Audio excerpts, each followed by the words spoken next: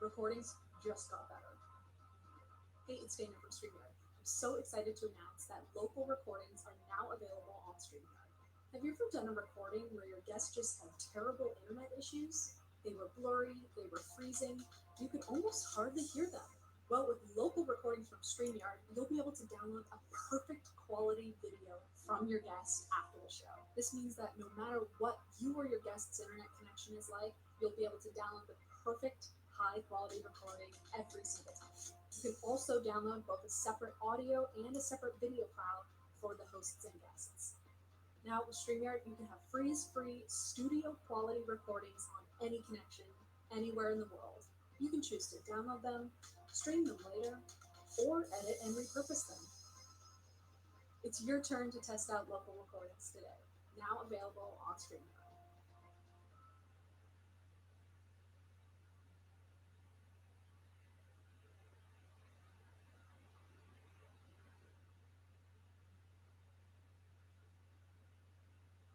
I feel like I'm dealing with what seems like a never-ending stream of emails. Grammarly has helped me be way more efficient with my time. Grammarly's digital writing assistant helps more than 30 million people be more effective and impactful with their writing. If you're writing a ton for school or for business and want to be as productive as possible, you can upgrade to Grammarly Premium and get advanced support such as vocabulary and formatting suggestions, tone adjustment recommendations, and even full sentence rewrites. And Grammarly will automatically start to assist live, while even most use applications like Gmail, Google Docs, etc. One of the easiest ways that I can make sure I'm sounding professional and not making any grammatical errors is by using Grammarly.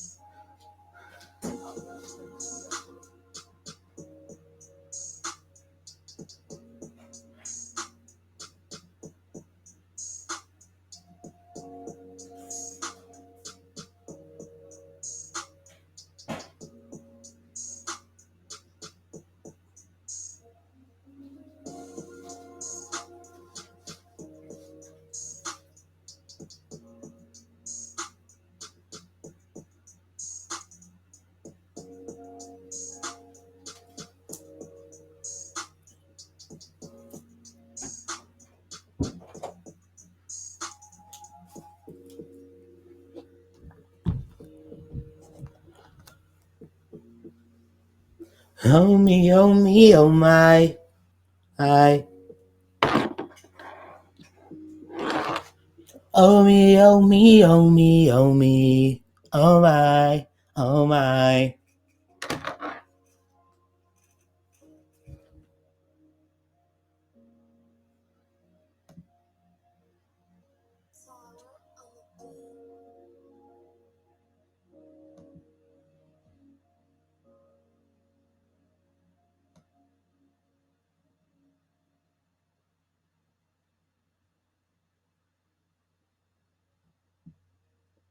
Shout out to Tower Beats.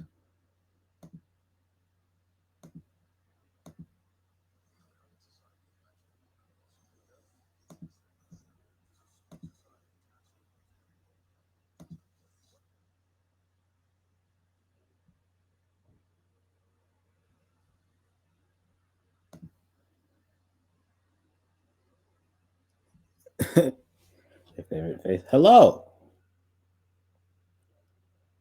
What's good, chat? K pasa, you sexy motherfuckers. Uh,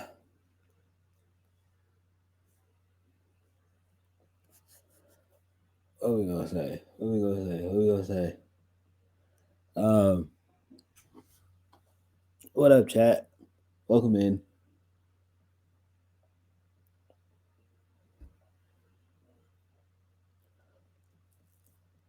If you're watching this a day later on the YouTube, hi, I'm Bambi,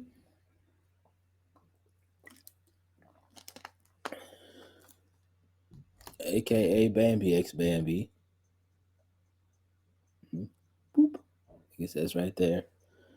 Um, and this is the Cozy Corner podcast. Um,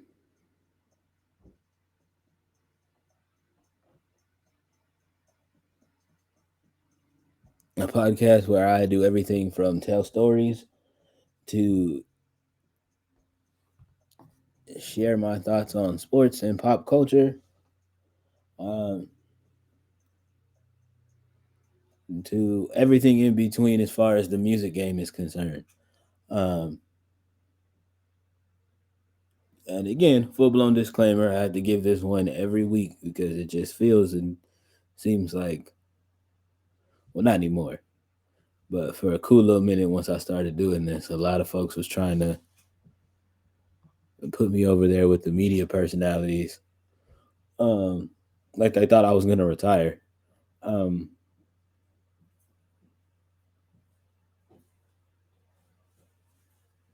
but I'm not a media personality. I'm just an artist with a podcast who has a lot of stuff to say. Um,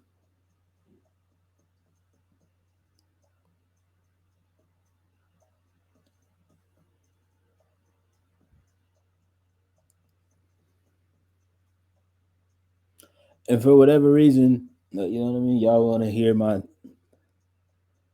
not for whatever reason, for reasons that I don't all the way understand. I'll just better say it that way. Y'all be wanting to hear what it is that I have to say, and I appreciate y'all for listening.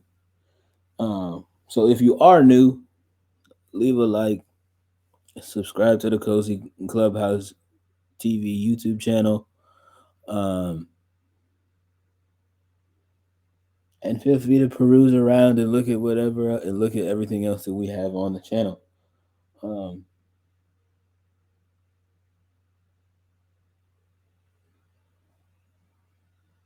because there's a lot going on that there healthy variety channel, and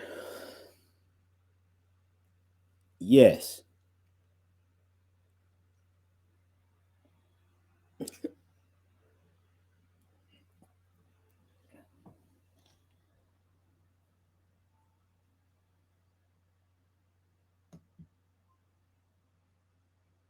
y'all good? Y'all seen how I switched it up on y'all?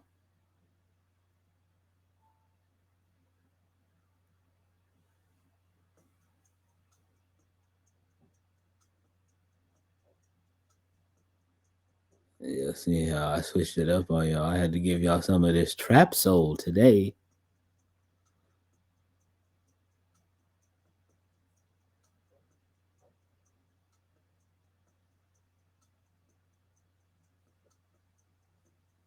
Because it's that thing where a lot of y'all don't understand. It's not even a like, it's legit a love that I have for music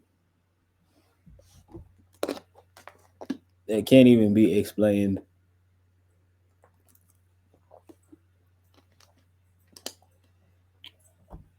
or even duplicated. Yes?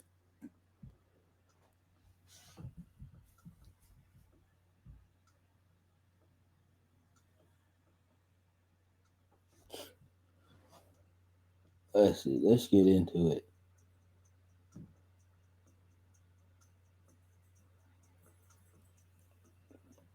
Miss Lady J, let me just say that as our sports correspondent of the Cozy Clubhouse, you have been doing your thing with dropping the news in the Discord.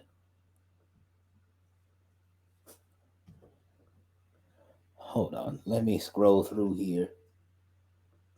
Look at some of this news you've been dropping in here.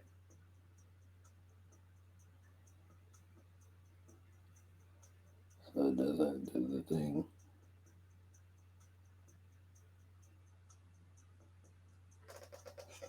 You said you mean you. I mean, I try.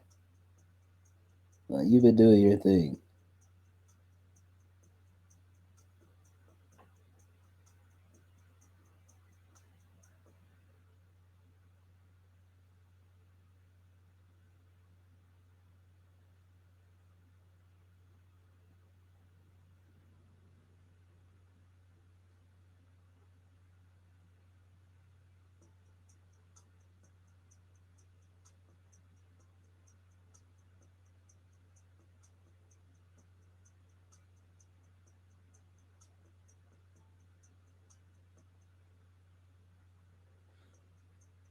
This a lot. Let's just go back to the.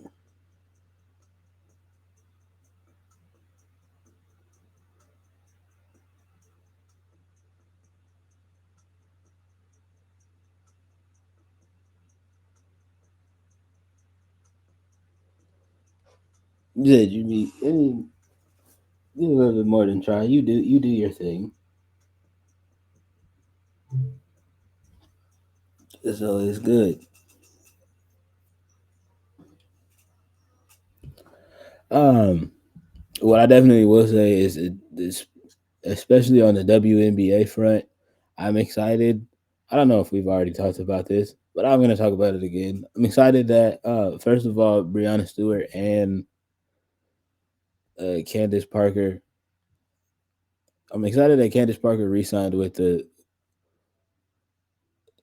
Aces.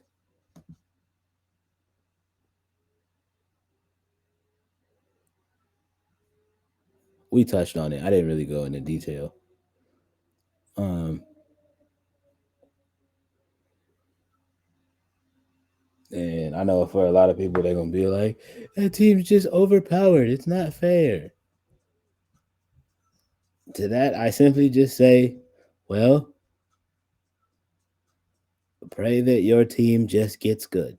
I don't know. Like,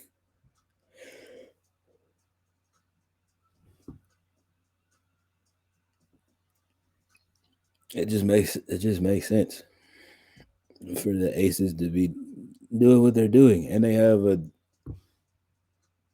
know what I mean? They got a superstar talent. Um, they got an S tier vet in Candace Parker coming back. Um, and not only that, that team is just good because it's the perfect balance of veterans and like and young peoples. And so like simply to all of that, I'm just gonna say I don't know, be better, win games. Like, I don't know. What else you want me to say about that for real? Um, because it's not like anything they're doing is illegal. Like everything they're doing is within the rules.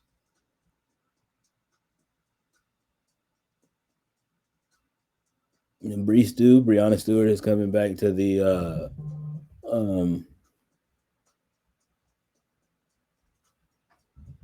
the New York Liberty, so that should be exciting for all you New York Liberty fans. Also, touching on the New York Liberty, chat, tell me why this picture of Sabrina Ionescu is off the court is going like viral on Twitter. Like y'all, how do you think? I have more questions. Uh to all the people that are so like surprised or whatever, what do you think WNBA players dress like?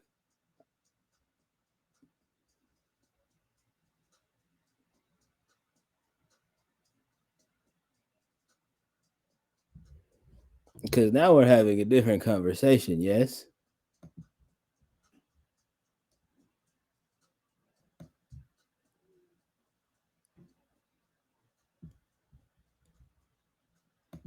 Because that's all I've been seeing on Twitter is niggas just being like, oh, hold up. Wait a minute. I ain't know she had it like. What do you mean? Sir, please explain yourself. What did you think they dressed like?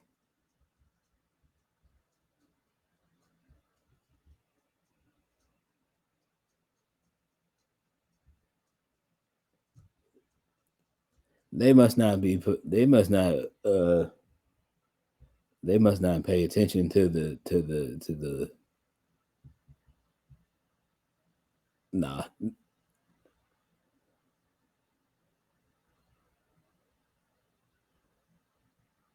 that's what I'm saying. That's the biggest thing of where I was trying to get at with it. Like you do realize that, like, especially last year during the playoffs, they had the fits. The fit they came out with the fits the entire series. That like you know the entire like WNBA playoffs. All the women came through with all of the fits. So like I'm not understanding why this is a surprise. Y'all think just because they don't make as much money as the NBA niggas that they supposed to be dressing like I don't know whatever you thought they dressed like.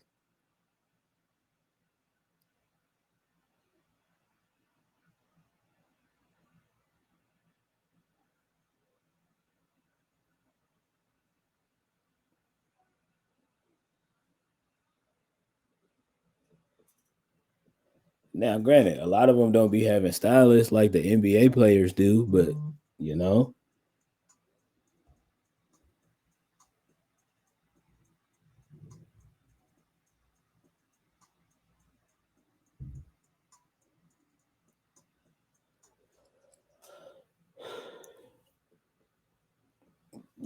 that's just the one thing that been really surprising me with that.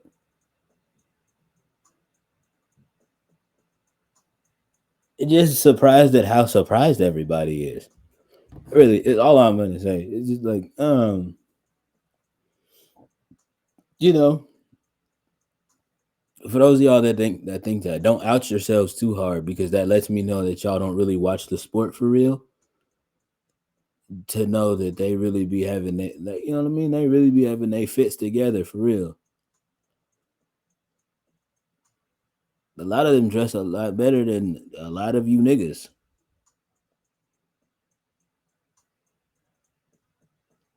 Not me, because that's not possible. But a lot of y'all.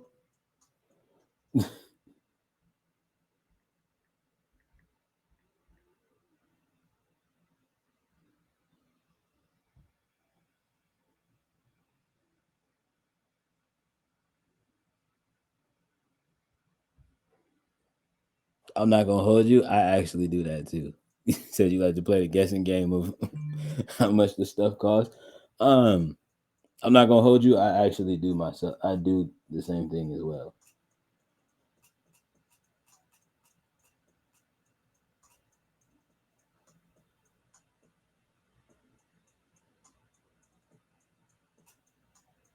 That was the other thing that I seen that I really wanted to talk about as far as sports is concerned. Telling you, shout out to Miss Lady J. If you're ever in the cozy clubhouse and you wanna know anything that's going on in the world of sports, um, I'm not gonna say don't hit up Miss Lady J directly. Just anytime you get a notification for the cozy clubhouse sports section and it comes from her, you could check it. You could check it because it's probably gonna be beneficial to you.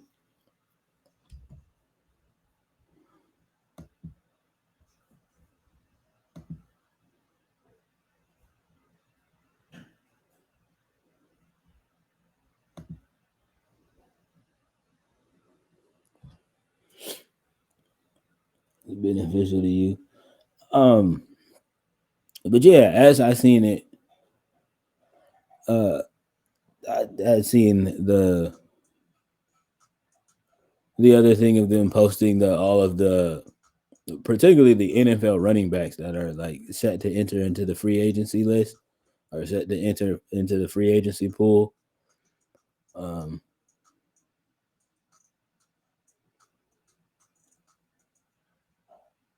this off season, or technically have entered free agency already, right? Um, question I wanted to raise is for two in particular on that list.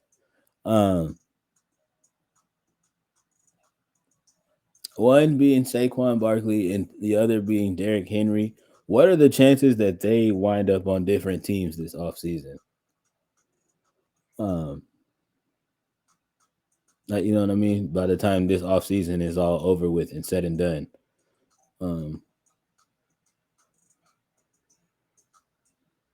because I know that's been the biggest question for a lot of like New York Giants fans. Like, what's the chances that we get Saquon back and blah blah blah blah? Like, should we be looking towards the future and things of that nature? And especially for the Titans fans, like they're stressing and panicking, wondering has their era with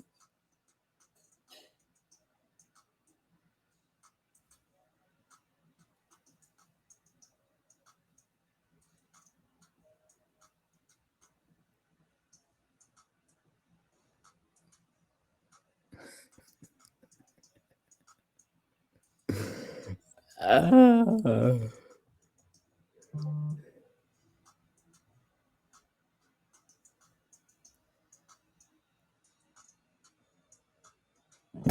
Gladly take either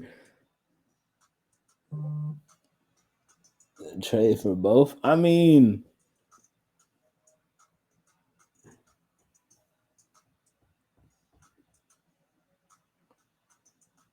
I'll say it like this: um, the fan in me would love to see them, especially Derrick Henry. Derrick Henry, right? I would love to see him in a different situation. Um,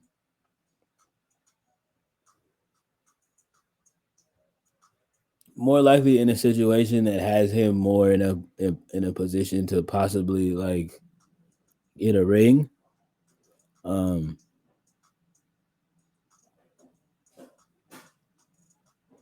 because I promise you, I do say this with all love and respect to all of you Tennessee Titan fans out there, but it's not happening. Um,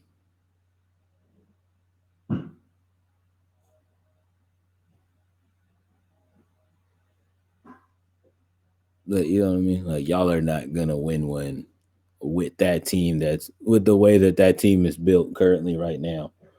Um,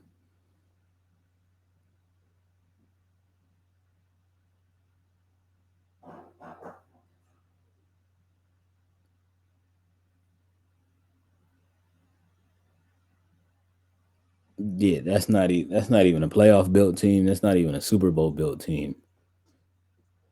However many different ways you want to look at it, that team is not. Um, yeah, respectfully, just no. I'm sorry to do that to y'all Titans fans, but um,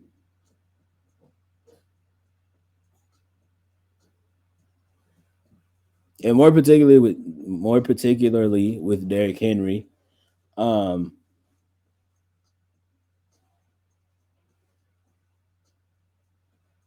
it's more so that thing of where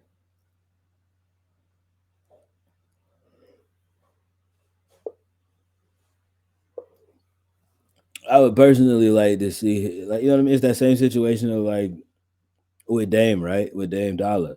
Um, but on the football side of things, it's just like, you know what I mean. Like you have this whole team,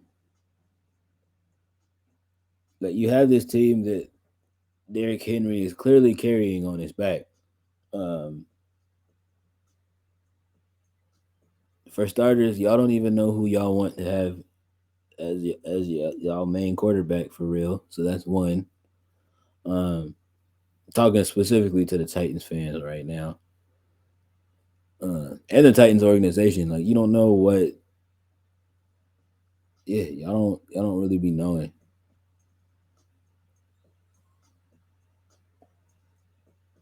Y'all don't know who y'all.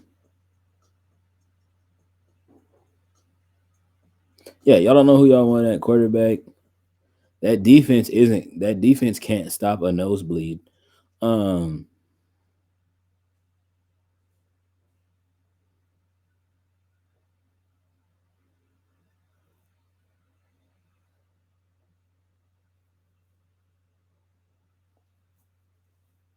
and yeah, it's just that thing of where it personally feels like there are moments in that series where it just feels like, or not in that series, but it feels like it's been moments in the last couple of seasons where it's felt like Derrick Henry has been backpacking. Um, you know what I mean? That man has had that entire franchise on his back, and he's been carrying them folk. Um,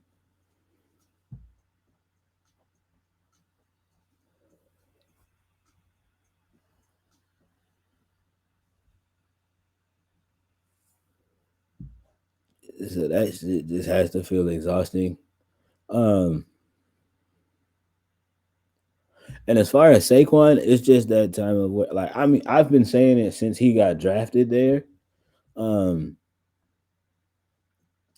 Now, again, honestly, like you should be honored that, like, you know what I mean. It's like it's a great opportunity that like he got his name called on draft night, made it to the NFL, all these great things, right? Um, but I said that on draft night when the Giants drafted him that he got drafted by, like, you know what I mean. He got picked up by the wrong team.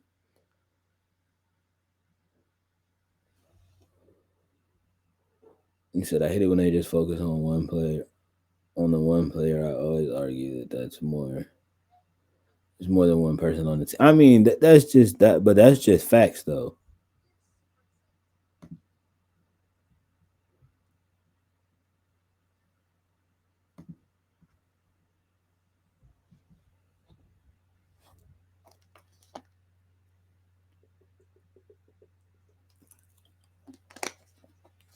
That's just,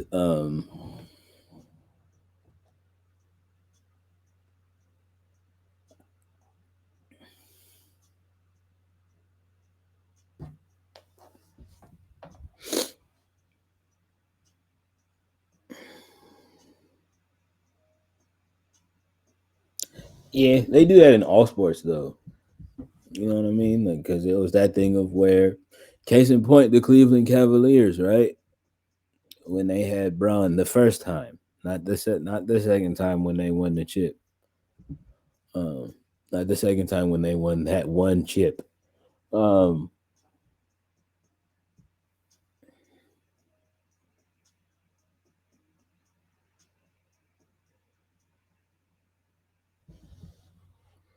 yeah, not the second time when they won that one chip.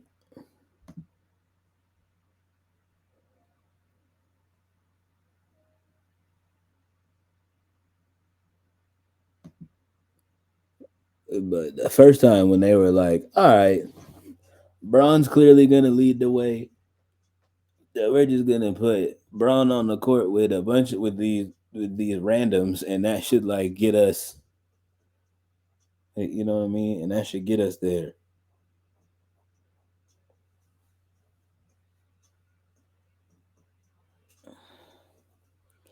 And you know what happened when they got there? They got their asses kicked by the Spurs. The Spurs beat the dog shit out of them.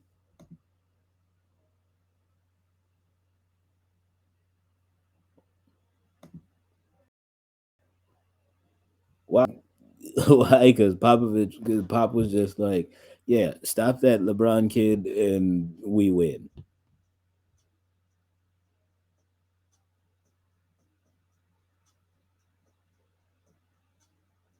You just make the game plan too simple. Like you know what I mean? Like you just make the game plan far too easy for folks to beat y'all, and I don't fuck with that. I don't fuck with that. So yeah, I get what you're saying. Like it's more than one person, and it is like you know what I mean. And due to the fact of the matter is, that's like that shit is a team sport. Like anything else, that shit is a team effort, and it needs to be looked at like that. Um, which is why people can say whatever it is that they want to about like how the Warriors were built on the basketball side of things, but that's one of the best built teams.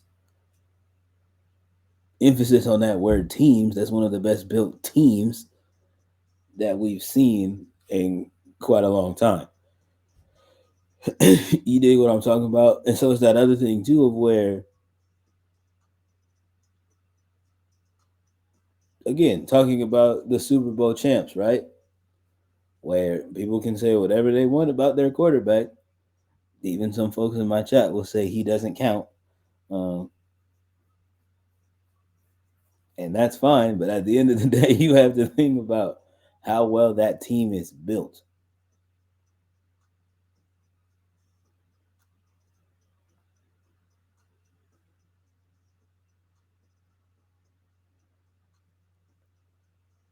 I said that, and I said that shit. I said from the way it started, from the way the season started. I said that shit before the Super Bowl even happened. I said from the way the season started to the way they ended the season, ain't no way in hell they should have made it. Um,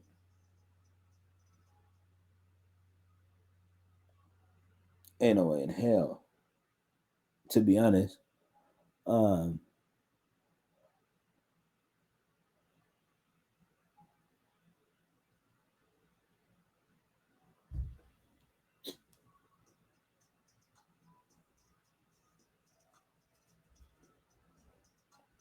so yeah, I don't know. Like as far, but like again, as far as like somebody like a Saquon Barkley, like it just, I'd want to see where else he could go. Um, to really give himself a potential and a shot to really shine for real. I don't think he's really gotten that opportunity playing in New York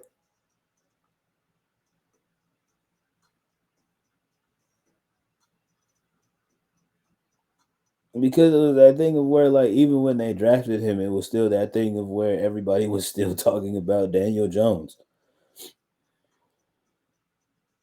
Like you know what I mean? They're still talking about Daniel Jones like like you know what I mean, stepping in and potentially being the one to fill in the role after Eli left. So yeah, it's just time for like you know what I mean.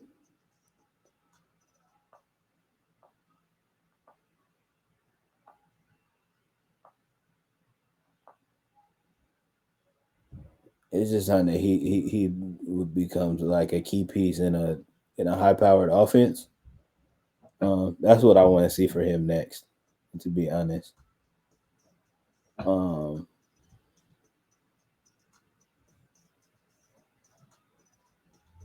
oh, I also seen in the Discord, thanks to Miss Lady J, that Josh Jacobs re-signed with the Las Vegas Raiders um, for a good healthy bag too. Um,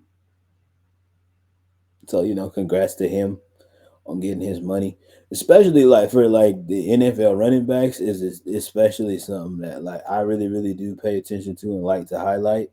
Um,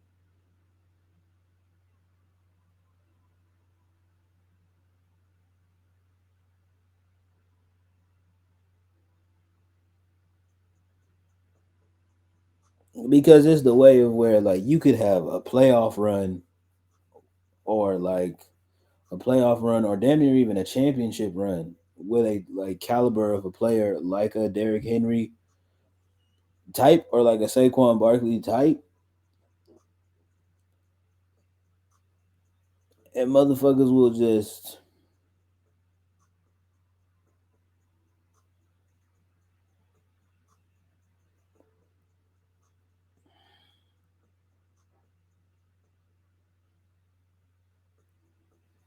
I don't know. It's tough to say, but you know what I mean. Not it's tough to say.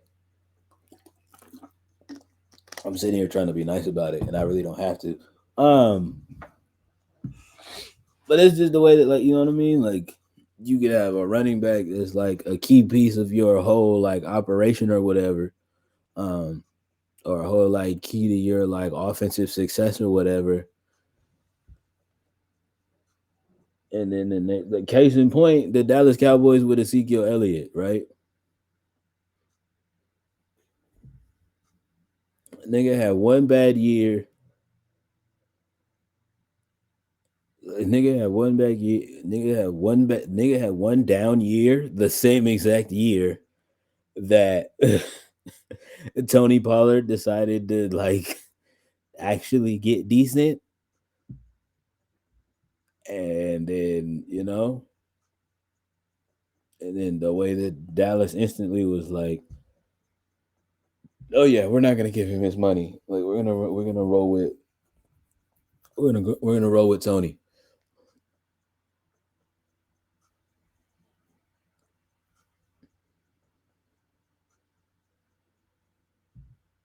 Case in point, my Saints, right? Mark Ingram, a key, like you know what I mean, who was a key back to a lot of the like you know what I mean, a lot of the successful seasons that we had. Um, like you know what I mean, an integral piece to like you know what I mean to those top tier Saints teams. Um,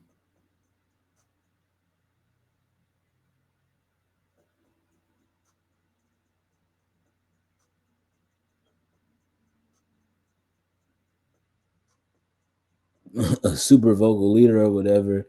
And it's that thing where like a lot of Saints fans were upset for those couple of years that he left to go play in Baltimore. But then he's openly talked about it like multiple different times. He was like, I would have loved to stay in New Orleans, but these niggas didn't want to give me the money that I knew I deserved.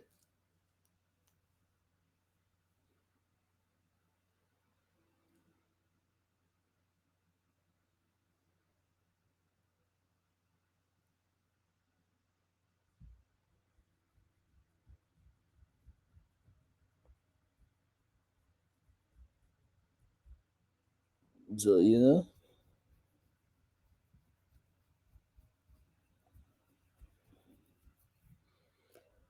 so he left.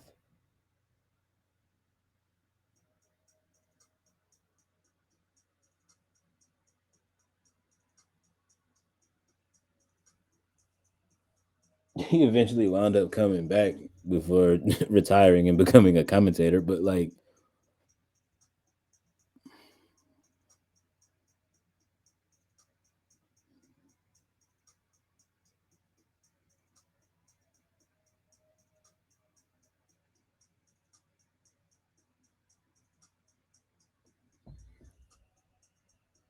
And especially for like the type of position that the running back plays, or the type of role that the running back plays for football teams. I just think that they need to be appreciated a little bit more. Um, I get it. Your quarterback is usually like your guy and your leader or whatever. Um, and like what I mean. And a good like 90% of the time is like the face of your franchise or whatever, or like the face of your team. But like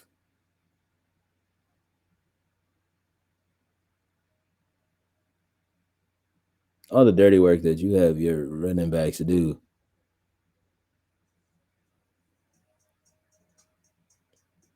on passing plays, they gotta help protect their quarterback, and then on running plays, they gotta run the ball. Um,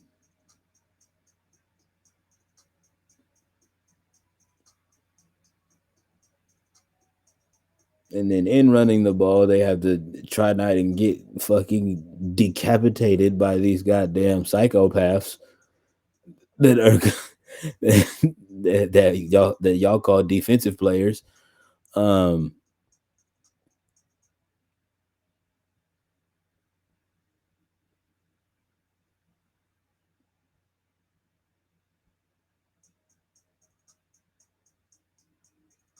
oh, and now the new thing too is like now the running back is an extension of your passing game. So now he also has to be a decent receiver amidst all of everything else he's doing.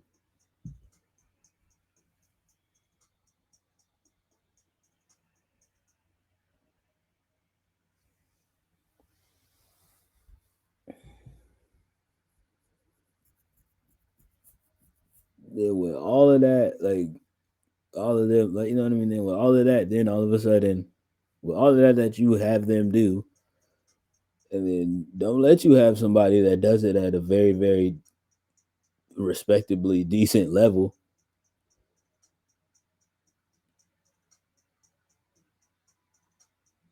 and then now what happens, right?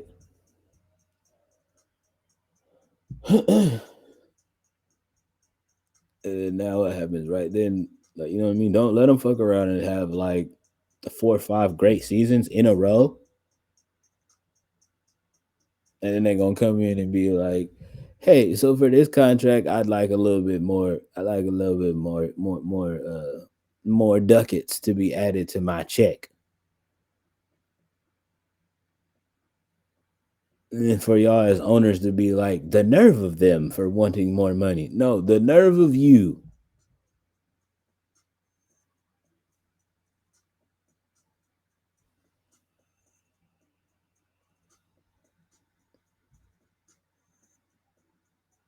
Not just the nerve of the ownership, the nerve of a lot of you coaches for thinking it's just like, oh, we could just get a young kid to do exactly what it is that we had such and such doing last year.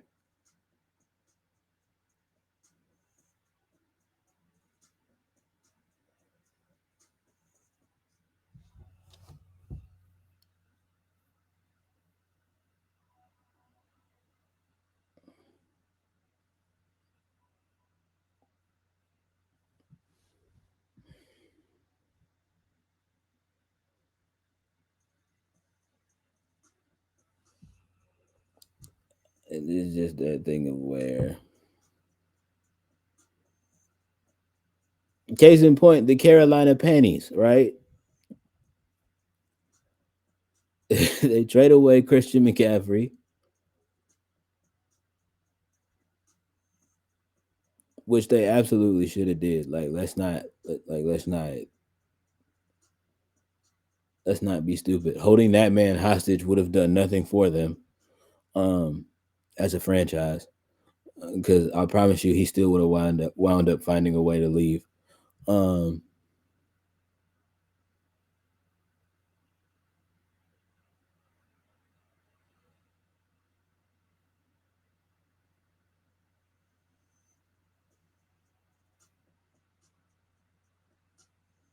but then y'all as an organization just being like, "Oh, it's okay." Jubba Hubbard is gonna just do the same exact thing.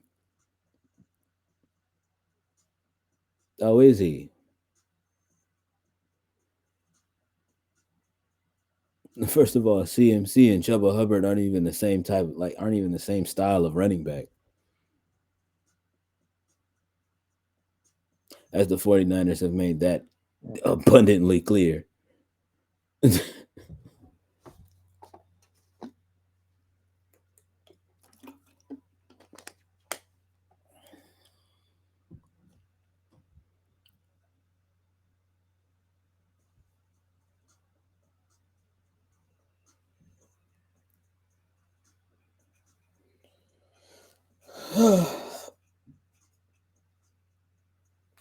Hey man,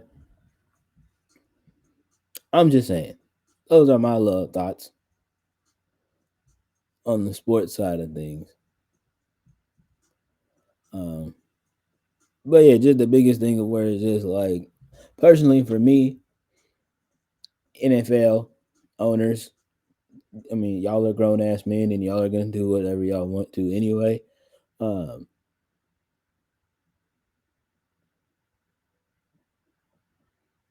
but my just personal little thought process on everything is, um, you know what I mean? If you are gonna draft a young running back, um, you know what I mean? Let him develop. Ensure him that he's gonna be there for a while. Um,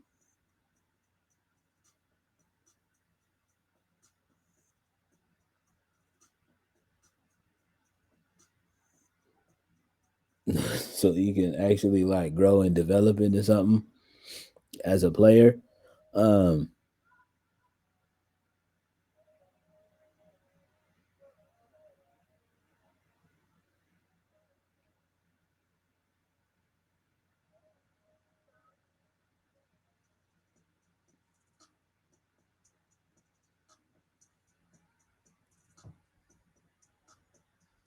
I know folks like Miss Lady J probably would gladly like for somebody like a Jonathan Taylor to gladly leave their organization. Um, I like him though. That's my dog. Um,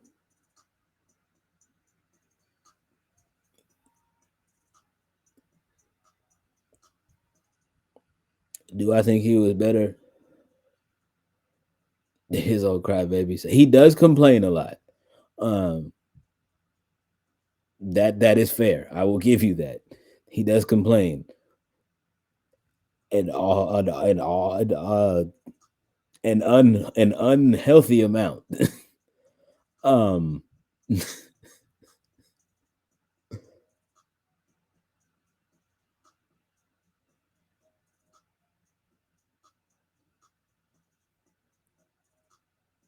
all of that aside, though, the boy can run him the football.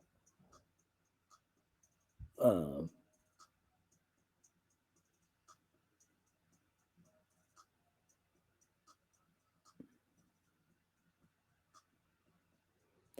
oh yeah, yeah. Pittman shouldn't have left. Um, I'm not gonna say should have left. Um, if there was anyone that the Colts organization should have bit the bullet and gave some money to, it definitely would have been Pitt, Big Pitt man. Um, because that's just not fair.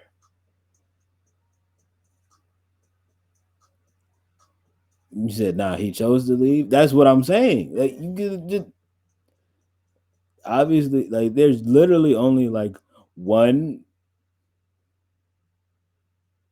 of like you know what I mean.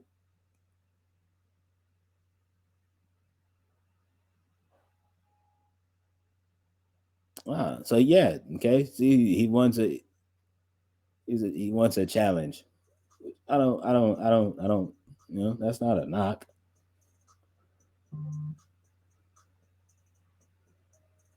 It's not a knock. He wants a challenge. He wants to, like, you know what I mean.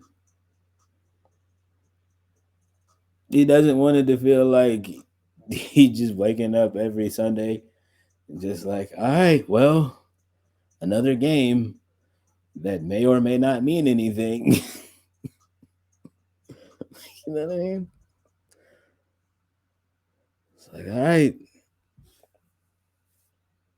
it's playoff push time, and we're just playing a bunch of games that don't mean anything because we're not gonna make the play. Like, you know what I mean? I get it. Um, yeah, that's what I was gonna say. Like, it's usually those one of two reasons of why they leave. It's like, hey man, like, um, I want to win, or hey man, I want more bread.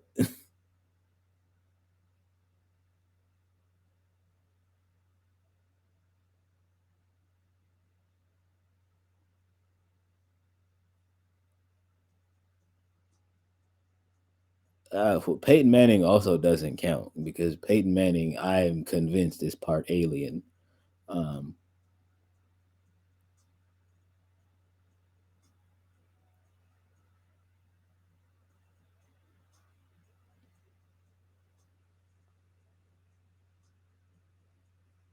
because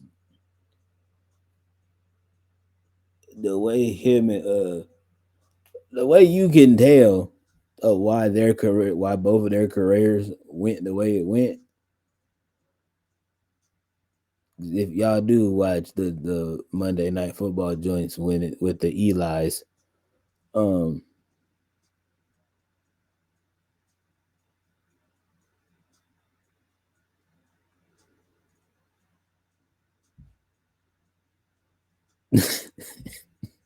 my kind of special is nasty work. My kind of special is disgusting.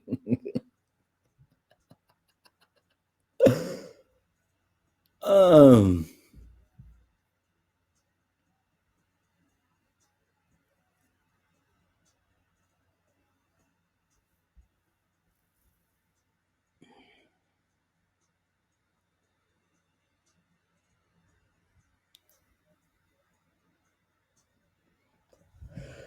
nah,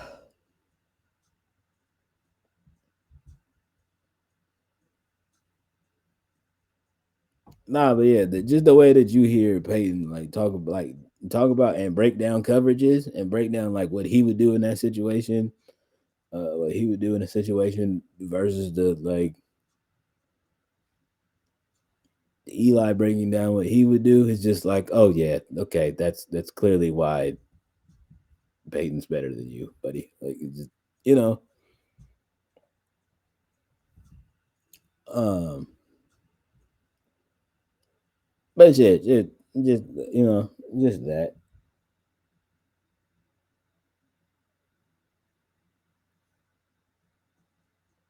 I just realized that you said nobody has left and gone to be anything. I mean,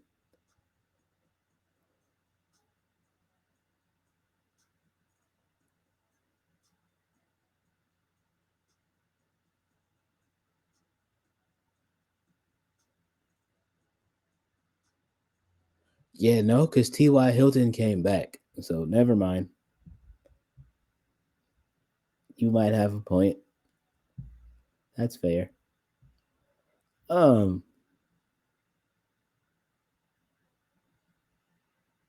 exactly. Nah, you might be cooking. All right, let's relax.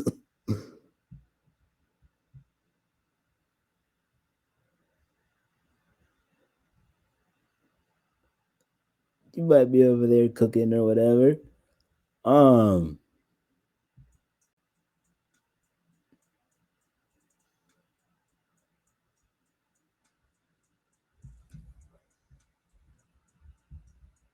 I'm really sitting here thinking about it. Like, who?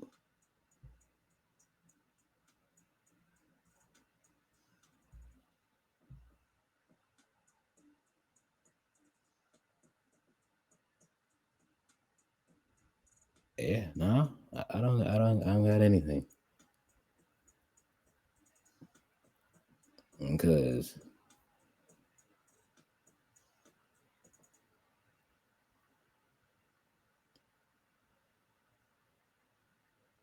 I mean, I can't like say anything because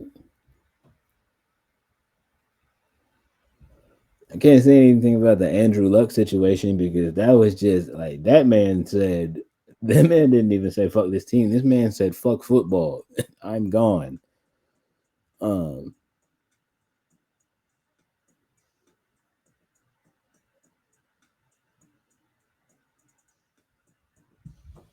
which I've been there. I've been there with a couple of the jobs that I've had in my past life.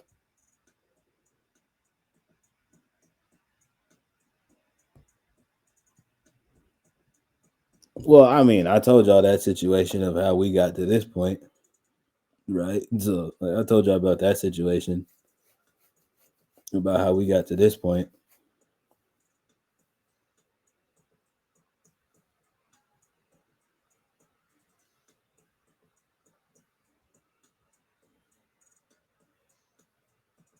As soon as I gave all of the evidence and proof of how that little nigga was lying, and them idiots were still like, "Yeah, well, we're gonna go through with an investigation."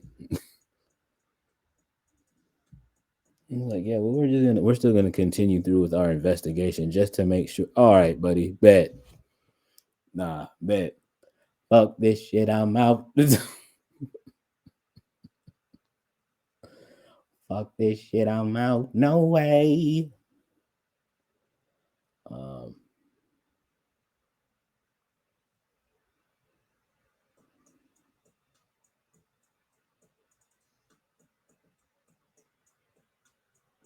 and yeah, and it's the way that we're and with that whole Antonio Brown bullshit. Um, that's that whole like little situation of when he was like trying to work out for teams or whatever. Um,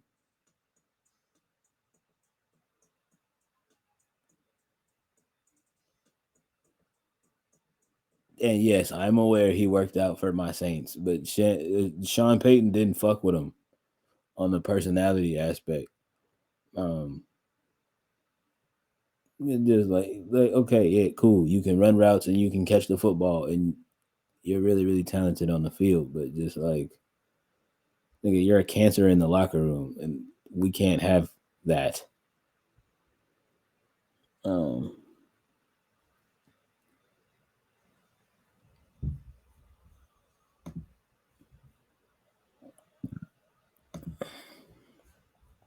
and then why'd I bring that? Oh yeah, because it's that way of where it's funny to me because I remember when all of that was going on, and he had like he or somebody from his team had reached out to the folks in Indy about getting him a workout down there in Indy, and everybody in Indy was like, absolutely not.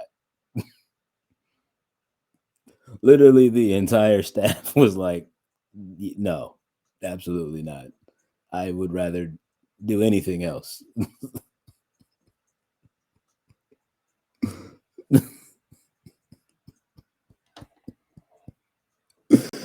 That made me so proud. Like that, like that made me so proud of that. Let me know that maybe I do got a couple of smart folks in there. I mean, y'all still hired Frank Reich, and I'll never forgive y'all for that. Um,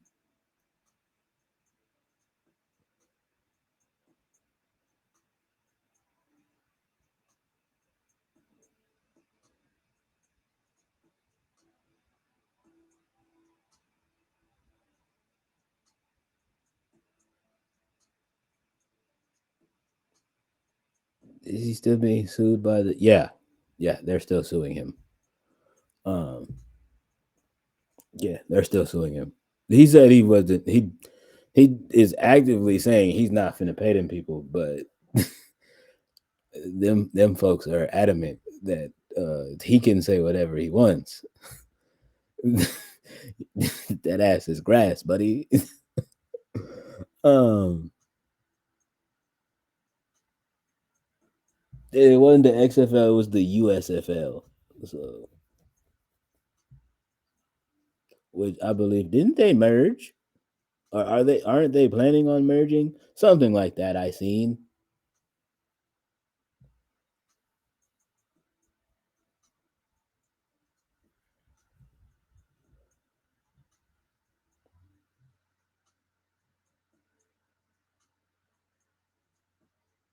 Okay, so I knew I wasn't seeing stuff. They do start next month. Well, because yeah, next month will be the start of like we'll be getting ready for spring. So that makes sense. And that's supposed to be like um a sport for you know what I mean? That's supposed to be like the sport for people to watch in the springtime. Um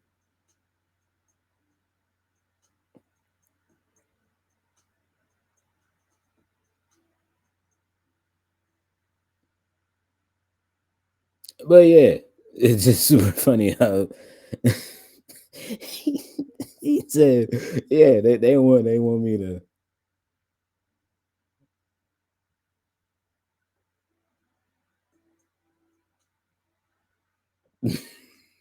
the rough what? Well, you did. You gave your reason of why that's the team you decided to roll with. Uh, you're a team of the violent fellatios, eh? Interesting. Interesting. Says some stuff about you that I already knew, but I'm not judging. I'm not judging at all. Hey now, you said it. You are a fan of the Roughnecks.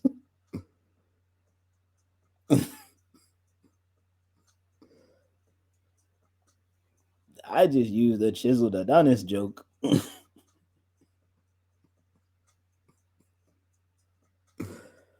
uh, you know.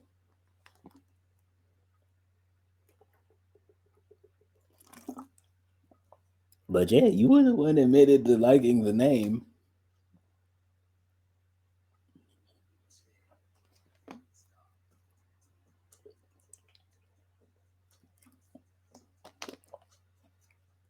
I think that bodes well for me that you like the name. Said that I did. Anywho, moving on. Um,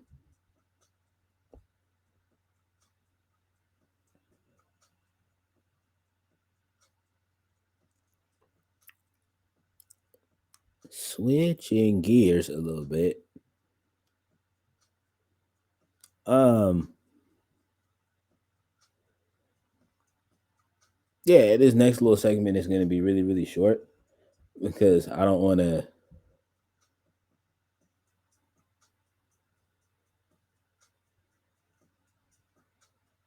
I don't want to say too much about the. I want to. I don't want to say too much about the entire idea that I have for this on stream, and then some random motherfucker in Timbuktu, um, with a dollar and a dream, like watch the whole segment and be like,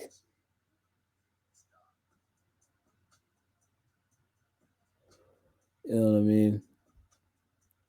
Some random nigga in Timbuktu watch the whole segment about me talking about it on stream, and then being like, or watch me talk about it on YouTube, and then being like, stealing that, and they do it like a ghetto ass version of it,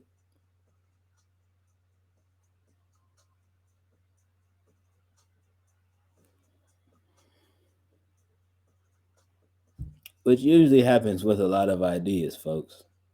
Just so you know.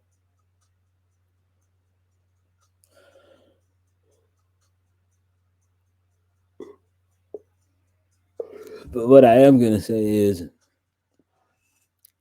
this idea that I have, I think is gonna be something that's really gonna help um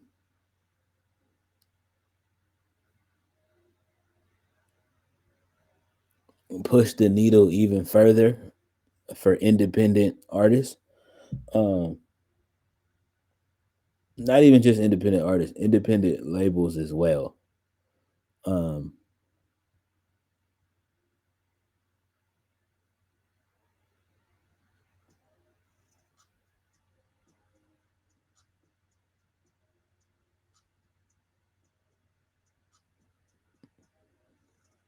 all I'm gonna say is I have an idea to create a site to create to create a link site um that will I don't want to say the word should, that will get us as artists paid more money off of streams.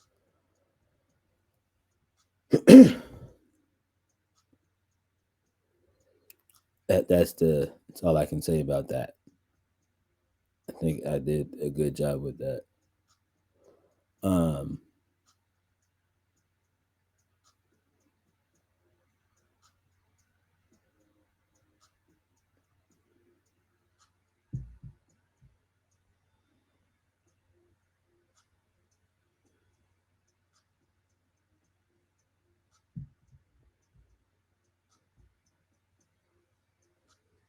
it's interesting. I'm here for it. Yeah. That's all I can say about it. Um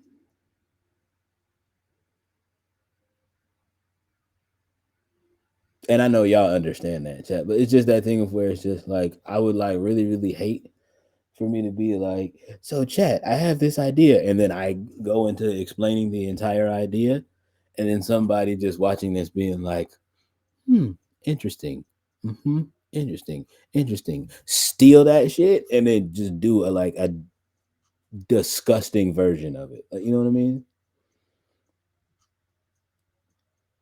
Like, you know what I mean? And them just do like the essentially them do like the Walmart version of it. Um, said you get that? Yeah, I'm good. I knew y'all would, but it's just that thing of where it's just like also for the viewers on YouTube watching this days, weeks, months, however long later, um, to get them to understand that as well. Um,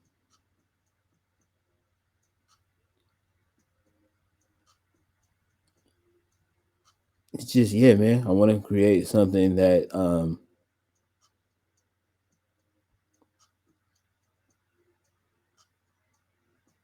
that's the nerdy part of me working. Um,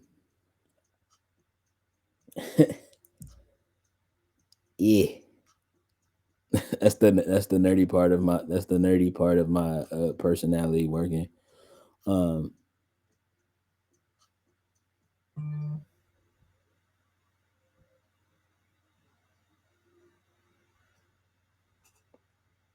I gotta do some I gotta do something nerdy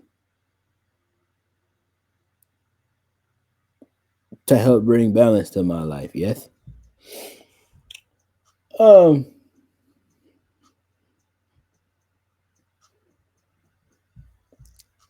but yeah,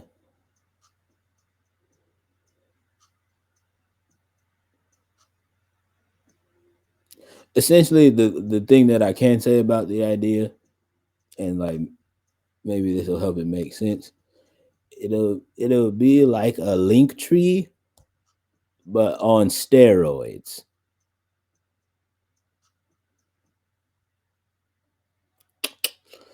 So do with that. Let your imagination do with that whatever you would like. Um,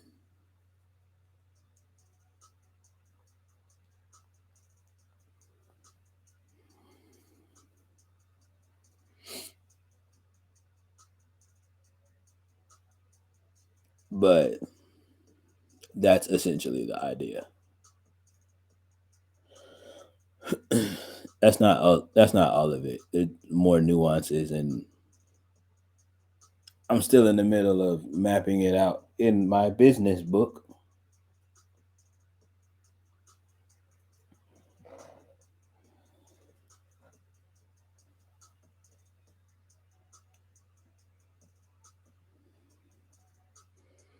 Yeah, I'm in the middle of mapping it out in my business book, and there are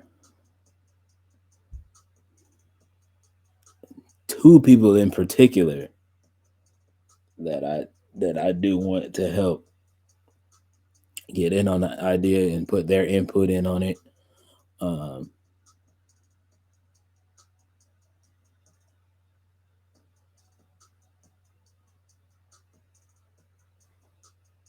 because I just really entrust this. I really just want to see this idea reach its highest heights and its fullest potential.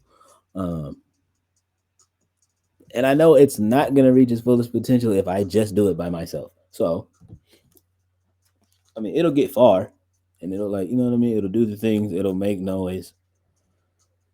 It'll do what it does, right? Mm-mm.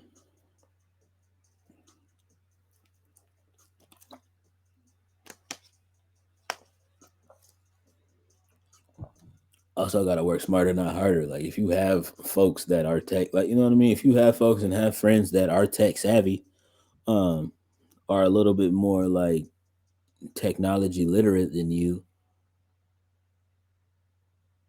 and you actually trust them, that's the key part here. And they're actually people you also trust.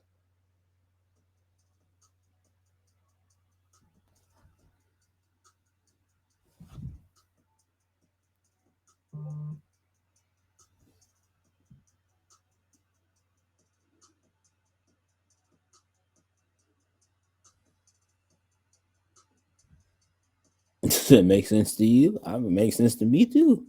I'm just like, hey man,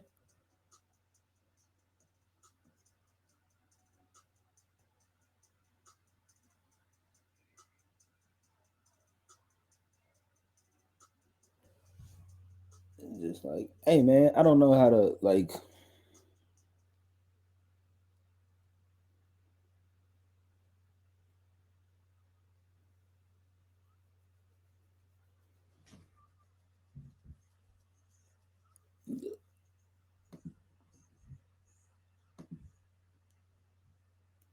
with the whole thing of like me starting Cozy Clubhouse LLC, right? Like it was that thing of where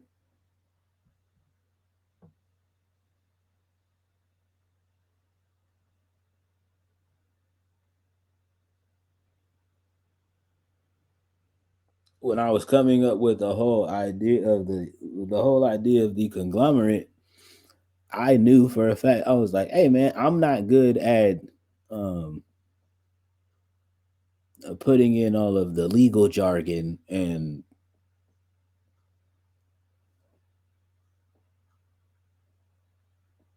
what else? What else? Yeah, I'm not really good at putting together like legal jargon and things of that nature and the words. Like you know what I mean? Like putting the business side of stuff together. Um Not the business side of stuff, but like putting the business lingo together to introduce it to folks. Um that's not my strong suit because it's that thing of when like people like cuz like when people see me or hear me talk about it the most you're going to get out of me is just like yeah, it's a conglomerate like, you know what I mean? It's an entertainment conglomerate and also a record label. Um and then like you get them like super business savvy people that are like, "Oh, a conglomerate in what way? Explain, expand on that. Simply unpack that." It's like, nigga, I don't want to unpack. I don't have all of the stuff to unpack.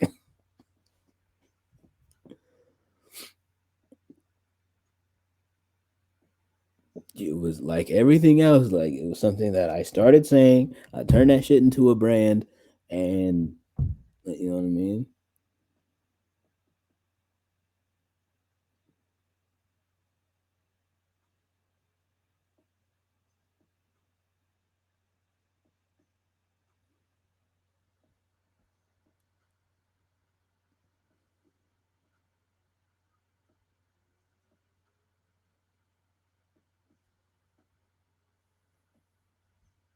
Just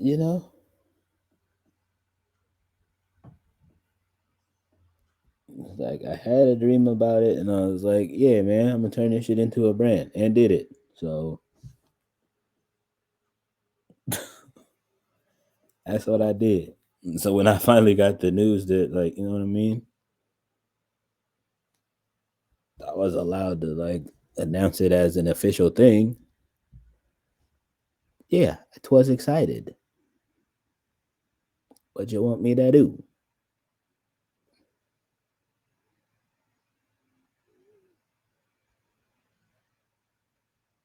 But I know I wouldn't have had the opportunity to actually like make it a thing if it wouldn't have been for the people that I helped me through the process, right?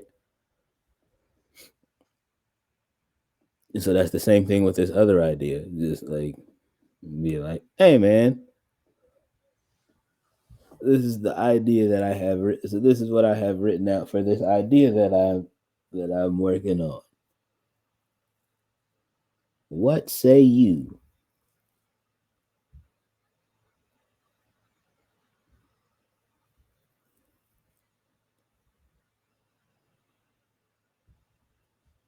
And then people will either be like, this will absolutely work, or this shit is gonna crumble. And that's fair.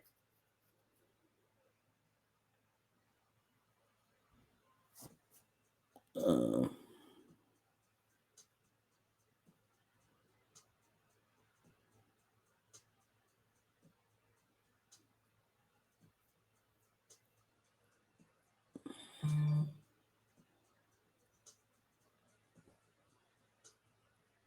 but yeah, no, it'll be an idea that'll work for sure.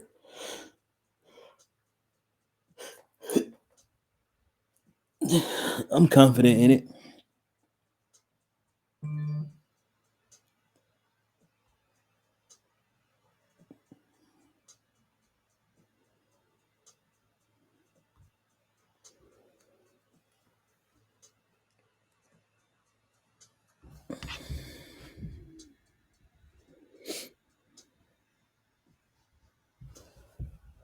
So you believe in me? I appreciate it.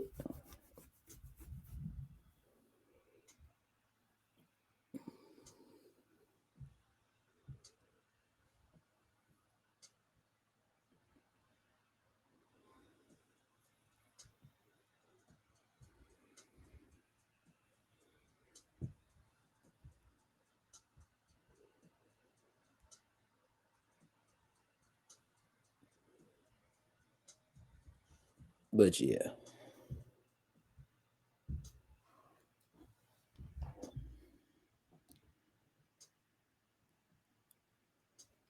yeah. What else?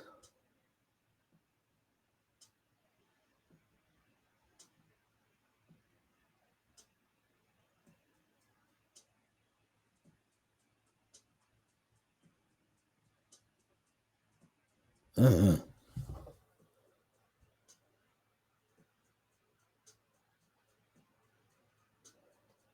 Yeah, that was that. I wanted to really just something else to get y'all excited about for sure. Definitely.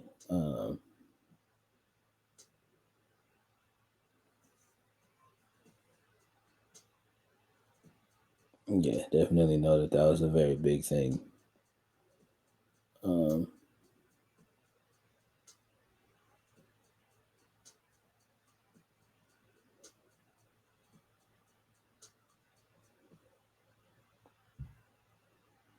because it was actively one of those things that kind of just hit me out of nowhere. not hit me out of nowhere because it's something that I have been thinking about for a while. And initially, it was that thing of where it's just like, oh, I'm gonna make my own streaming platform, and blah blah blah blah, and it's just like, or no. um, just as far as the stream, like you know what I mean, the music streaming platform is concerned, it's just like no.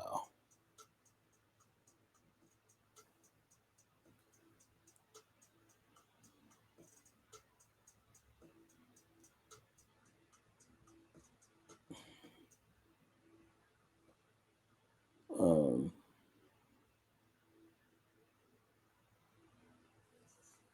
Not that I'm scared. It's just that thing of where it's just like I don't want to have to like put in that much effort to try to compete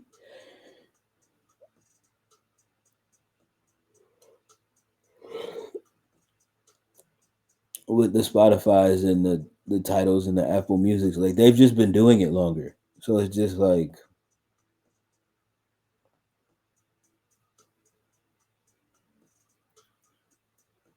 I'm just like nah, y'all niggas got it, gang. Do that shit.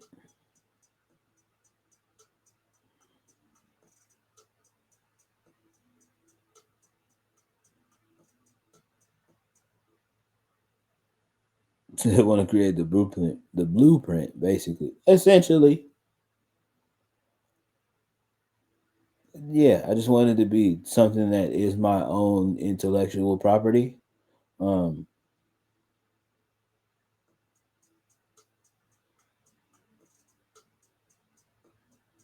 and also it's that thing of where like this tells you the kind of person that this is also the other thing that tells you the kind of person that I am, because really like the way I tell you, I was like so gun ho about, oh yeah, we're gonna make this you know what I mean. It's like man, hell yeah, bro, we're gonna make this a whatever the like you know what I mean, whatever the fook, right? Um,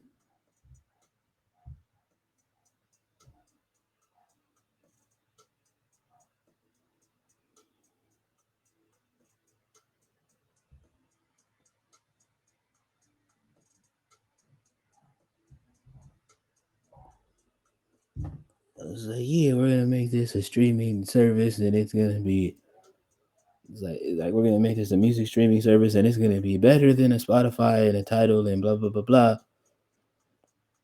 because of what like you know what I mean, because of what the payout is gonna be for artists. But it's that thing of where also again, I mean, as an artist thinking about the consumers as well. Just like to be quite fair, that's not gonna be fair to my listeners. I know like motherfuckers will be like, bro, like we support you, we don't care. And I get that and I appreciate that. But it's just that thing of where it's just like y'all folks already have so many streaming services that y'all have to worry about. Y'all got your Netflixes, your Disney Pluses, your Hulus, your fucking Paramount Plus, Max, your Spotify, Tidal, Apple Music, whatever it is, like you know what I mean? YouTube Premium, whatever the fuck else it is that you have. Um,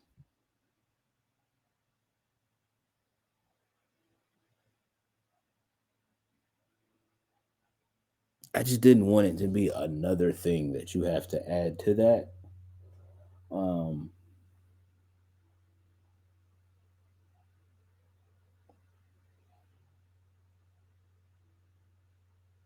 because I fucking care. That's just all that really comes down to.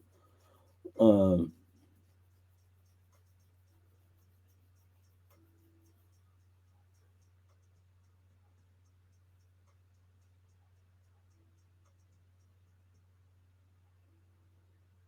yeah, that's just really all that comes down to.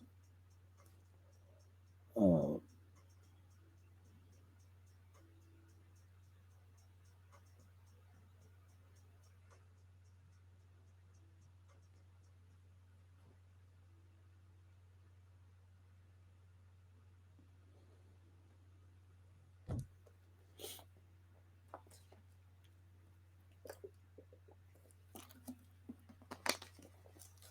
Um,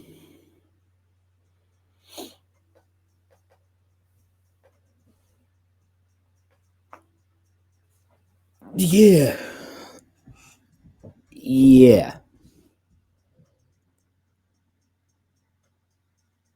That's just where I'm at with that. To be quite honest, um,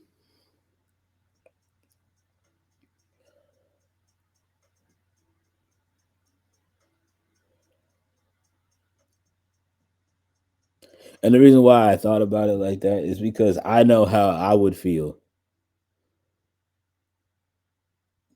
Just like, you know what I mean, sitting minding my business, and then like I see like this new, you know what I mean, this new whatever the hell it is, right?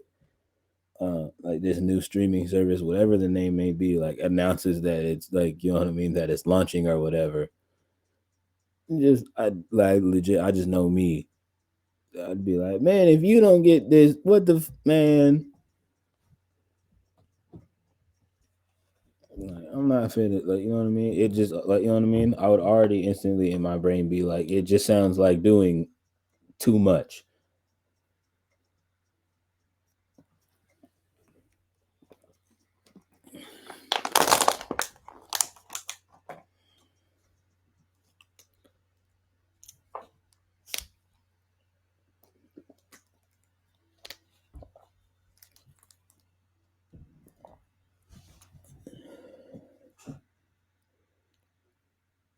Yeah, it just like it just the more that I thought about it, like it would just feel like doing too much. We'd have to compete with the big boys, which are Spotify and Apple Music. Title as well. Title's in that conversation. Uh, so like, you know what I mean. We'd have to compete with that three-headed monster. Um,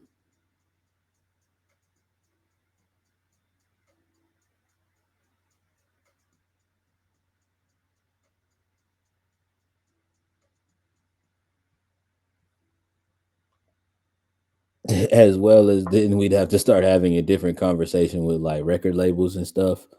Um,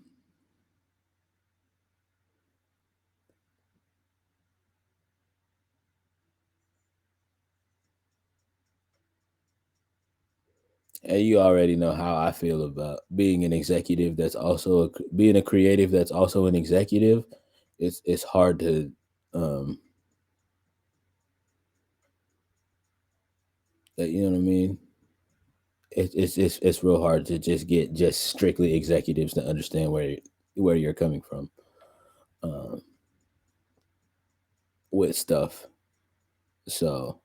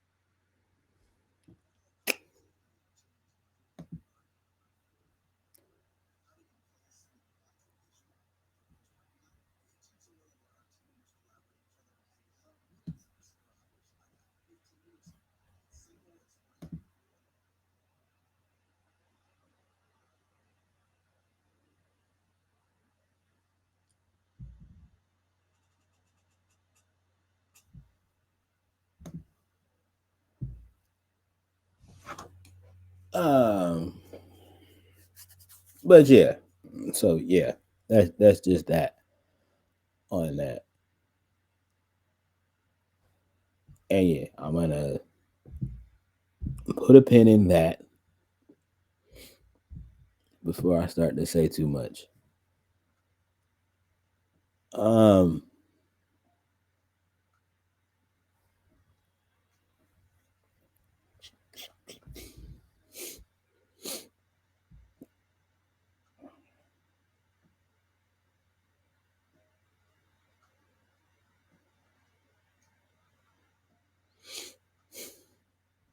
um, what am I gonna say? What else was I gonna say about that?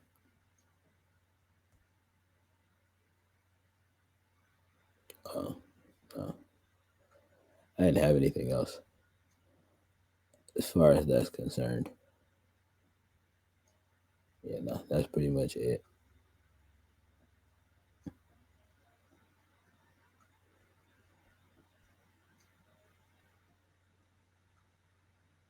I have an idea. I have an idea for a name of it as well, but I also don't want to. I don't want to leak that just yet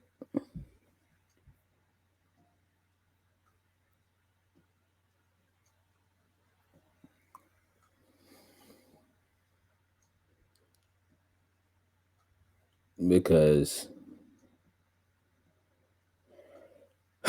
yeah, she said, nope, keep it a mystery. Yeah, no, definitely will. I'm definitely just gonna keep it a mystery. Um, cause niggas be stealing shit. So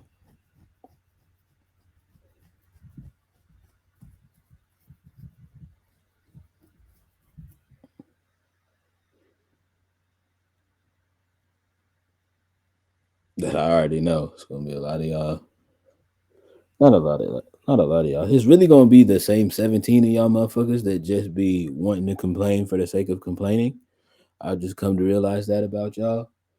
Um, like y'all motherfuckers gonna hear about this shit and just gonna be like, ah, there you go, trying to be all secretive and mysterious again. Like, well, we didn't live in a world where motherfuckers stole ideas and shit. I'd be able to tell y'all everything that I'm working on.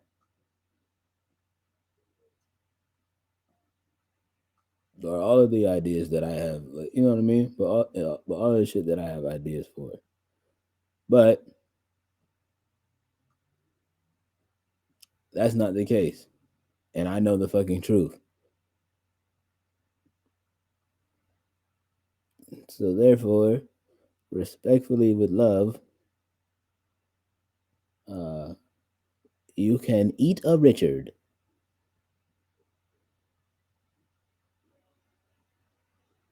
Mm-hmm.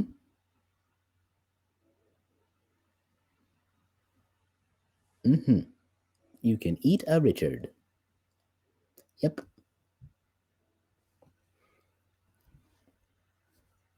That's what I was going to talk about as well. Transitioning again. Um, I haven't really told anybody this. Um, because of this that thing of where like it's not a lot of people's business on what I want to do with my health. Um, but I've been trying to do better with my eating habits. Yes. Um, because of the fact that there are a lot of health complications that run in my family. Um,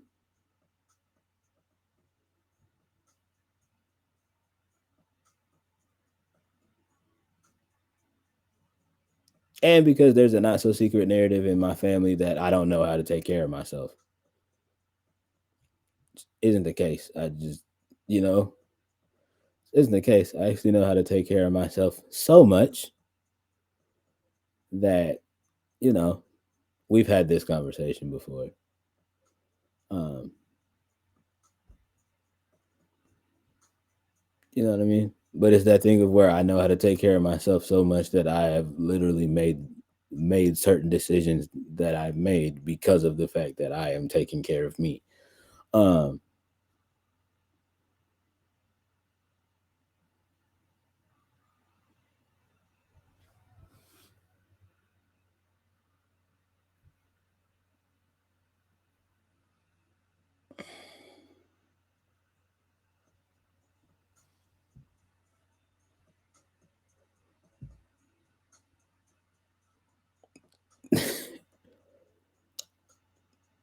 but yeah, gang. Saying that to say, um, health wise, I made the decision like I'm only like what 3 weeks strong at this. Um, so it's definitely a fresh thing.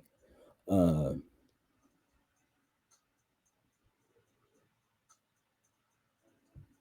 and I already know this is gonna like sound like very, very like I already know what like what immature niggas are gonna do with this. So it's gonna be very, very pause heavy on purpose. Um,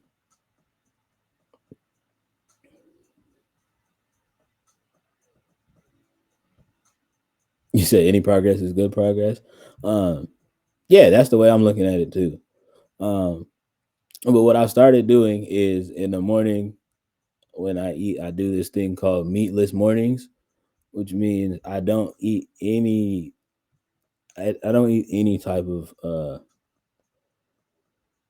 meat based protein in the morning. Pause. Um,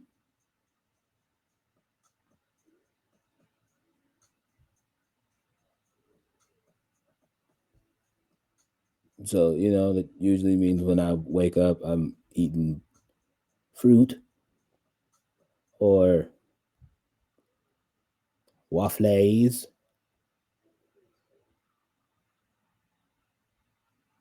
or if I like really, really need like a fix of protein, like I'll like make me some like eggs, like I'll make me some like something with an egg. Um,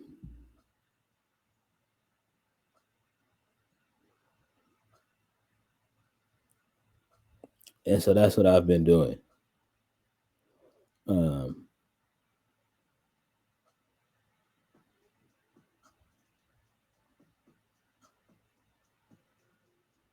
which basically means I don't eat meat pause till like around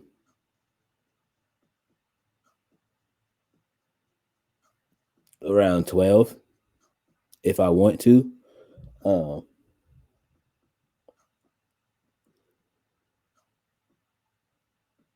or if the craving is just that big.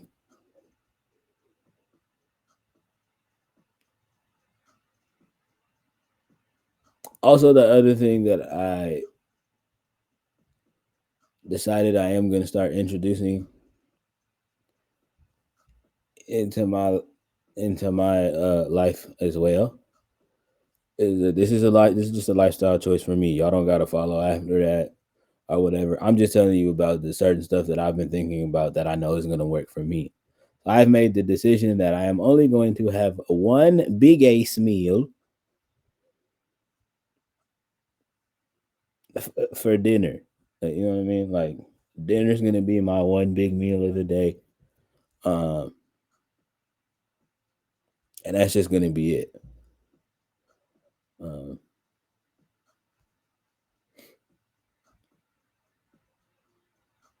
now I will still eat more than once a day, obviously.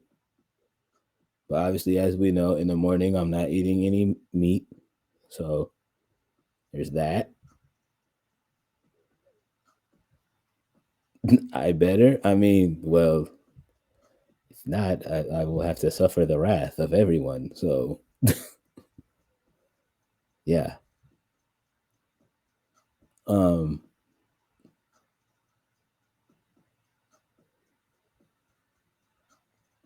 I'm glad you know it's nasty work. I may continue.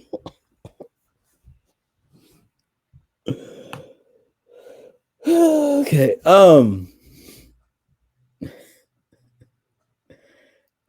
Yeah. Um. So yeah, basically, it's that thing of where breakfast and lunch are still not gonna be these big ass like crazily like big portion meals, right? Um,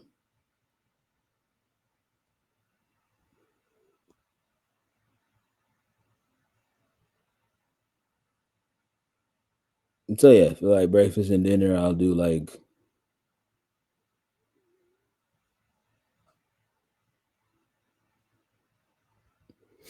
whatever the what's it called, like whatever the main course is,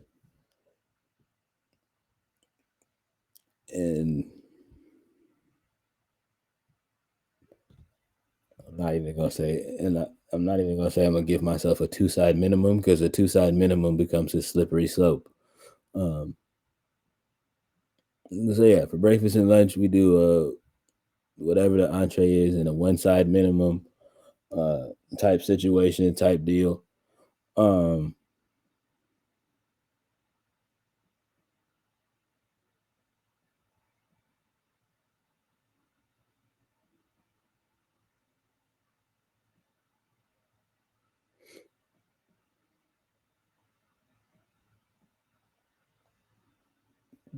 so yeah, we've been doing that.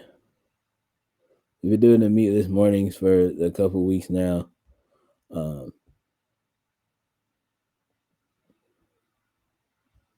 I gotta say, your boy feel good, um, and I mean that in the greatest way possible. Um, you know what I'm talking about? Like, I feel like really good, um, in a great way. So there's that. Um,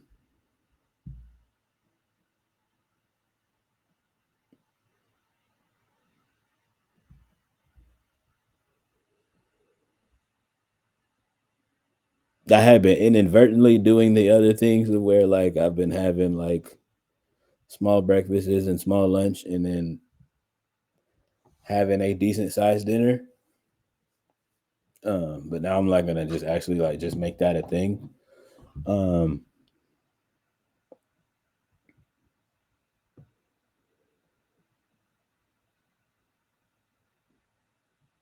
and Chad, I have also been destroying some vegetables as of recently, so that's also a good thing. Um,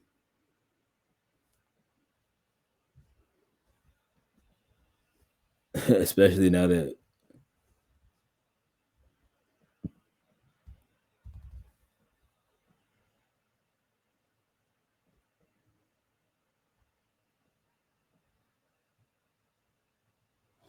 oh, that's right, because of your situation.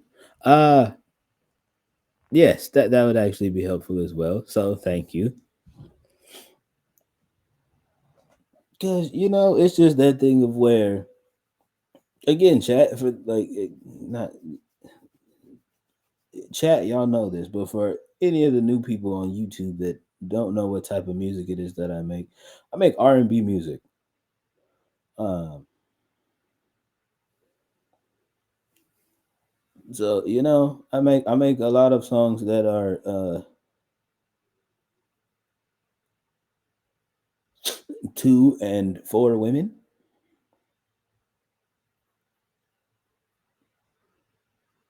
It's the best way that I can put. I mean, that's the accurate way to put that, right? Uh, you know what I mean?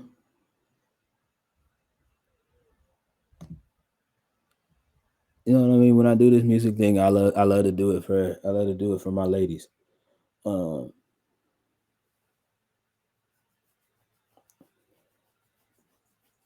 and shout out to the homies, like y'all. Like shout out to my niggas out there, like y'all cool.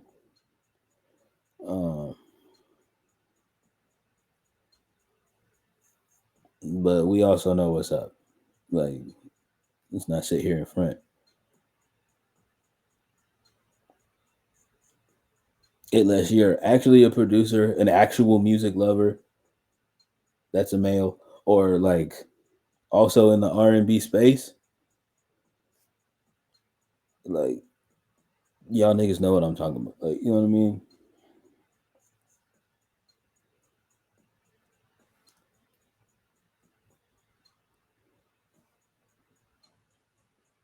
Or if you subscribe to to another lifestyle that isn't heterosexual, like you know what I mean, y'all niggas know what I'm talking about. And nobody's shaming you, and nobody's shaming y'all folks. If y'all knew the amount of like gay friends I actually had, you would probably be like confused.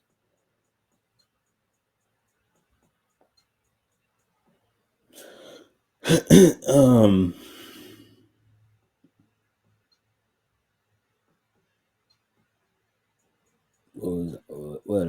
saying? Oh, yeah. Getting to my point of why I'm doing that. One, just because, like, you know what I mean. Like, I want the healthiest me possible. Um,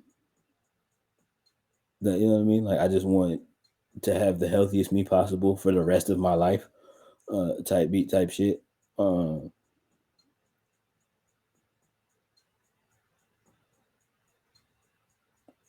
and I just feel like that's fair, and that's not too much to ask for real. Um,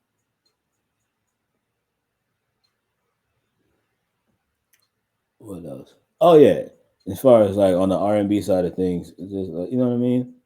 Um,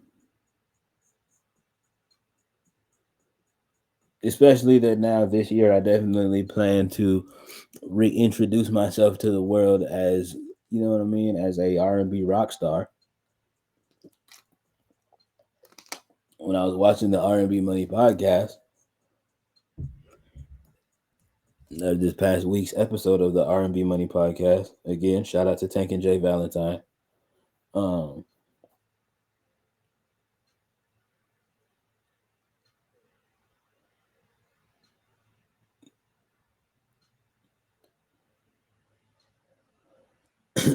Tank was on there talking about how Usher gave the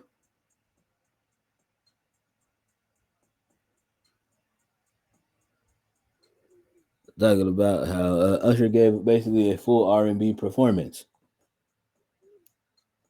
And as y'all know, or if you're not familiar with what a full R&B performance means, um, that usually means an article or multiple articles of clothing usually come off during a show. Um,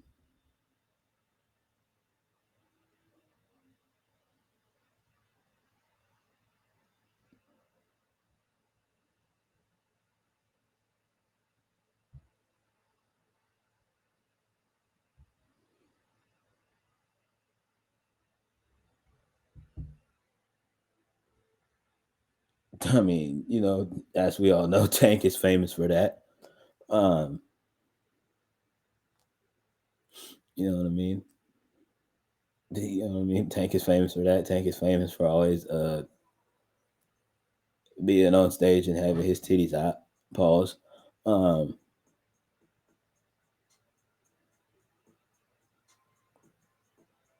and as we know, during Usher's performance at the Super Bowl, he took his shirt off, and then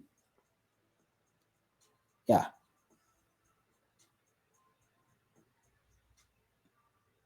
but he was getting to that point of where he was saying like there's a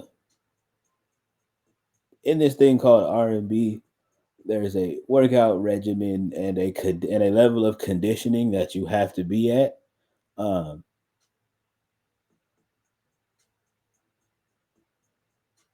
not have to. Let me say that.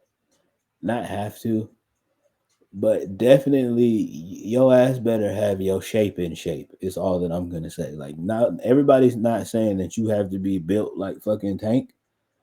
Um,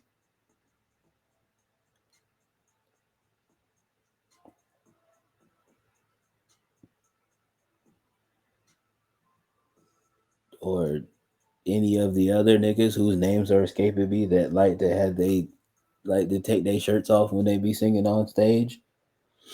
Um,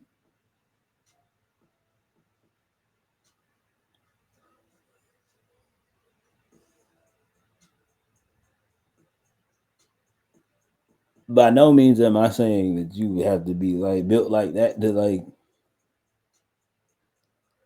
be able to.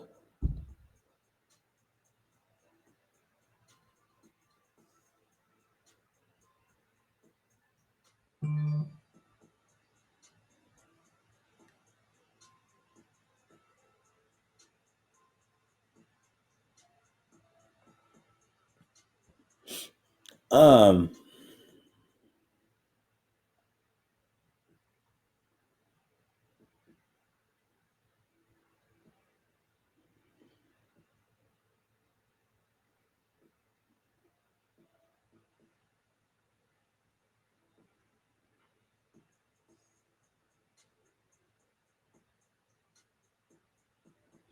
yeah, the biggest point that I'm trying to get across though is that um and Tank really did say this part the best of where he's saying you do have to have the look to you though that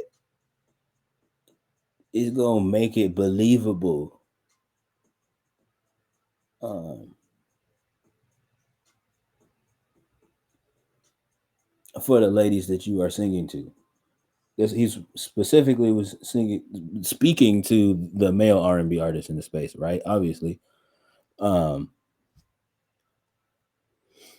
he said it's got to look like you are actually physically capable of doing what it is that you're singing about.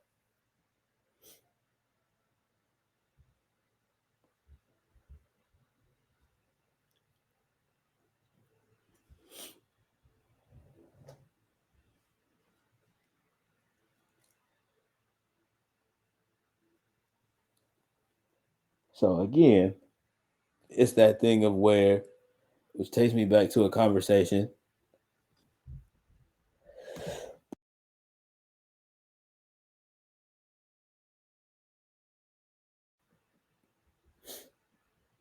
Jesus. Um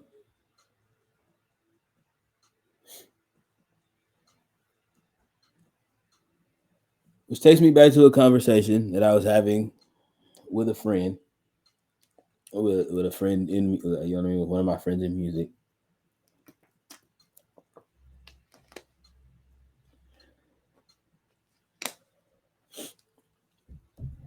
He was like, he was like, he's like, bro, that's not fair. That just seems crazy because just like it was that whole thing of where it just like basically like he was like getting around to like getting around the conversation to like why don't us R&B guys consider some of the melodic rappers as R&B artists. Um,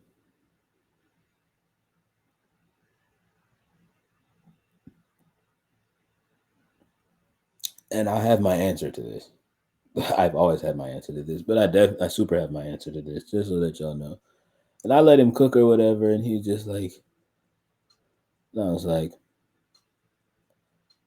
like, I have an idea of what you mean by that. I was like, but just give me some examples of some people that you think us in the R&B community should like consider to be, you know what I mean, to be one of us because for the for all things considered, like everybody that in the space of R&B, we claim everybody. It's y'all hip hop niggas and everybody else that don't be claiming everybody as one of their own. But we claim all of ours. This is all I'm gonna say. But bro was like going on, and he was like, yeah, bro, because it's that thing where it's just like, if it's just because, and this is where he fucked up. He was like, yeah, bro, because R&B is just it's just making music that chicks like, right? And I was like, yes and no, but continue. he was like, he was like, well, girls like Rod Wave. Why ain't Rod Wave considered an R&B artist? And I was like, to which I said, haha, you've triggered my trap card. All right. So for all of you folks out there that have also probably been wondering this, let me just help you break it down. Let me help break it down to you. Uh, First of all, let's just break down to what R&B actually stands for, right? R&B stands for rhythm and blues. Okay, rhythm and blues.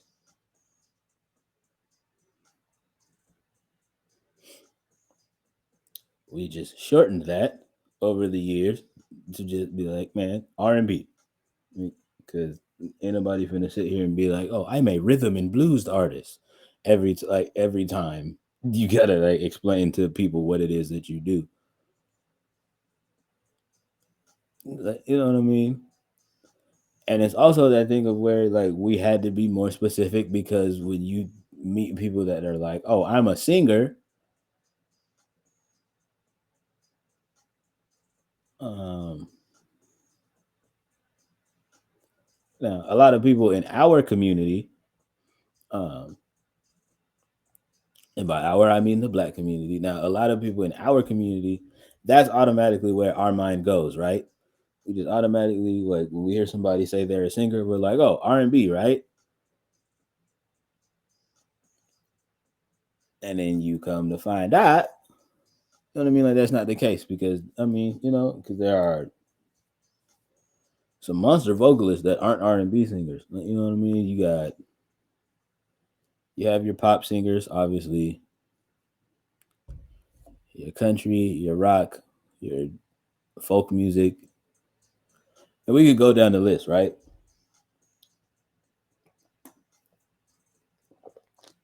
But it's that thing of where you specifically say you are a rhythm and blues singer. Here's some things that go into that thought process when you think of the context and the structure and the history of R&B. So again, it's that thing of where, like again, like I mentioned in our conversation, in me and my brother Isaac's conversation that we had, of him being like, you know what I mean? When you say R&B, there are certain people that you think of when you mention that shit.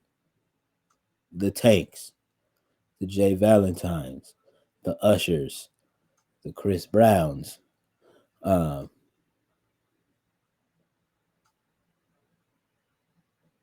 well, nah, to be for real, nah, y'all don't claim like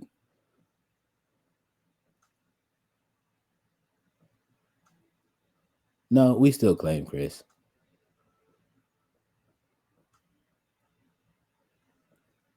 Um,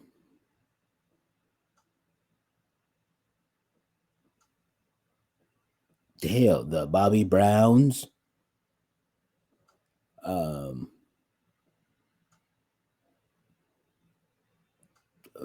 Bobby Brown, Keith Sweat, Miguel, um,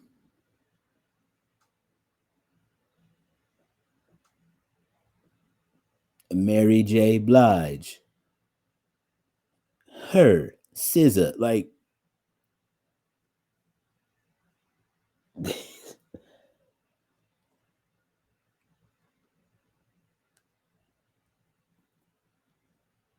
these are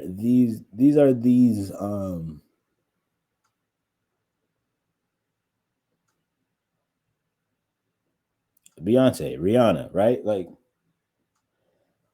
these are names and like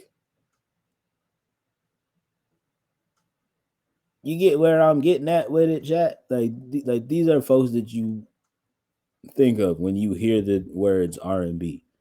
Um,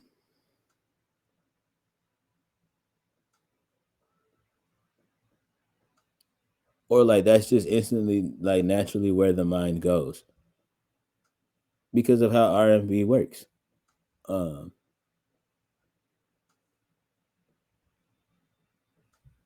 and now, what do all of those folks that I named have in common with their content as far as their records, right?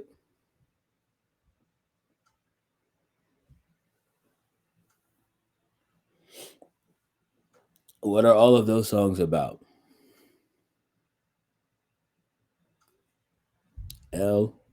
Love.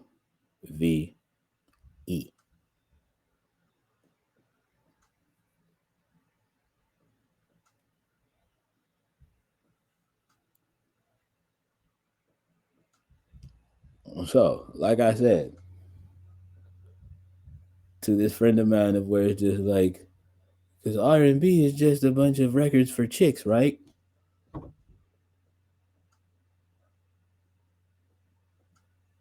Yes and no.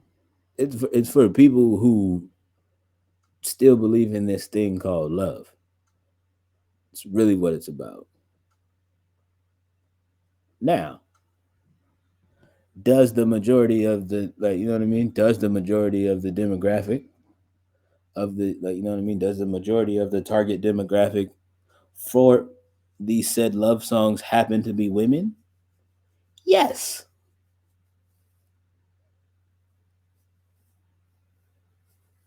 But hey, man,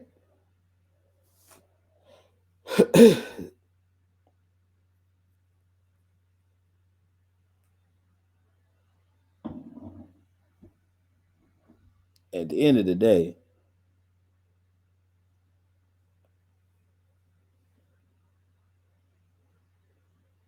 that's the content that makes R&B.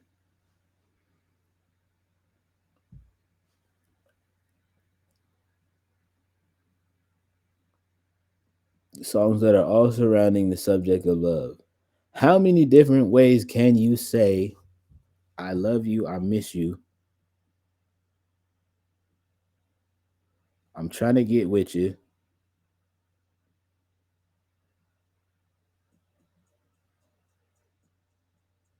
what I'm finna do to you when we get in this here bedroom,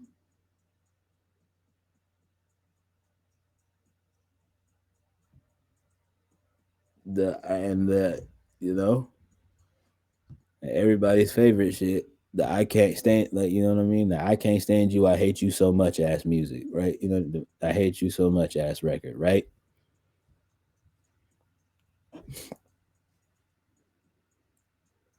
To which then, after I explained that to my friend, and now that I've explained that to y'all as well,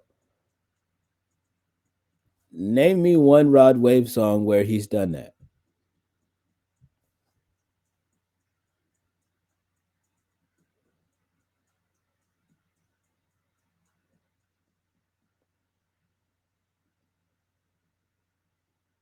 Where he's talked about any of those five core topics.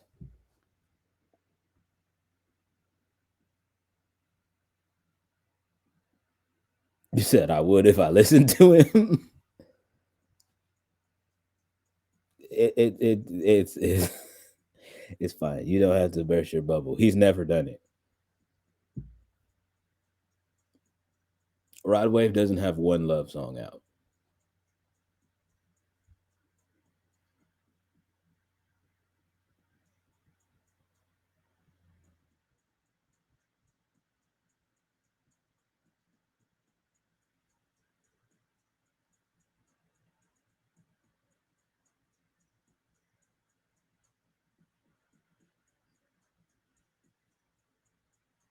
Now,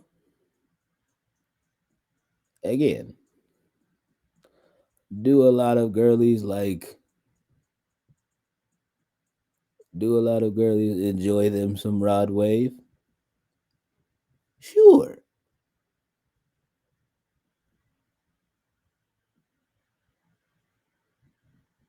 But let's be honest. It's a lot of them that enjoy him because they like how his face looks. Um, it's a lot of ladies that it's a lot of girlies that dig on Rod Wave because they like his voice. That's fine.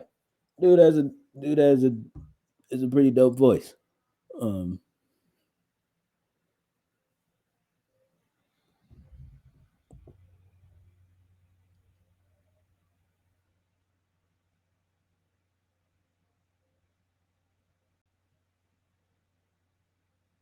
um, yeah, it's a lot of people that enjoy Rod Wave's vocal performances. I'm one of them. So, you know, so this is not me hating,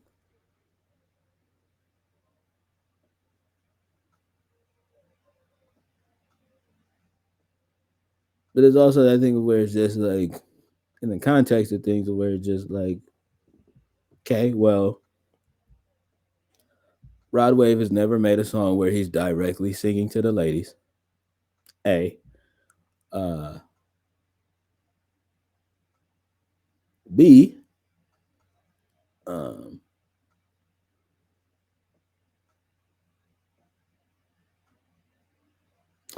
and no, I'm not body shaming, bro. Because again, like I just said before, everybody can't be built like a Tank or a Chris Brown, like just fucking in shape all the fucking time, right? I'm not saying that. But again, like Tank alluded to with this R&B thing, especially on the male side, it still has to give off the look like I am capable of doing all of these things that I'm singing about.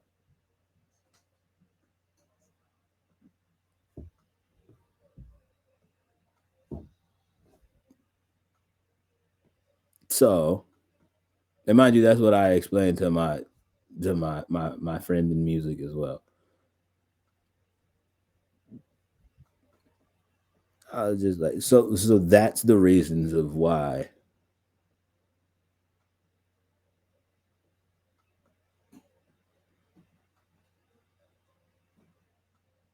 I mean, I like donuts. I anyway, that's not important. Wow. Okay, that came out wrong. What I meant to say was, um,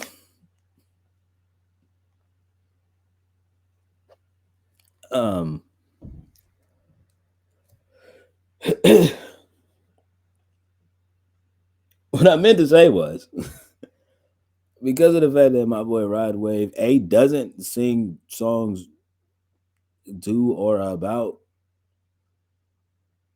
chicks, and then and I know a lot of people gonna be like, "What the fuck? Heart on Ice?" That's not a love song.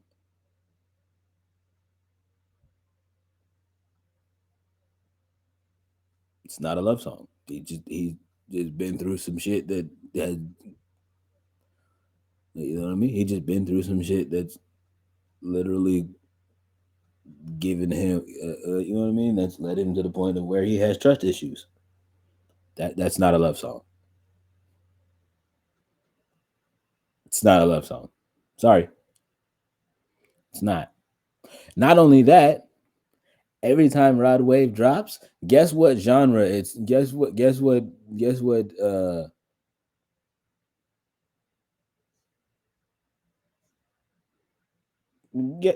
genre his releases come out underneath.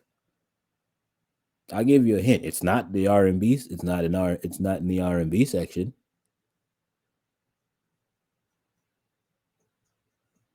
Huh.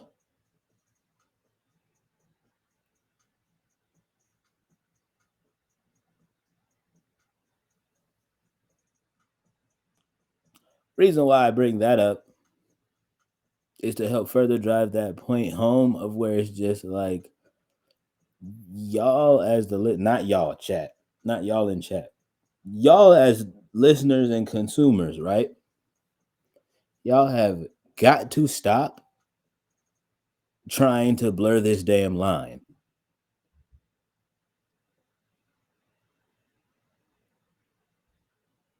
You literally, like, you quite literally have to stop. It's actually getting sickening.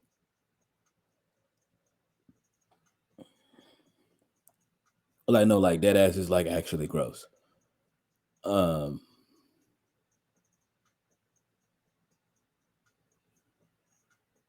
Respectfully with love though.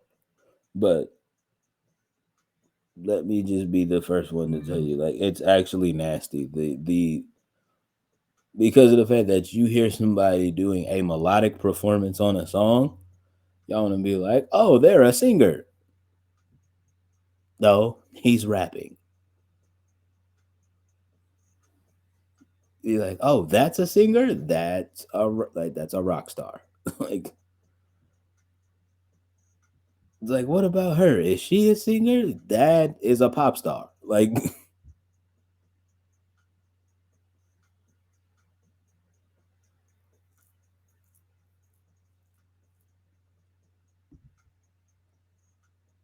it was to that point of where the other week I'd seen somebody post on Twitter, um,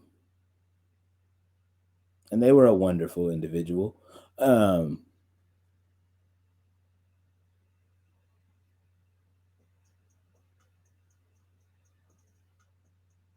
and they were like, "I don't care what anybody says. Kid Leroy is an R&B singer, and I stand on it. I dare somebody to say anything to me." To which the entire R&B community proceeded to cook this man so bad to the point that this same wonderful individual went back and deleted the tweet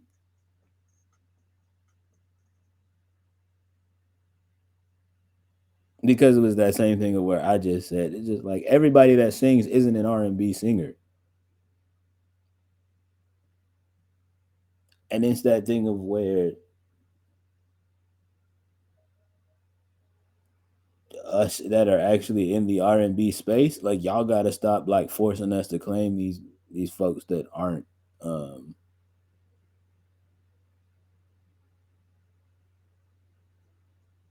that aren't a part of the space. Like let's just keep it 100. Like let's just keep that shit a whole 100 stack.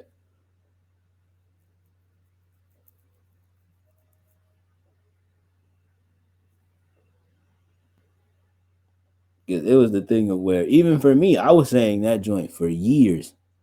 I was calling myself an R&B artist for years before I had even started releasing actual R&B music.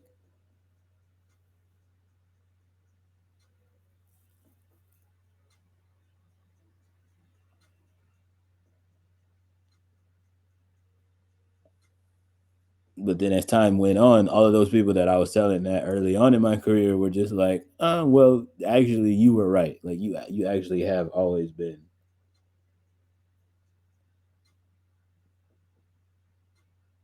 an R&B singer for real. No, an R&B artist rather, for real.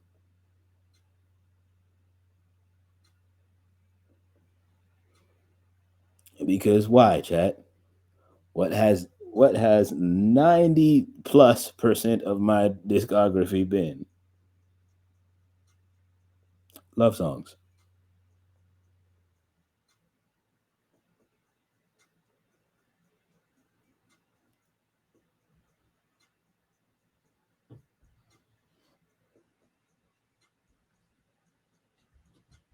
What music am I writing about 90% of the time? This thing called love.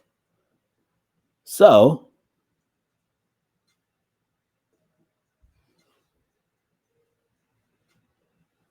all that being said, like, no, doesn't matter who you try to bring to the table as far as, like, no. Like, you know what I mean? For all of you young bulls that are trying to get an understanding and get some straightening on this, no, no. Gunna is not a R&B. Gunna does not make R&B music. No. Lil Baby doesn't make R&B music. No. Roddy Rich doesn't make R&B music. No. Rod Wave does not make R&B music.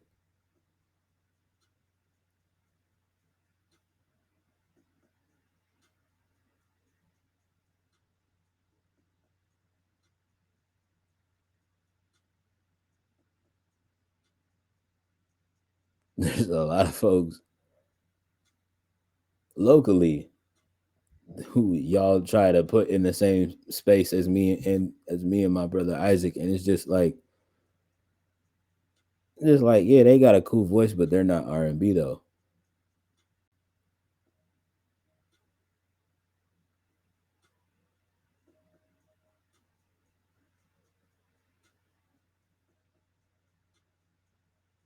Because I can point y'all to the actual R&B guys that are not, you know what I mean, to the actual R&B guys from my city.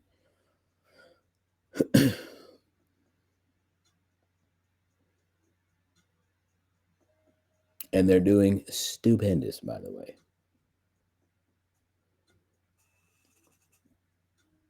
All of us are killing it, and I love that for them.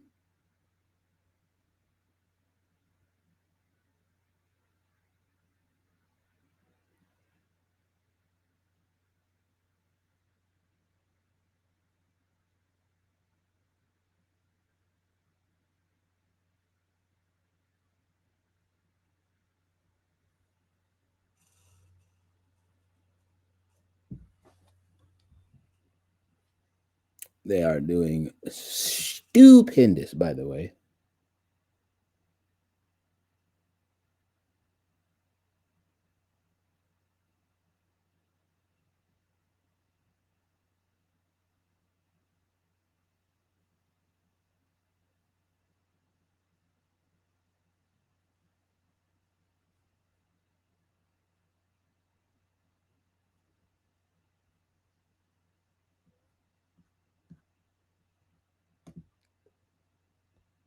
Yeah, they're doing stupendous.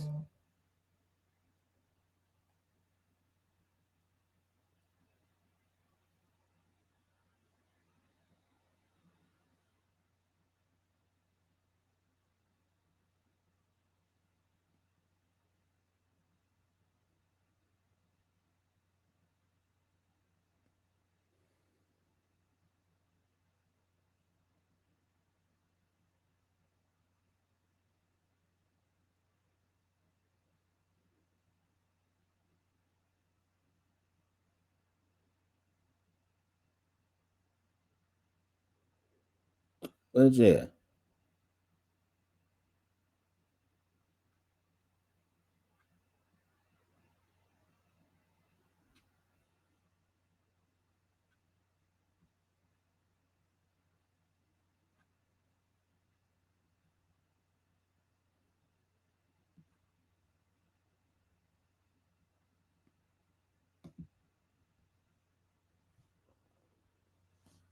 yeah, no. And again, it's really like all love when I say this, like when I say that.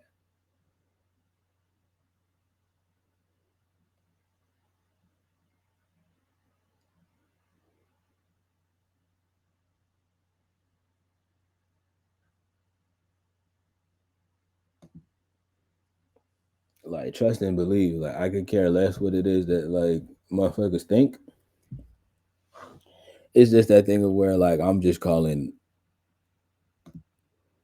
it what it is for you.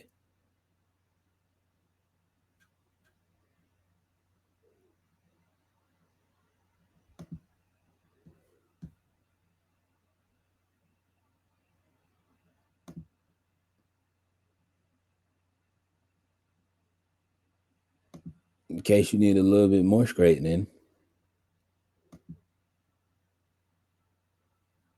you know what I mean?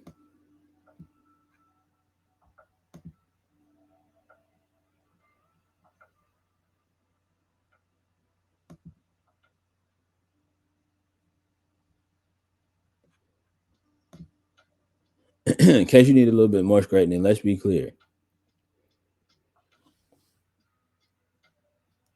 Yours truly is an R&B singer, R&B artist.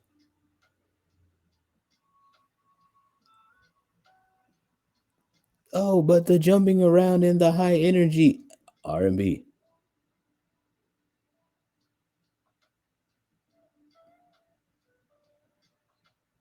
R&B,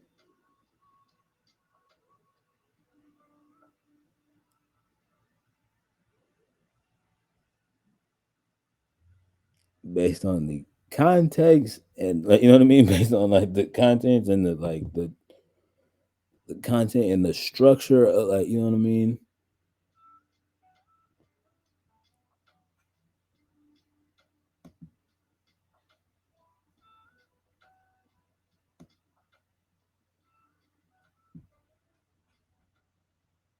You know what I mean? The actual like contextual integrity of what it is that I'm talking about. R&B.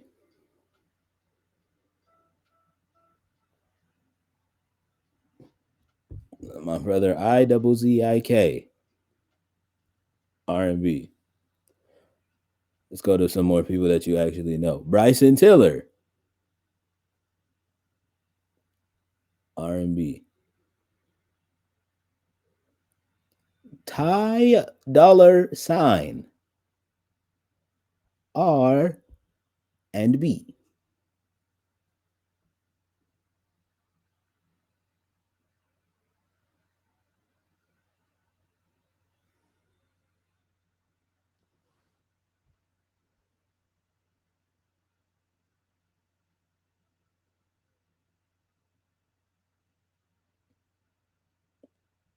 Who's another one that y'all are confused about? Smino.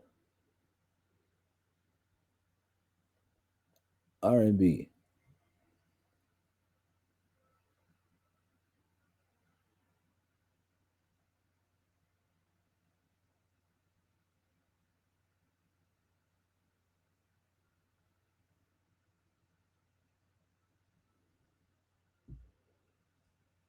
I know it's that thing that gets a little like tricky and confusing for y'all because of the fact that he does this through the through the line between R&B and rap, but he's also a creative, so he's allowed to do that.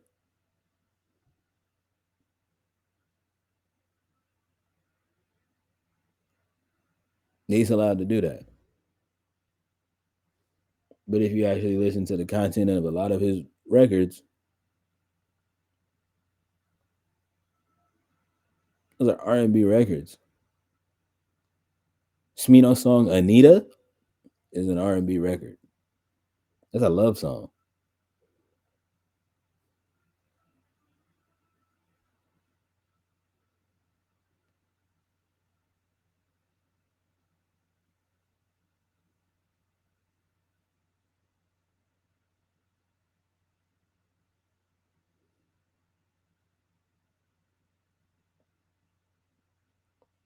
That's the whole. Just you know what I mean.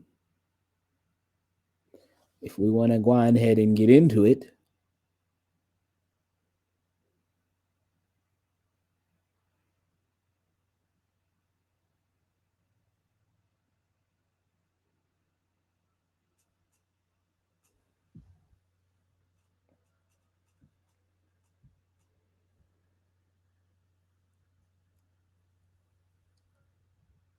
if we want to go on ahead and get into it,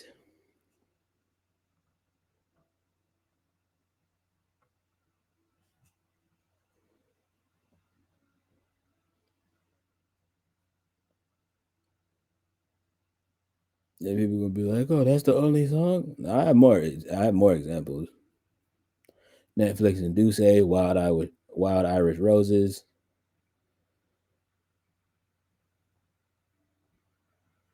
I mean, 90% of the songs off of his Love for Rent album. Um, I mean, that title alone. Hello, Love for Rent. Oh, another one of them. Another one of those ones. My girl Cody Shane. She's an R&B singer. She's R&B. Just so y'all.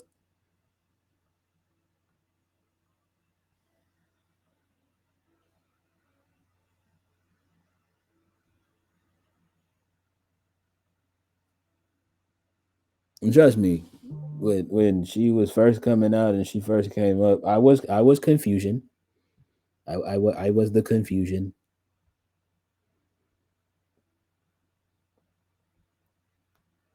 It was around the time she released her Heartthrob album, and I was like, they're considering this R&B? Why?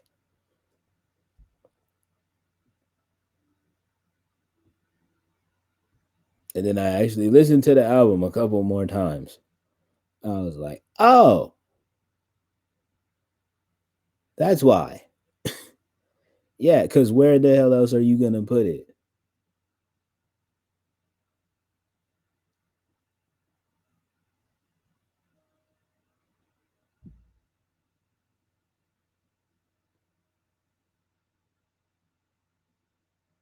Now, is that more so in the space, place, and vibe of like contemporary R&B? Yes, R&B nonetheless.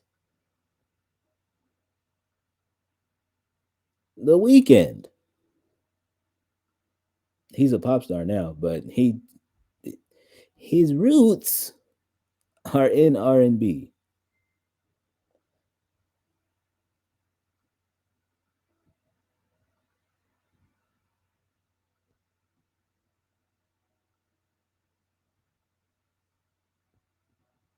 I have countless names. It's so many of us in the space. Like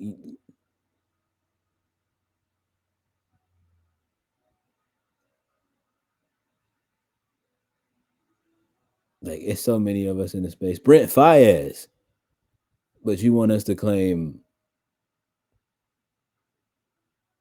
Rod Wave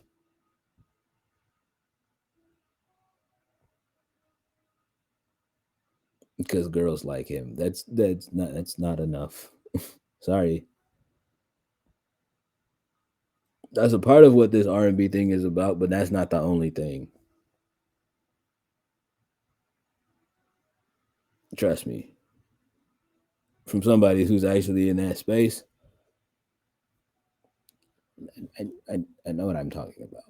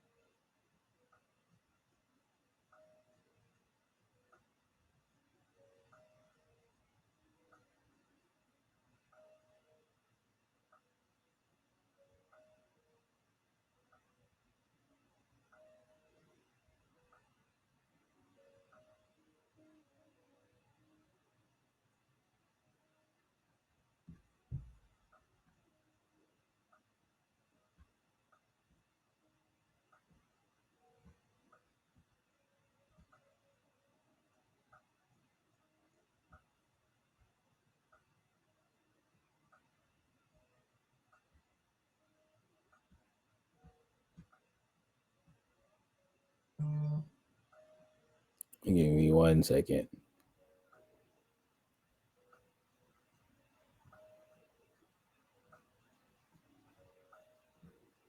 Cool.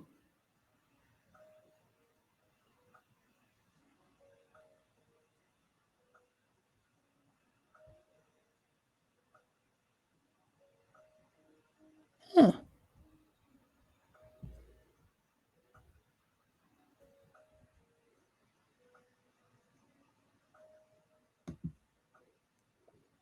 All right.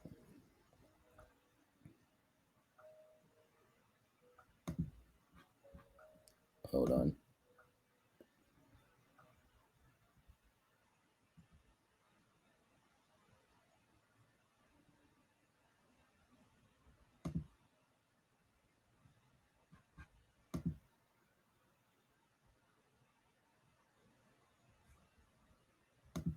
Now,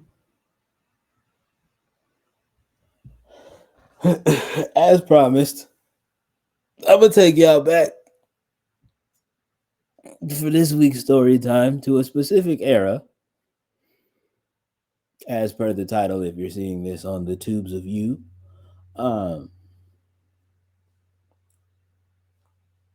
yeah, I'm gonna take y'all back to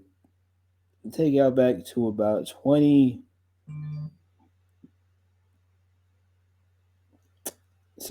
2017 is when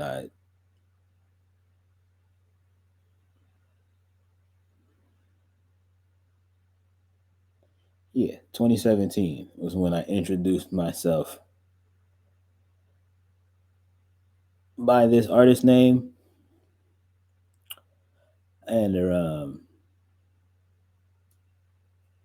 well, first of all, let's start there with the artist name. The artist name that I went by during that time period was Papi Wavy.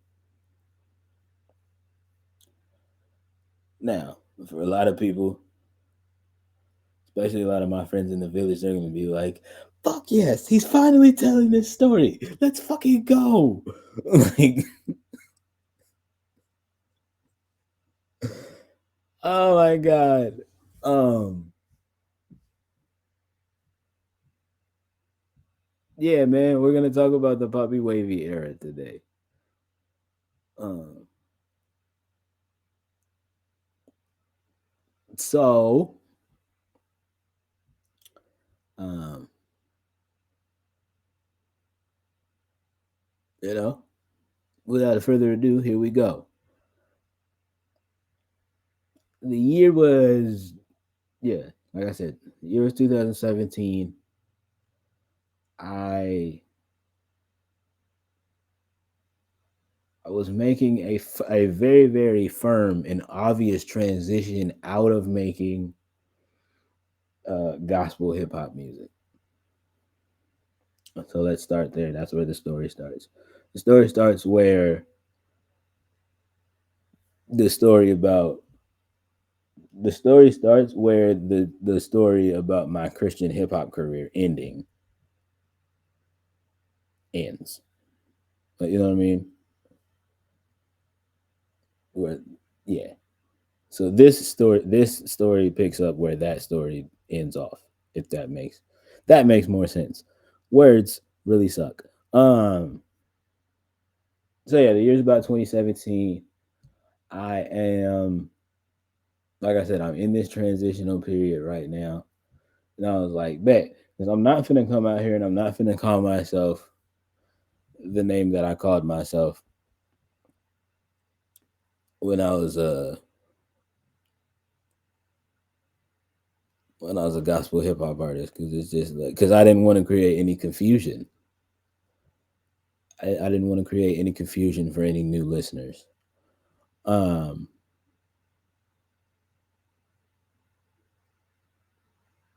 yeah, I didn't want to create any confusion for any new listeners. So I was like, bet, whatever. We're just gonna come,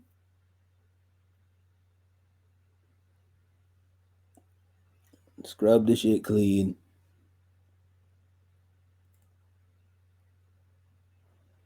We're just gonna come through, scrub the shit clean, begin anew. Yes, we go and begin anew. So I'm just like, I'm sitting there. Um,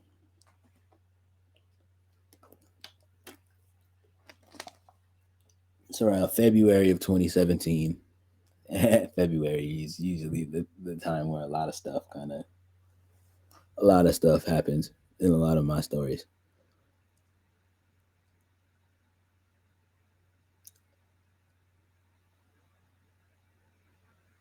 No, I released my first song in February. Wait, I have proof. When did I release the first song under this name? Scrolling.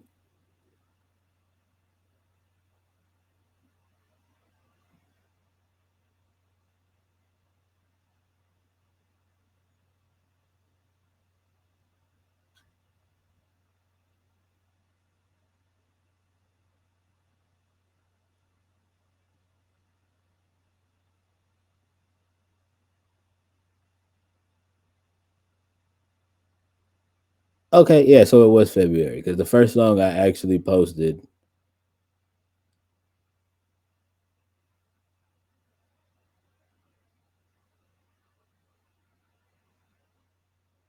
under the name under the name Papi Wavy was in March. It was February because it was that whole thing of where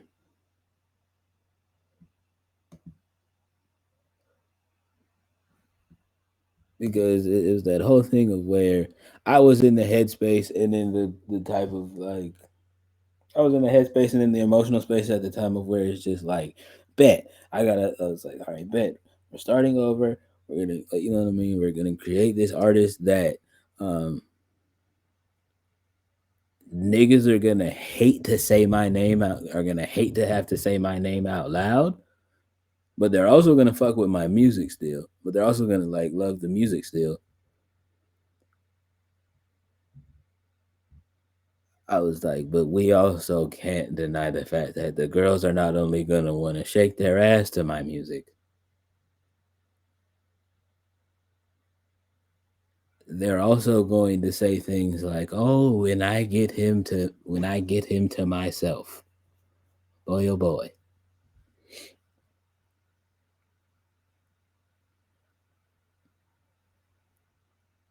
So I'm sitting there, I'm racking my brain, I'm trying to think of like a name that encapsulates all of that.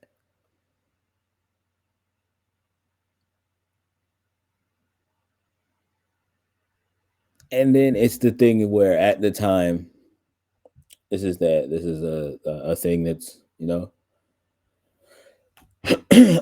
this is a thing that you know what I mean is going on happening at the time. Uh,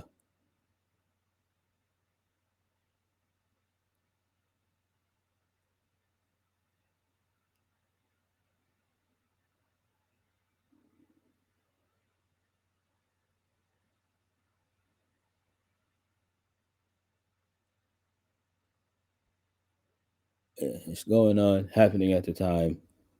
Um, or like I'm sitting there like racking my brain about this for like a good like 2 weeks.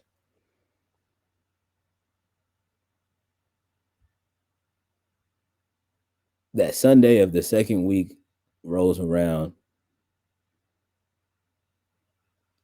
and it hits me because everybody's just like the whole thing is just like and talking to all of like um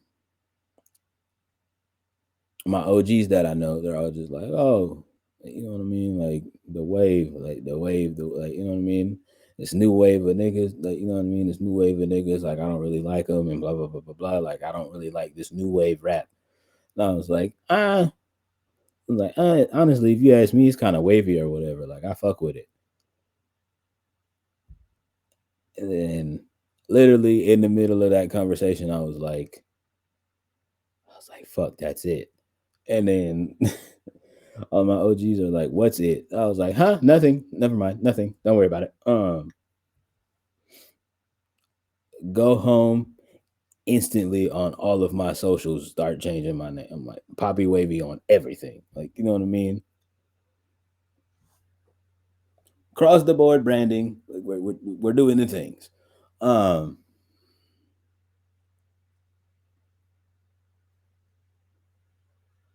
like, you know what I mean? Like cross the board branding. We're doing the things. Fuck it. Like this is what we're gonna do. This is what we're running with.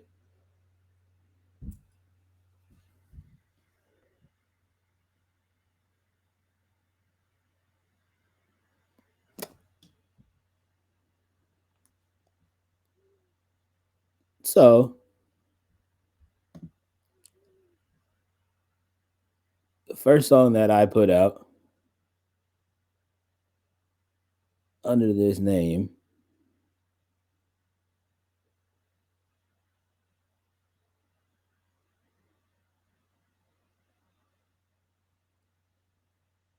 which I really no, I'm not gonna play this shit. This shit is annoying. Um,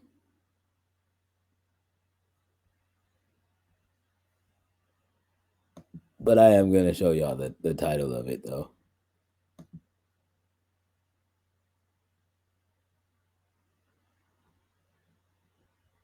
Boom, right? So mind you, this was the first song that I did. It was called Hollywood. It was extremely confusing. Um, then we got to this Like I Do record with my at the time partners, Drew Boy and Prophet, right?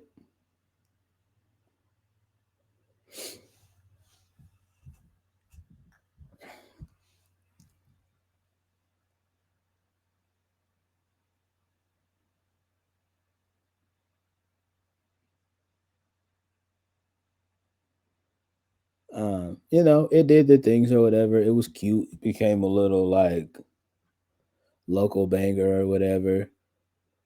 So I was cooking up shit, and then then I dropped records like Take Flight and Brotherhood, which were from an EP that I dropped called Street Jungle with my good, you know what I mean, with my good friend and still good friend to this day, my bro BGR. Um,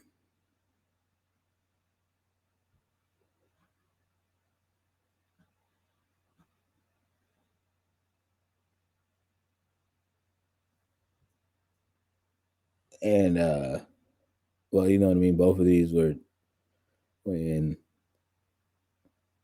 and that story is just crazy how that worked out because it literally was just that thing of where I had seen the boy BGR post a snippet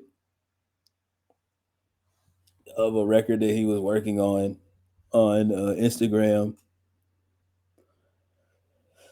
and I just reached out and I was like,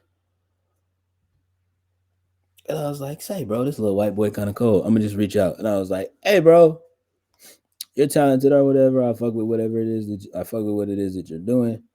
Um, let me get some beats, type shit. Um,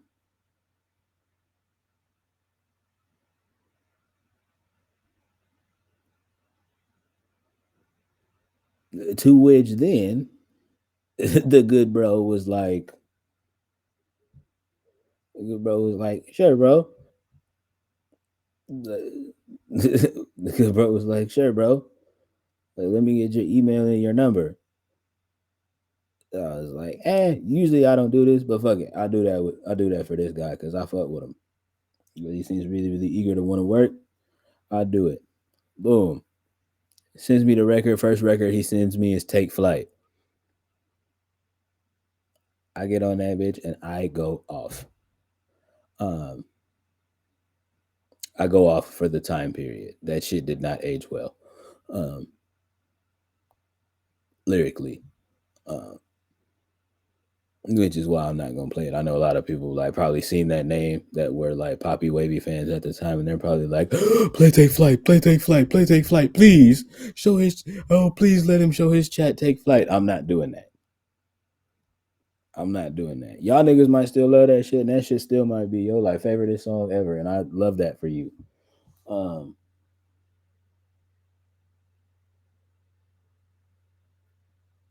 but no, I'm not doing that. I'm not doing that. We're not doing that here. No, no, no.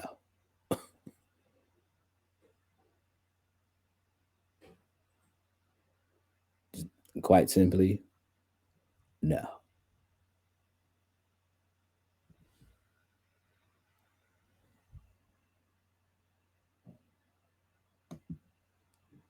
Now,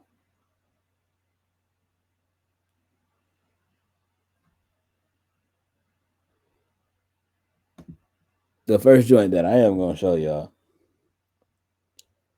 is the first one that, in a sense, blew up. Uh,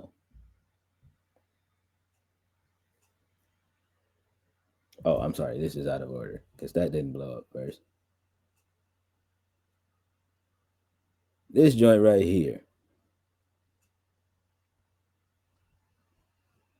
Curse Exploded. How that started was I had a voice note idea. I was working at one of my day jobs at the time, and I was on my way going to lunch, and I was sitting there um, humming and mumbling some shit, and then like we were having conversations with folks. We were like having a lunch conversation or whatever, and I was like, "That's it!" I jumped up out of my seat, run to my locker, grab my phone, run outside so that I could record the voice, record the voice note, send that shit to BGR, and that song turned into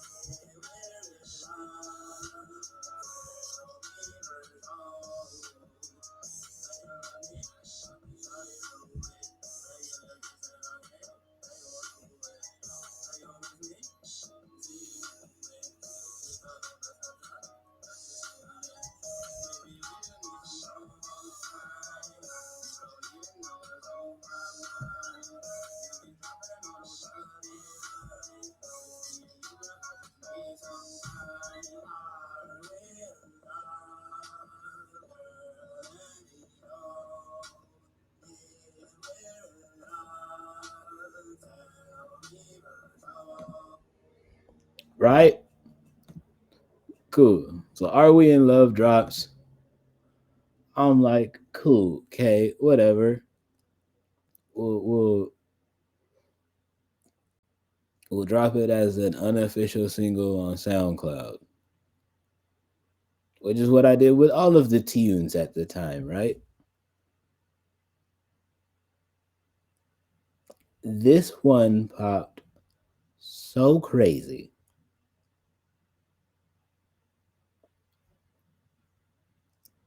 Niggas quite literally were harassing me and being like, if you don't, not even just niggas, people at my job were like, nigga, if this doesn't get on streaming platforms expeditiously, we're going to fight. I was like, seems excessive. Let's not do that. Let's all just chill. Doesn't seem that deep to me. But yeah, gang, we gonna make it do what it do. We gonna make it happen or whatever. Cool. Bada bing, bada boom. Not too much on the boy, right?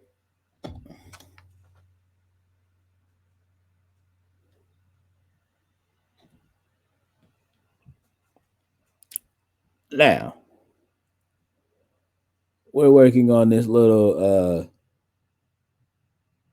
By this time, the Street Jungle EP is out or whatever. It's doing what it's doing on streaming platforms. It's you know what I mean. It's making its moves where um, getting playlisted. Things are happening. Things are moving.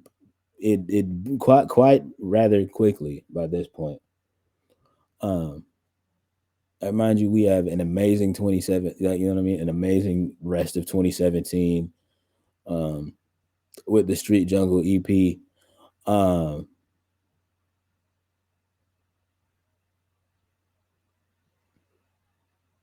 I had a lot of fun at a lot of shows. um,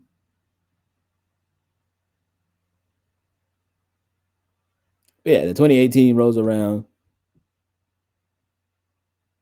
A Will, aka Are We in Love, drops. That's the first joint that winds up dropping, right? Now, because of that, consequently, this little record here, mind you, dropped before this one did. This track drops on SoundCloud in March. This joint dropped in January. But because of the fact that this song blew up so much, motherfuckers doubled back to this little ditty right here.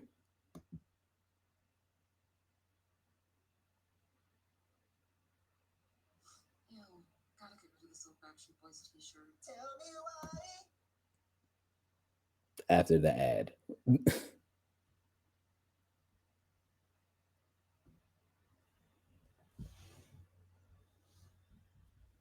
But yeah, it was just crazy how that timeline worked because it's just like, okay, I dropped Are We in Love or whatever. And then like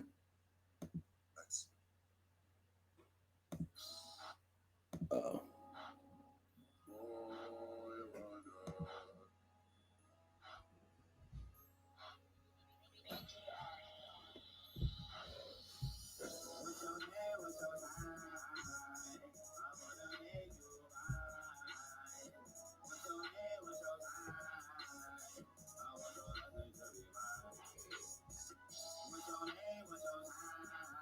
and then literally like a month later, everybody was starting to talk about this record for whatever reason.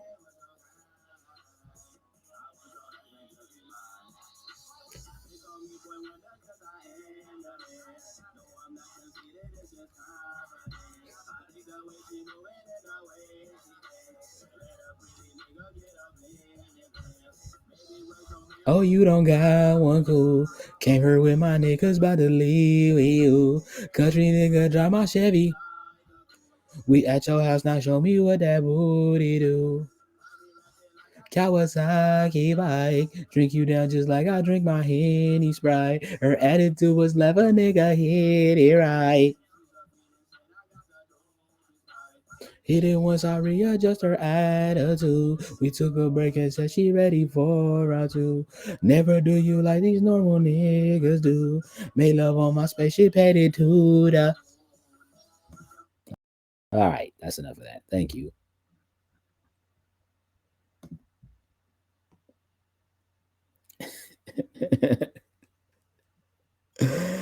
Oh shit. Now, mind you,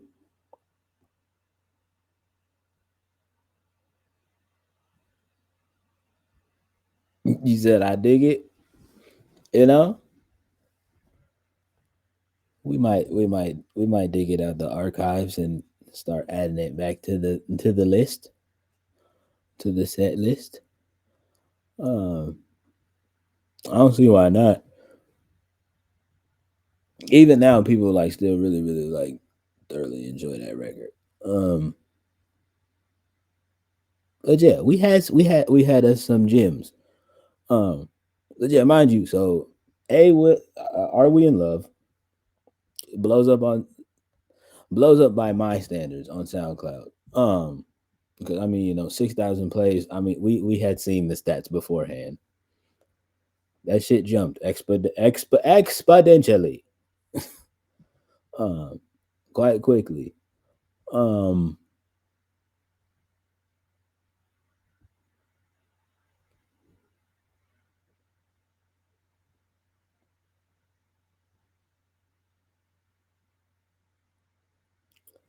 and then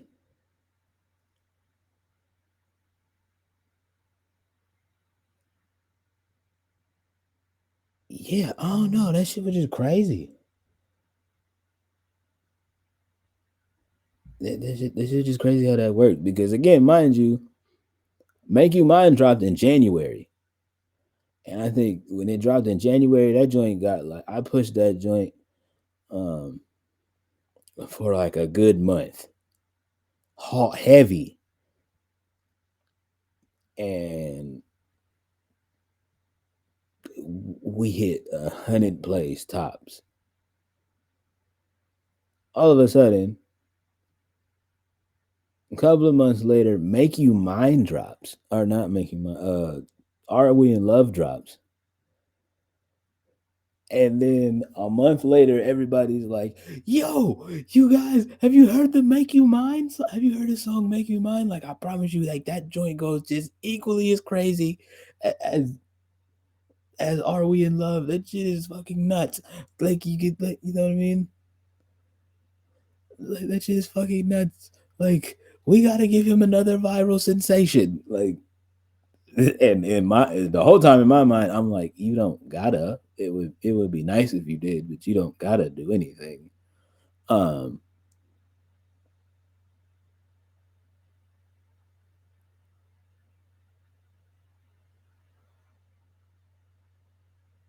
like, you know what I mean? Like, you don't gotta.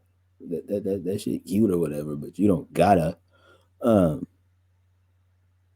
but of course, internet didn't listen to me. Motherfuckers was like, "No, bro, this shit is crazy. This shit is crazy. This shit is crazy. This shit is crazy. This shit is crazy. This shit is crazy. This shit is crazy. This shit is crazy. We need it. We need it. We need it. We need it. We need it." And I'm like, okay, well,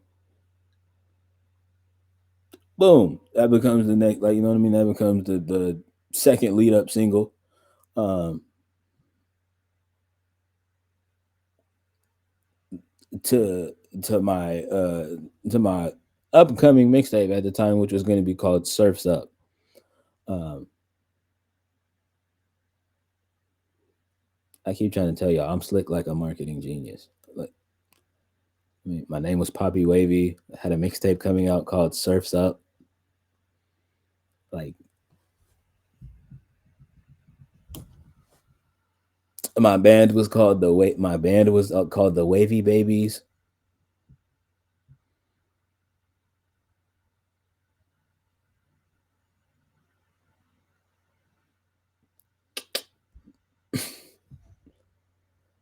Like, I see what you did there. Yeah, you know. Tight shit.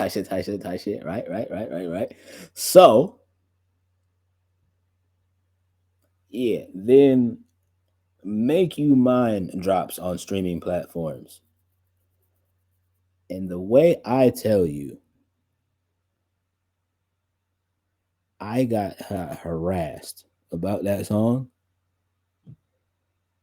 Um, don't get it twisted. Y'all still take the cake for how bad y'all harassed me about that goddamn Backstage Passport album. Which, given the numbers on that, I see why. So again, thank you yet again. Um,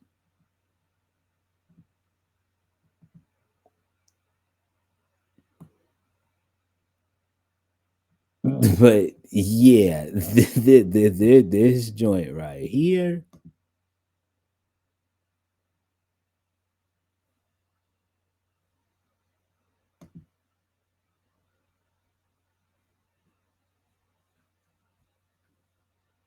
this bad boy right here,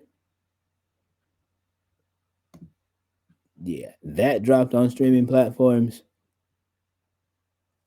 My God, my God, we were doing a club spot here in town. Um, Opening for an at the time up and coming artist. Um, I'm not gonna say his name because I'm not because I'm afraid of him, because of the fact that we don't talk about him anymore. Um,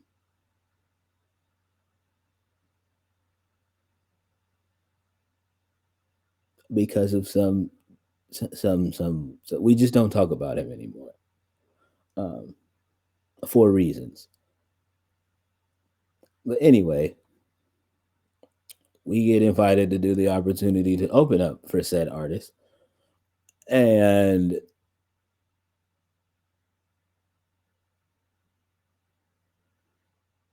he, yeah, it's a little different.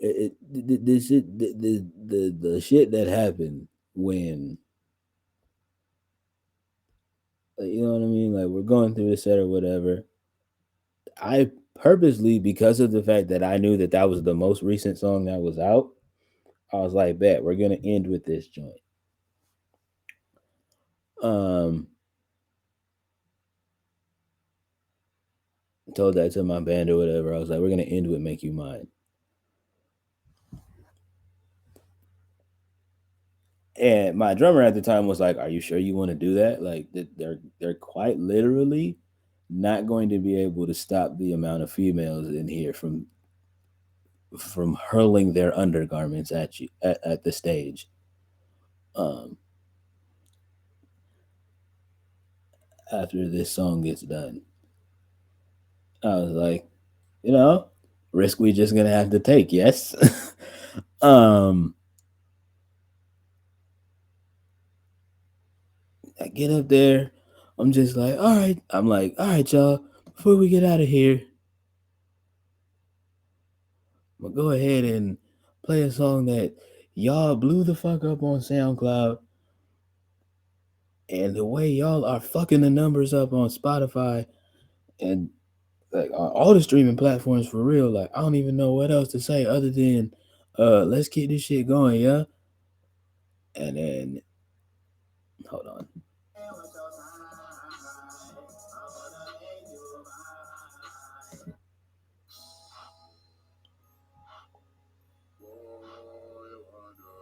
When I tell you all that everybody in the building heard was that part, and when I tell you pandemonium is an understatement of what the fuck happened in that club. Like, I had to stay focused and remember the fucking like the musical cues and shit, but the whole time while while the joint is playing, like I'm looking at the I'm looking at the people and I'm just like, holy shit. I'm like, I may have fucked up here, but it's too late. Can't go back now. Hit the first note. You said, I mean, I can see why. I appreciate that. I appreciate that a lot. Um, yeah, I'm like, holy shit. And I'm talking about people are off key singing it, like drunk dudes that are like, I didn't even know this was the dude that made this song. Holy fuck, this is the best night of my life. Like, it was quite literally chaos. And I'm not gonna lie to you, I kind of enjoyed it a little bit. A lot of it. I really liked it, okay? It was kind of fun to see one of my records create chaos and pandemonium like that, to the point of where like the security didn't even know like how to handle the situation. Like they didn't know what was gonna happen. Like the song came on and they thought a fucking fight was about to break out. But then once they realized what was happening, they were just like, oh.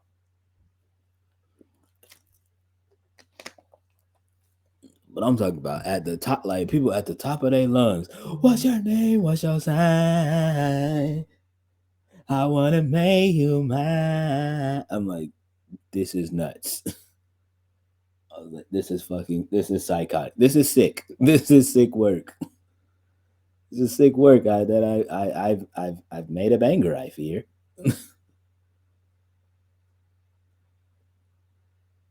another one because I had already made one. It's like, well, I've made another banger. I fear pandemonium.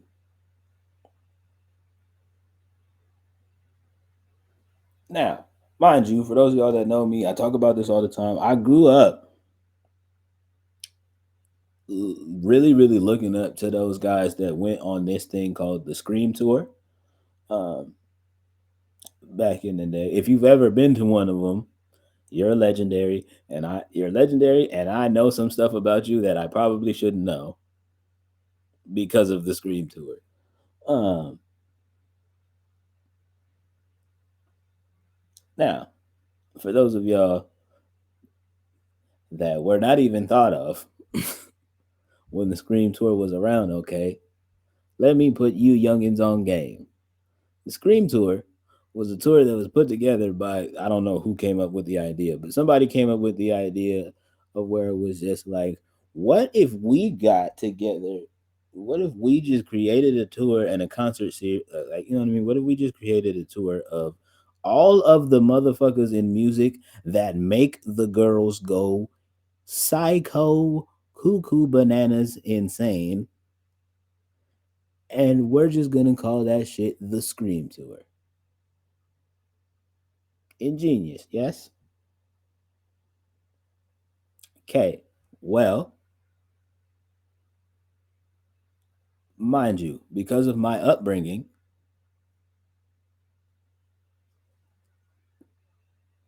the Scream Tour was I was actually the first concert I was allowed to go to. Um, that wasn't a Fred Hammond concert or wasn't Kirk Franklin. No shade to Fred or no shade to Fred and or Kirk. Love y'all both.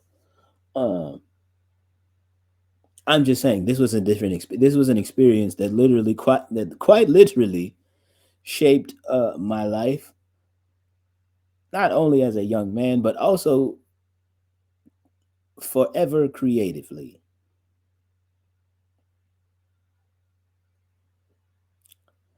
And the Scream tour I went to had a young Shad Moss, aka Bow Wow,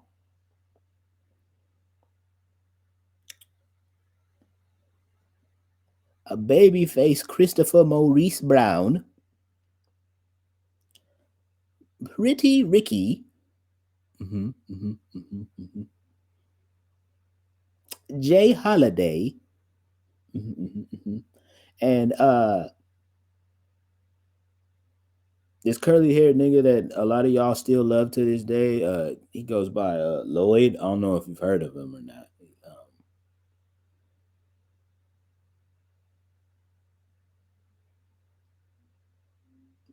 Yeah, yeah, he was there.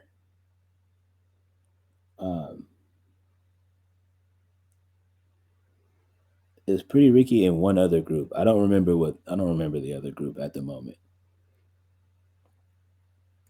But that was the run of the Scream tour that I went to. Uh,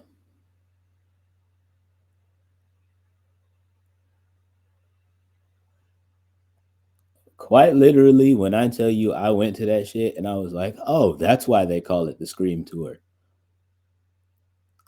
I was enamored. I was enthralled. I was like, I was like, literally, quite literally, I was like, I don't know how you make this a job, pointing at the stage and shit. I was like, I don't know how you make that like a career or what the fuck ever, but I want to do that. Mind you, I'm in about sixth grade at the time. I didn't know that shit was called, you know what I mean? I didn't know that shit was like the entertainment business or none of that. I didn't even know like that shit was called being an entertainer. I was just like, I don't know what it is about that stage, but on it is where I want to be. Mm-hmm, mm-hmm. I was like, and especially if that's the results you get from making them kind of songs, oh yeah, I need that. I need that expeditiously. I need that. I need that. I need that. I need that. Yeah, give me, give me that. Yep, need that. Need that. Need that. Need that. Yeah, yeah, yeah. I need that. I need that. um, Now a lot of y'all are like, why in the hell is that important to this story? Okay, so remember, make you mine. Causes pandemonium in club. We are in the back finishing up, loading up all of the band stuff in the back of said club.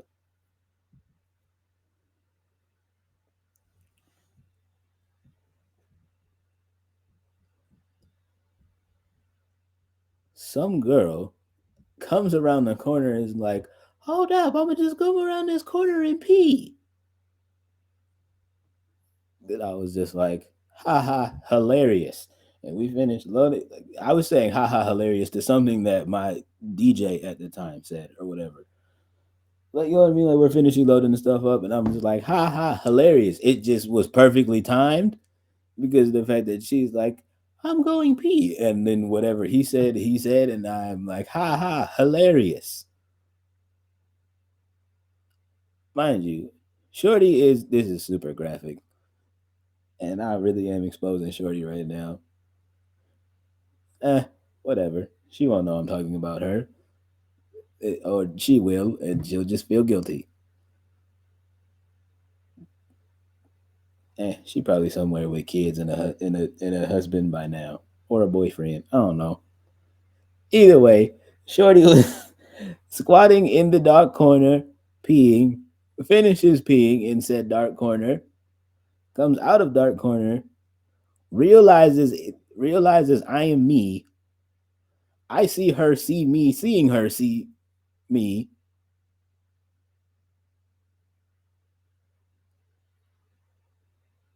And she quite literally goes back around the corner. Guys, come quick. He's back here. I hauled ass. You could not have told me that I was not Usain Bolt. Usain Bolt would have had to see me in a foot race that night. I was out of there. I am talking about out of there. You hear me? I am. I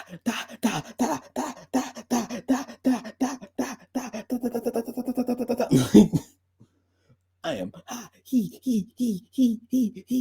corner down the street, down the street, down the street, down the street, down the street, down the street, down the street, down the street. Because as I'm running, I told my band where to pick me up at, where to meet me and pick me up at.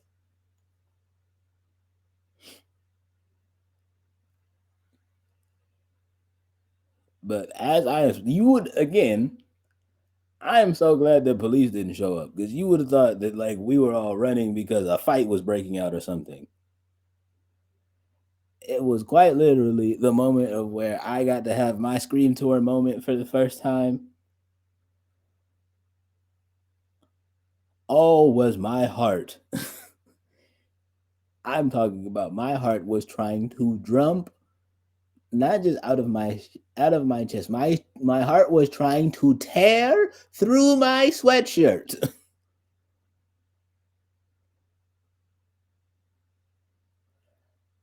Oh, was it beating? I was like, oh shit, this is nuts. This is nuts. I was like, I'm quite literally gonna die. I'm gonna die. They're gonna try to trample me or do something worse. I don't know. I'm just running, running, running, running, running. We get to the meetup spot. We get to the meetup spot. Bro is uh my bass player at the time is driving his mom's minivan. Slide to, and y'all know mind you, this is 2018, so y'all know the minivans, the ones with the automatic. You push the button and the thing goes kapoop and slides open. Yeah, one of them's.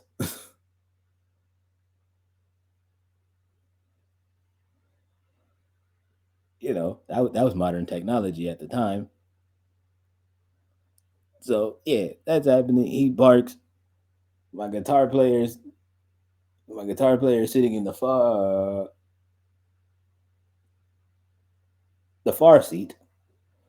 Pushes the button to open the door. He's like, bro, get the fuck in. I swan dive into the seat, into the van. I'm like, drive, drive, drive, drive, drive, drive. Now this shit turns into an action movie. I'm like, just get me the fuck out of here. Door closes. Somehow, as we're driving off, I'm talking about these girls these young ladies at the time have a complete disregard for life. I'm talking about they are in the middle of the street, child. They are they're like they're like putting their nasty little drunk fingers on my on my friend's mom's window. He's like, bro, now we have to wash my mom's car. We quite literally have to wash my mom's car tomorrow, or she's gonna kill us all. I was like, hey man, I understand that. That is a risk we will have to take. So like we're like mashing through the street or whatever. We get caught at a fucking red light. Oh, the way I tell you, I was convinced that that red light was plotting against us. I was like, oh, somebody praying. The way I tell you, I was convinced that somebody was like, I was like, somehow, some way, this is a conspiracy to prey on my downfall. I don't know how, and I don't know in what way, and I can't prove it. I was like, but this is a plot against me, and I don't like it. We get caught at this traffic light. The herd dwindles down from like at least 100 chicks to about it gets cut in half. Um, so now it's about 50 chicks around this minivan while we're at this stoplight. And they're just like, we love you so much, and blah blah blah blah. All the things I don't know. It's just all incapacitated, incoherent. Like it just all incoherent mumbling, loud mumbling at this point. That's what it sounds like to me. It just sounds like somebody put a bag of marbles and put it in like several thousand blenders and all cut the same several thousand blenders on at the same exact time. And that's what that shit sounded like outside of the car. I was like, "What is this noise? This frequency? This frequency? My brain, please, quite literally, please." I'm like, "What the fuck is happening?" I'm like, I'm trying to like tell them to get out the street. They're like, "We don't want to get out the street. We love you." And I'm just like, this is insane. This is quite literally insane. The light finally, I promise you, it probably was not this long, but I promise you, it felt like we were at this red light for 30 minutes. I promise you that, chat. I promise you that right now. I am like, to this day, I'm convinced we were there for like at least 30 minutes at this one singular stoplight.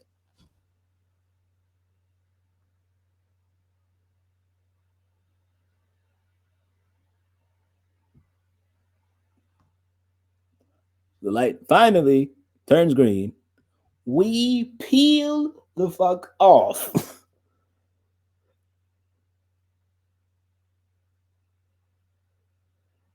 And so, like, now the group of 50 dwindles down to about like five, because you know they're just these five just decided that just decided that, nah, we gonna show you how crazy we actually are. And I was like, oh boy. um and not in a good way, because usually when I say oh boy like that, I'm usually excited about something, usually freaky. But that's not the point. The point of the story is, at this point, I was like, oh boy, I'm quite literally gonna die. I was like, this is quite literally how I die. Like, I die because I made one song that made too many crazy chicks horny at the same time, and that's how I go. How poetic. Well, at the time I didn't say how poetic. I was like, that's kind of, it's like, I was like, imagine me wanting to make songs for women, and this is how I die. That kind of blows. And then, so yeah, we're driving. I'm telling you, these girls, I don't. They had to have been athletes that, you know what I mean. They had to have been athletes in their younger days or something, because no, there was no way. This one girl, I promise you, had perfect form. It was quite terrifying. Like, I'm telling you, she's like right behind the van, chasing after us like the goddamn T-1000. I was like, oh my god, we're gonna die, we're gonna die, we're gonna die, we're gonna die, because this Terminator chick is still behind us. I was like, oh god, we're cooked. Ah, we're gonna die. She's just like, he must have my picture. Like, she had a mission, clearly. She was like, must have my picture, must have it, must have it. I was like, oh god, I'm going to die. I'm gonna die. I'm dead. This is how I die. And as I'm saying that, we finally pull onto the highway, and then then they stop chasing us. We get back to my friend's house, my friend's mom's crib or whatever. We all quite literally spill out of the van. Like, you would have thought, you would have thought we were moving dope. How quickly we spilled out of this van, unloaded everything quite quickly in the garage,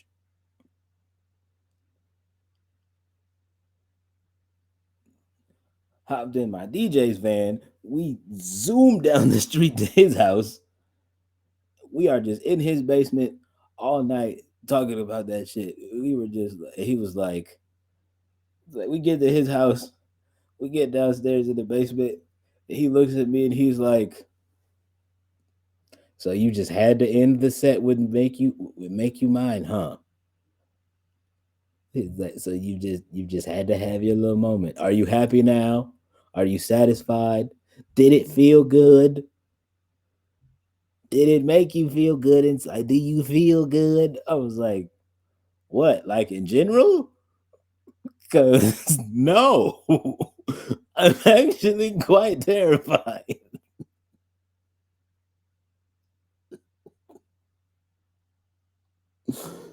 Oh, oh. Needless to say, that didn't make him happy at all. He was quite pissed. Um, he was like, "Are you happy?" Because like he's like sitting there, he's like actively trying to scold me, like I'm his child or some shit. And like, chat, y'all know me, y'all know how I get down. Like legit, I was like legit. I was like, oh, this nigga thinks shit's sweet. He's like, are you happy now? Like inside as a person, does that make you feel good? Like, he's like, does that make you feel good? Somebody could have fucking died tonight. Like, you don't feel like doesn't that make you feel some type of way? I was like, what? Like in general? Because I'm quite terrified. I was like, because I'm quite terrified. I thought I was going to die. Fuck all that.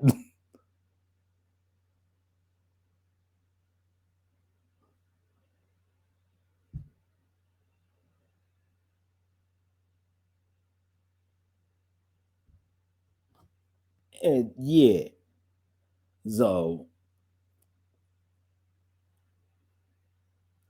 eh, back to my PowerPoint presentation. Mind you,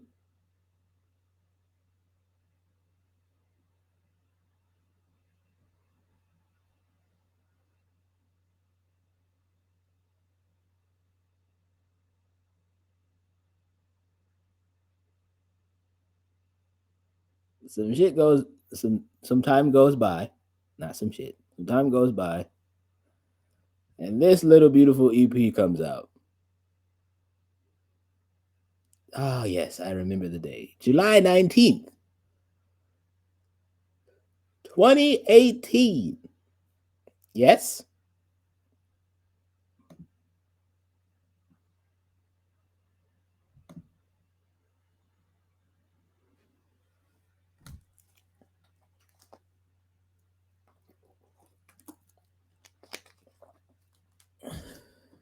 '18.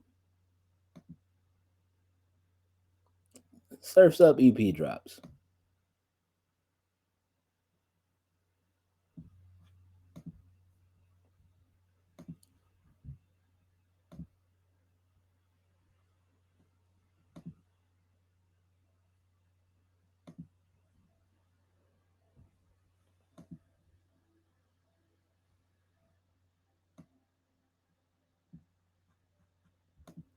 Surfs Up EP drops, right?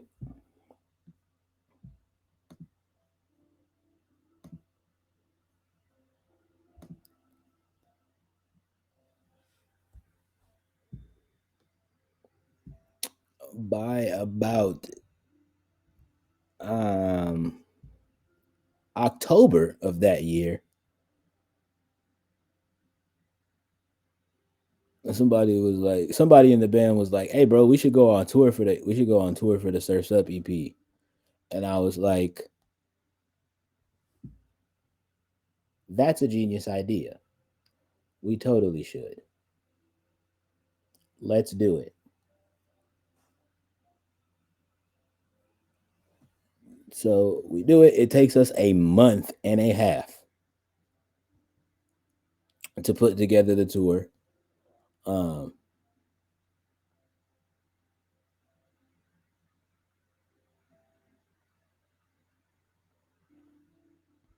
I reach out to my homies or whatever, and I'm just like, reach out to a couple of my homies or whatever, and I'm just like, "Hey, man, I'm going on tour, and I want y'all to come with me. Y'all down?" They were like, "Sure, man. I ain't never been. Like, let's do it." Oh my. Chat. Oh my. Oh my. This is my first tour. Nobody told me how much that shit, like how much you had to actually put in to that shit. But oh my. Would I do it all over again? Absolutely.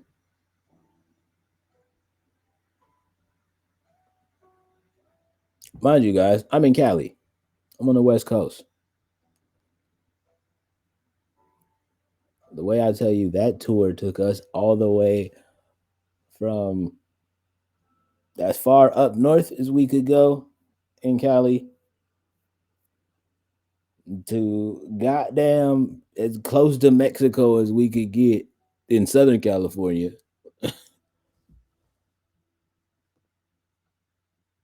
And word to that Drake and Future album, what a time to be alive. um, how can I explain this in a nutshell? Um,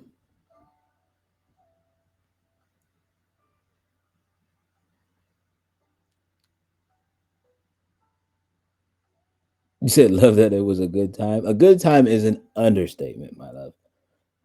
This quite literally,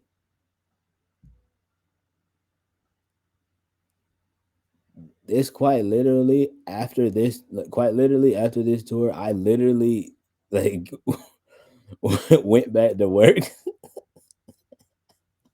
After the tour ended, I went back to work. Oh my god! The day after the day, not the day after the last date, because the day after the last date, I had scheduled that as like a day to like recover from all of the touring or whatever. I came back to work that day, and they were like, and like my best friend and a couple of the other coworkers that I was cool with at the time were like, how was tour? And quite simply, my response was, I didn't say, oh yeah, tour was good. We had a lot of fun. Like it was a good time. Quite simply, the only thing I responded was, I'm a rock star. I said that shit for months after the tour. Every time it became a thing around the facility where they were like, everybody would be like, you're like, hey, bro, so how was tour? And I'd just be like, I'm a rock star. And they'd just be like, so what does that mean about tour? I was like, okay, maybe you didn't hear me. Because in case you didn't know, and in case you haven't heard, or in case you haven't seen on the internet, I'm a rock star. Like, oh, I know people hated me for months. I promise you, every single time.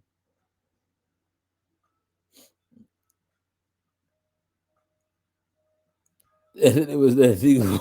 Like,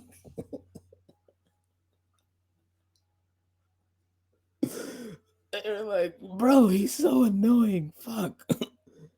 It's like, so what does that mean about the tour? I was like, you know what happens when rock stars go on tour, right? And they were like, I've seen the movies. I was like, it's better than the movies. I'm a rock star.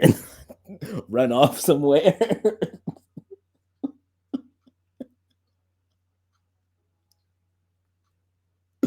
Oh, they were sick of me.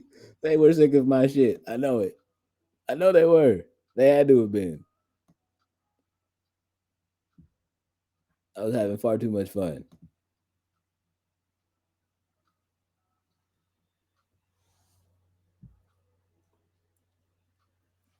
Mind you, because of that tour, that's what caused a certain individual to reach out to me on Instagram and be like, "Hey, bro, like we caught some clips from your tour or whatever. Um, we really enjoy your shit or whatever. Like, we want you to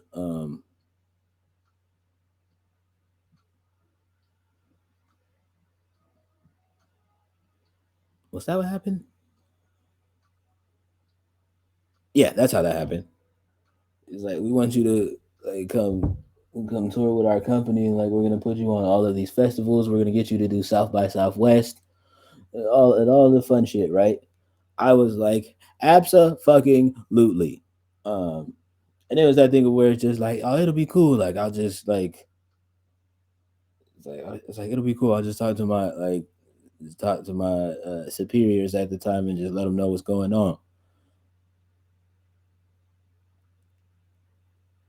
And the way of where it was like for the first like what 2.5 weeks, like they were cool with it. Or like the first like 2 months, they were cool with it.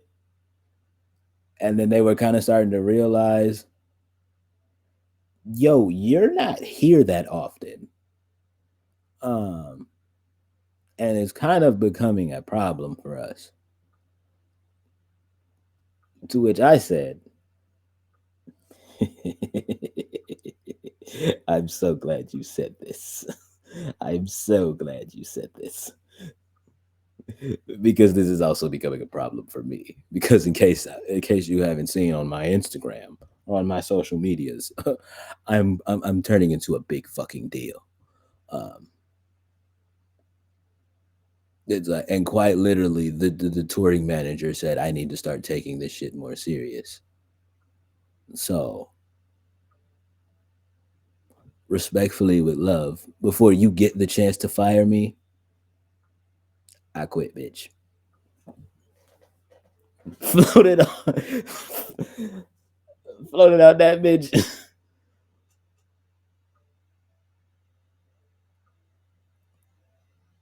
It's like I quit. That shit was on a Tuesday. I was on tour I was back on the road by Thursday.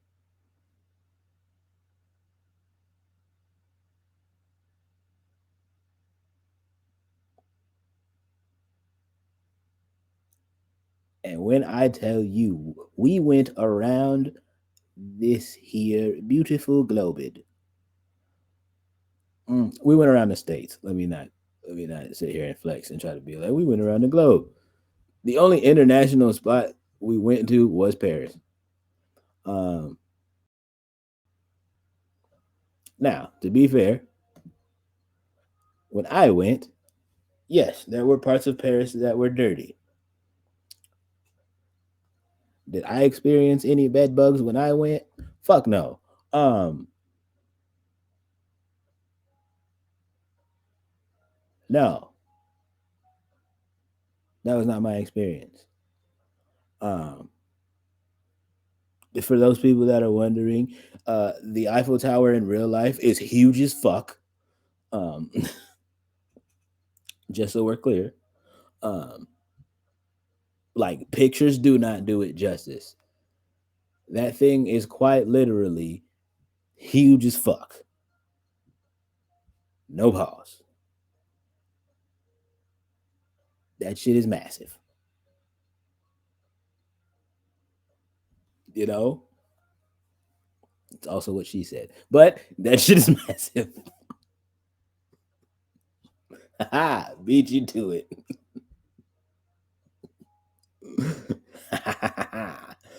um,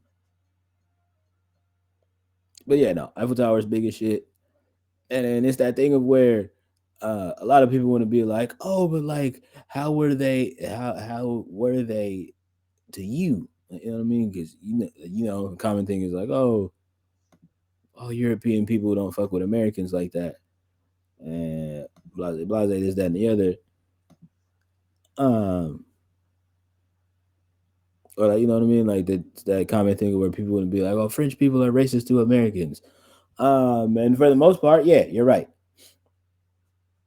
Uh, there are a certain amount of them that are. Um, Mind you, that shit only happened to us twice. Um, because it was that thing where like we walked into this establishment. Um, and my friends were being all loud and rowdy and rambunctious because they were drunk. Like, let's be clear. My band members and my friends were all being drunk. We're all being fucking drunk, fucking dickhead Americans.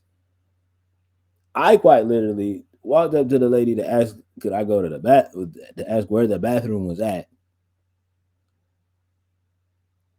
To which she responds, "Ugh, it's down the hallway, you stupid American." Like, to which I responded in telling her where to go and how to get there. Um,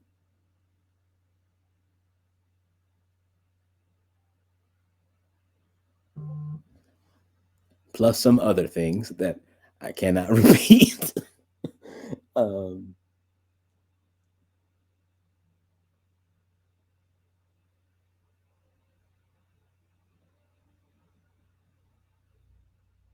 they were not nice things, is all I'm going to say. Um,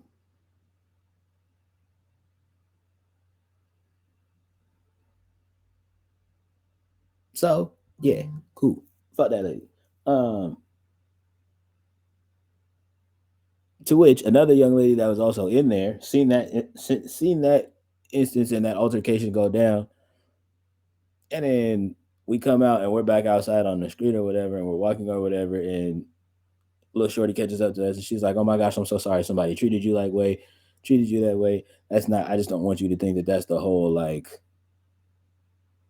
Um, I don't want you to think that that's the whole idea or interpretation. Like, you know what I mean? Or like, I don't want you to think that that's like the whole like general idea of like what us Parisian people are like." And I was like, "Shorty, you do realize I'm from America, right?" And she's like, "Yeah, I know." And I was like, "No, no, no, no, no, no, lady, listen. Like, I was born in the southern part of America."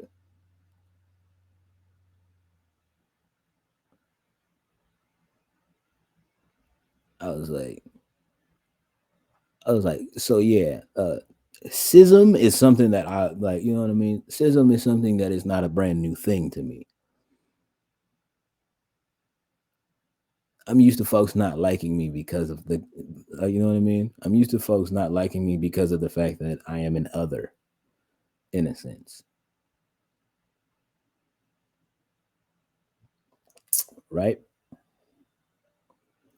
Bet.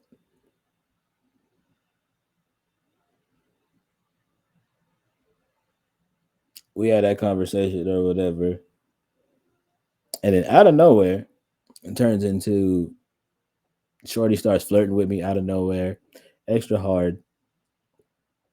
And she just like, it's just like we're talking or whatever, and she's like, "Yeah, but not for nothing. I like the way you talk to her, though."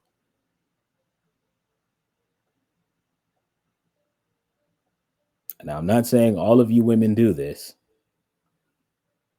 but for those of you that do,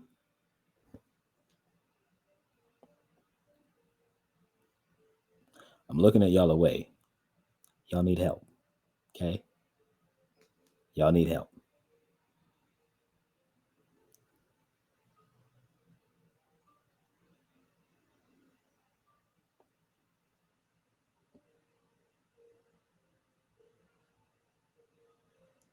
Y'all need help.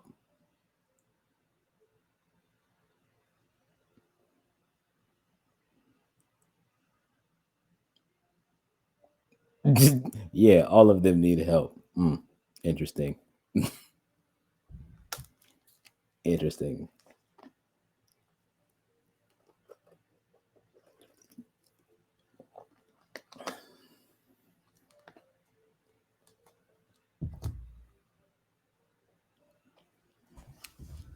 That is interesting. Anyway,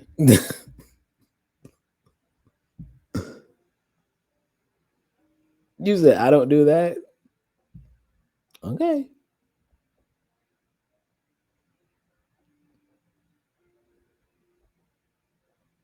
You must forget that I have a memory like an elephant.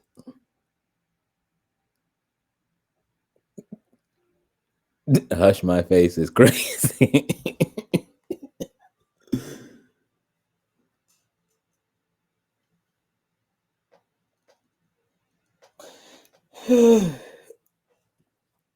Anywho, so like I ignored her or whatever, and like we continued the conversation or whatever. And she's like, "So what hotel are you staying at?" I don't tell her. Um,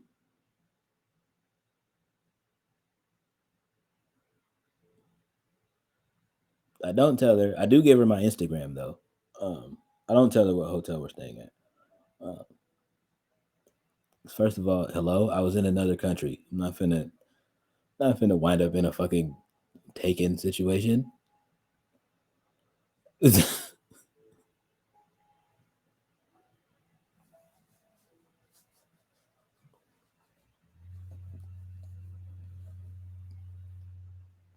Wake up in the middle of the night to go pee. It's fucking like four niggas in all black in my fucking room. Yeah, nah, I'm cool, buddy.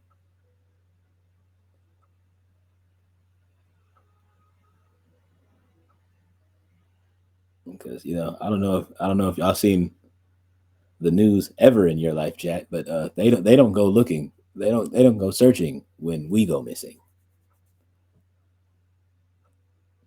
If I would have been a different color, it probably would have made national news if I went missing. But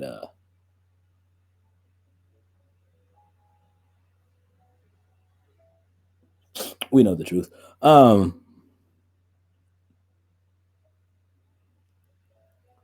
so yeah, I don't tell her or whatever. Come to find out, she finds out what festival that I'm gonna be performing at there in Paris. She goes, brings her mom, her aunt, both of her best friends that I met from the previous night, and two of her best friends' younger sisters. I was like, "Ah, oh, cool. That's love. They came to support. That's interesting." Um,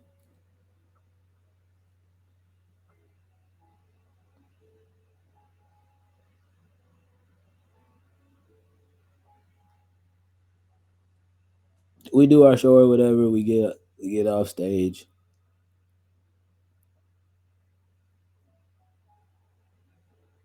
take a picture with all of them. The girl's mom,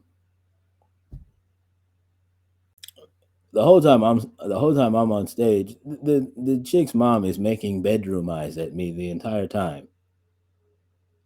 Uh, Not anything new. That's expected. That's expected to happen when you have an experience of seeing me perform live, ladies.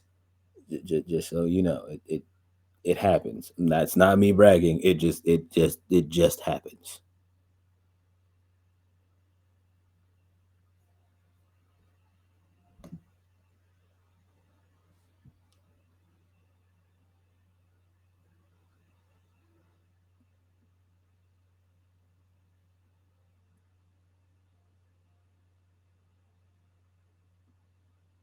What you want me to fuck around and pull a fucking, I don't know. For me to be a fucking weirdo and be like singing all these kind of songs and be like, but don't look at me though. Like, nah.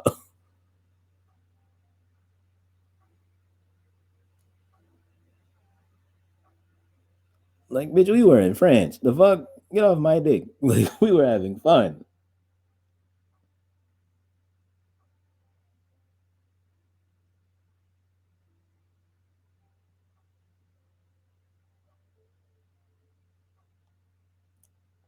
So the young lady's mother is making bedroom eyes at me the whole time on stage. I can't really focus on that because of the fact that I'm putting on an entire show. Brawlers, braziers are flying on stage.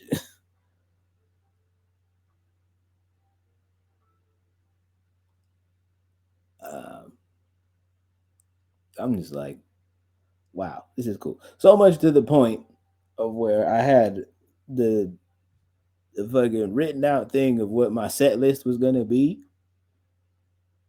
on a piece of paper that we had like taped down under the monitor on stage. It was so many braziers that flew up on the stage. I had to do one of these numbers, had to do one of those numbers with my foot to sweep the mound of bras off of the set list paper so I could remember what song was coming up next.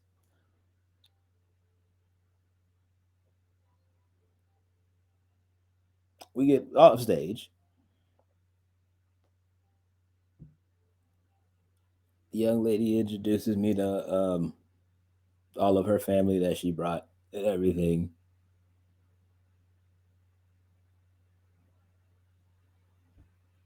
And she introduces me to her mother last. And her mother the whole time is just looking at me like, if you just say the word right now, I will risk it all. Like she just looking at me like, look, my English is dog shit, but I will learn English. And I will do strange things to you if you let me. Gulp. I was like, hello. Um, hey, nice to meet you.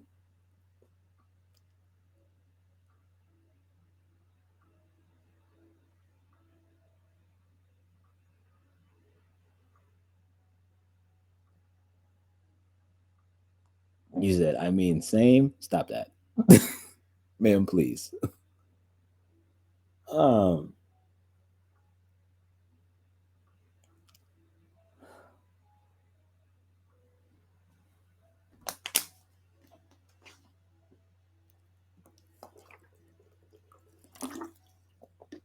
Gulp.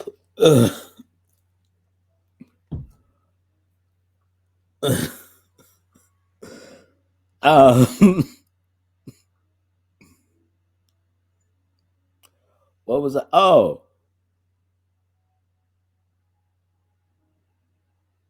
so yeah, met him, took all the pictures and everything. Um, and yeah, that experience was what it was.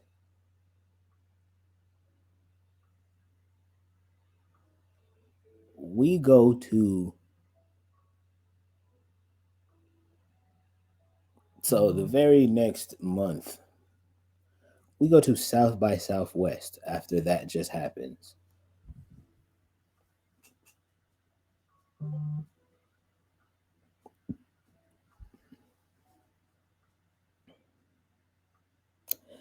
To this chat, to this day, chat, I don't know who this young lady knew at the hotel. I don't know how she figured out what room I was staying in. All I know is we get to Austin, Texas. Because for those y'all don't know, that's where South by Southwest is. The South by Southwest festival is held in Austin. Um, all I know is we get to Austin, Texas. We check into our hotel. I go upstairs.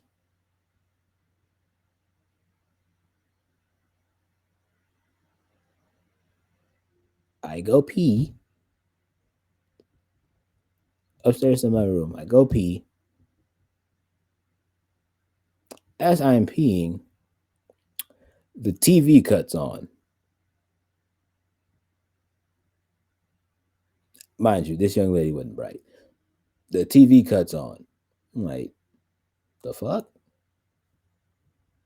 Like, I'm sitting, peeing, scrolling on my phone or whatever. TV cuts on. I'm like, what the hell? I'm like, I'm supposed to be the only motherfucker in this room. Did somebody give me the wrong room key?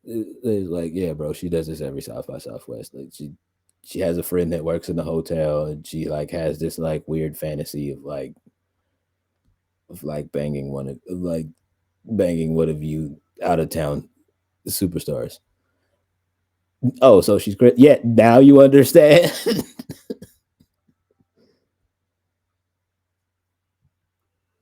They're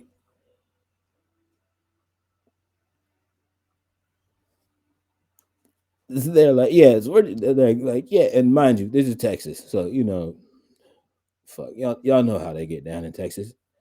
If you're not, this is exactly a reenactment of how it went down. And like, yeah, she does this every South by Southwest. We're just gonna take her down to the station, and we're gonna give her mother another ring, and her mother will come pick her up, and it'll probably be a thing, and like, you know what I mean. And then one of you guys are gonna call us next year, and she's gonna do it again. Like, I was like, why are you not keeping like in my head, because I didn't ask them that out loud. Because mind you, uh, uh, the police officers did not look like me. What I will say. Um, I mean, it's Texas, so I didn't expect anything less. Respectfully, with love, but I was like, oh well, Texas, not surprised. Um,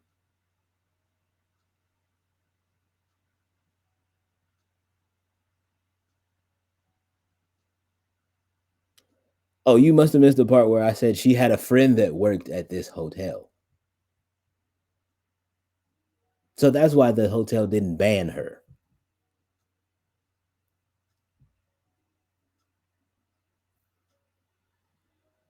Yeah. Right. So she had a friend who was on managerial staff at this hotel. So every single time this has happened, and the police ask if you're going to press charges, um,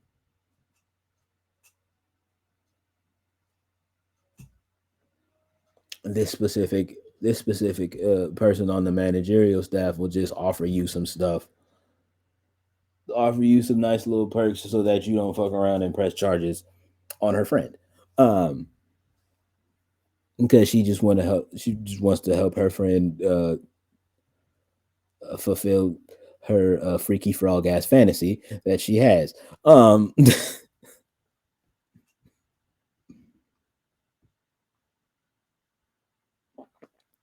so mind you, after they remove her, the way I tell you, I double check, triple check, quadruple check my goddamn bags because I was like, if this bitch touched or left anything in my bag that I did not come to Texas with, oh, it's up for this hotel. It's up. Big up.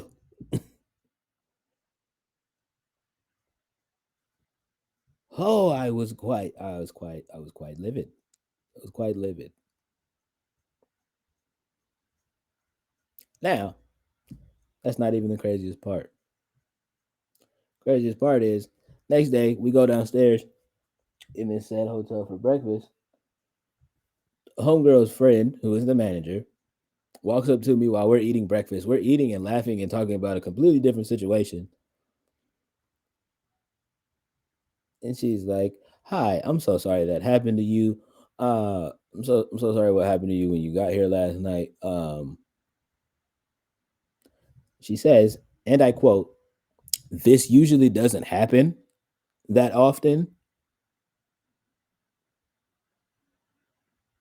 but if there's anything I can do to make it better, you personally give me a call."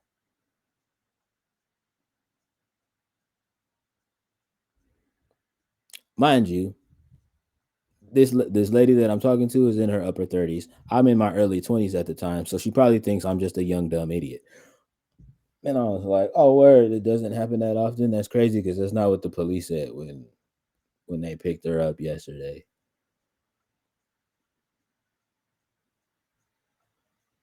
The way I tell you, this girl's face almost goes pale when I say that.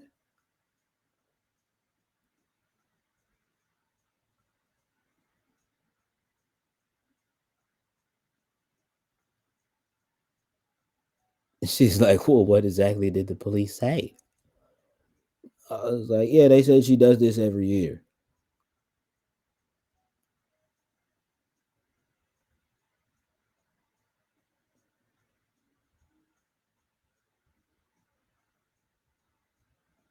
And it's like, "Well, what did she tell you when you told her the police were on the way?"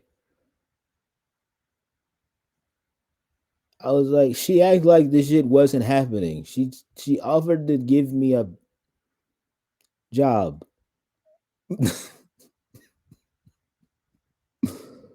um,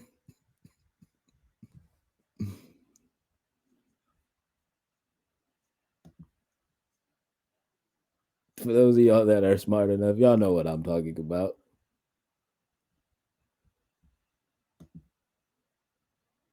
Y'all know that Juicy J song.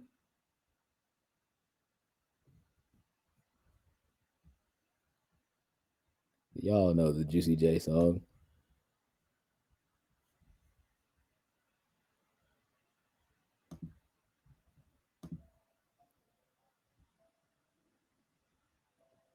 A taste of the American dream. Um,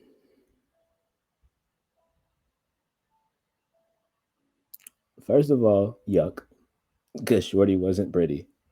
Um, I probably should have mentioned that at the top of this story. Um, Shorty was not cute. Um, A. B. You can tell that she's probably had a lot of taste of the American dream, if you know what I mean. Um,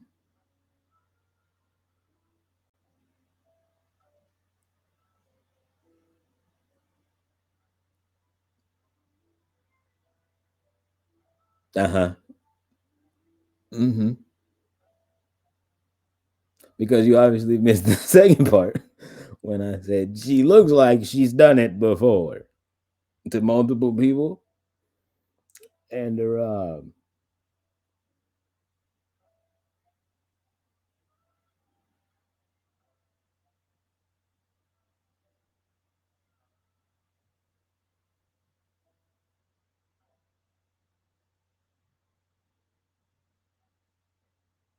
she twas built like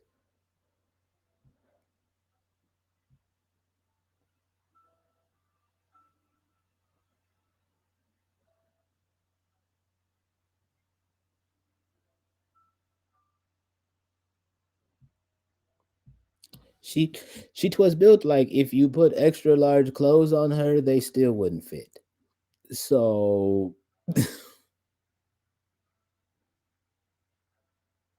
and not in the way that you're thinking.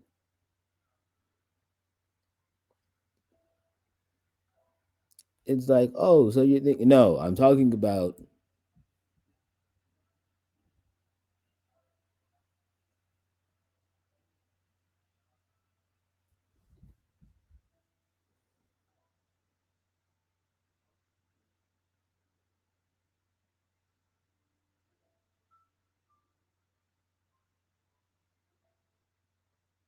she clearly did a certain she clearly did substances.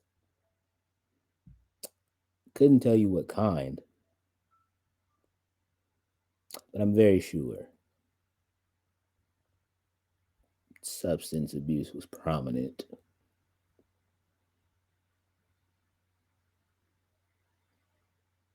That was just the first year we went to South by Southwest. The second year we go back to South by Southwest. We don't stay in that same hotel, first of all, because it's just like, lady, you were in on it, and like you just sat there and like tried to play me like we were dumb. You're not gonna play in my face.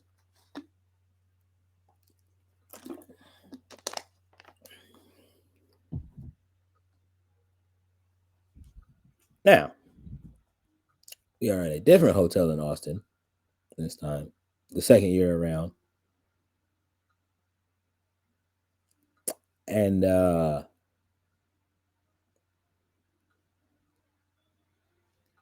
it was one night after one of our showcases. Um,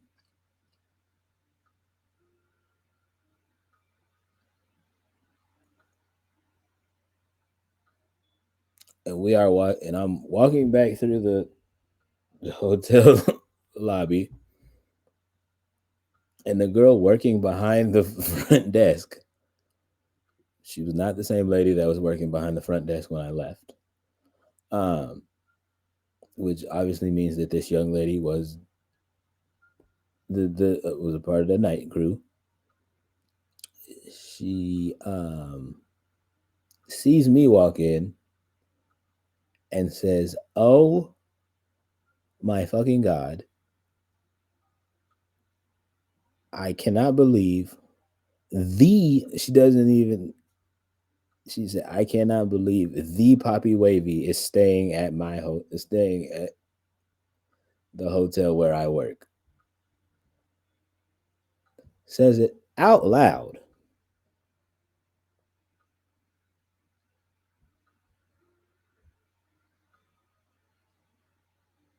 To which now that raises the antennas of two young ladies who are over in the bar area, and now they have a scent. Now they smell blood.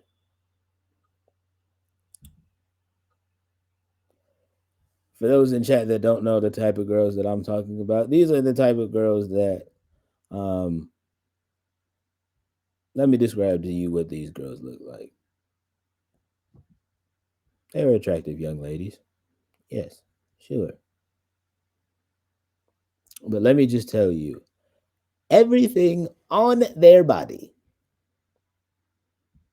was from a designer brand that I am very convinced doesn't sell anything under $100.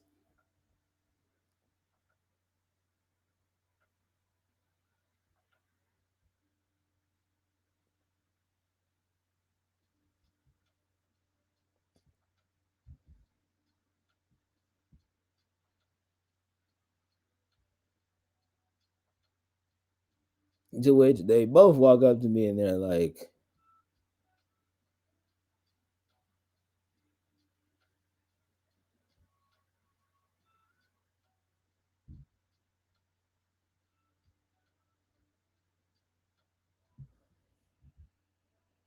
"You and granimals."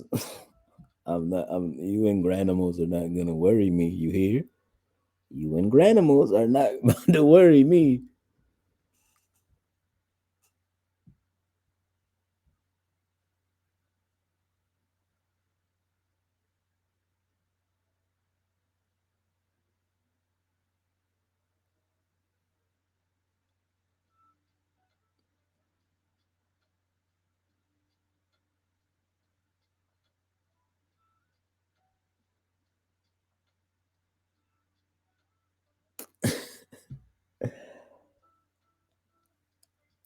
um yeah, so these individuals now walk up to me and I can tell that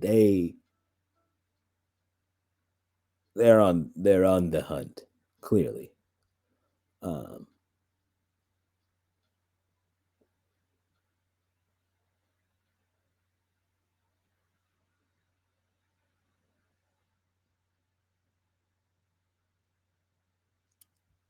into which one of them, not one, uh both of them were like, "Hi," and I was like, uh "Hello, and where did you come from?" um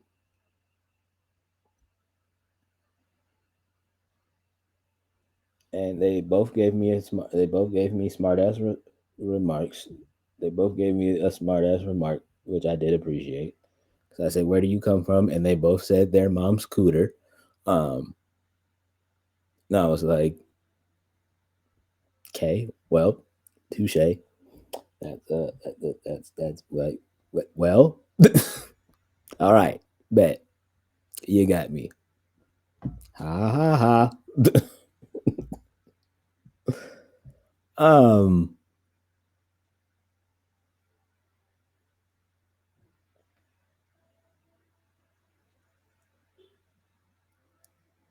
and so then the one who is obviously the leader is like, so why do they call you Papi Wavy? And I'm like, you know what I mean? Because I call myself the father of the new wave, uh, in the new era. I was like, and I am also from California, so it's a lot of it's like, and I'm also from California, and I'm also from a part of California where there is a shit ton of Hispanic culture. Um, well, not even just Hispanic. I was like, there's a shit ton of Latin culture. Um,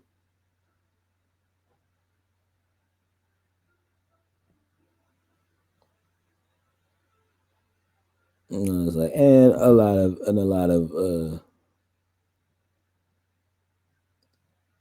of Latin ladies that have called me Poppy before.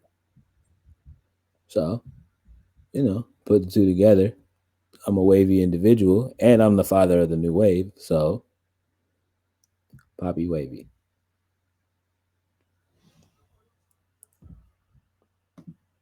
To which again, the obvious leader of the group was like, "Hmm, I like that."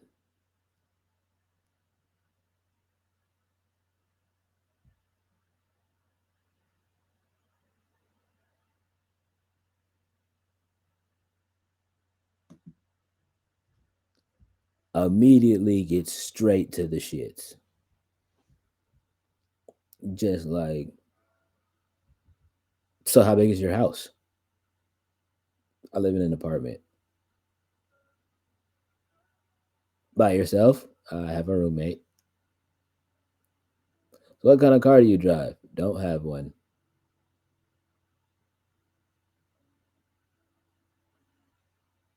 So how much do you make a year? Ma'am, are you an accountant?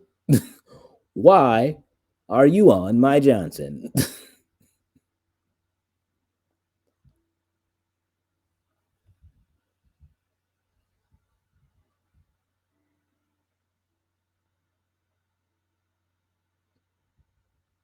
To which they both respond, oh no, we're in finance. Now, for the sake of those that might not understand, they didn't actually say finance. I'm saying finance for the sake of YouTube purposes. Um,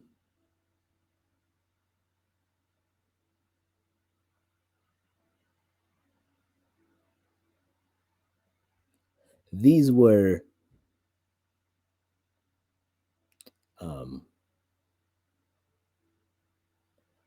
working girls, if you will.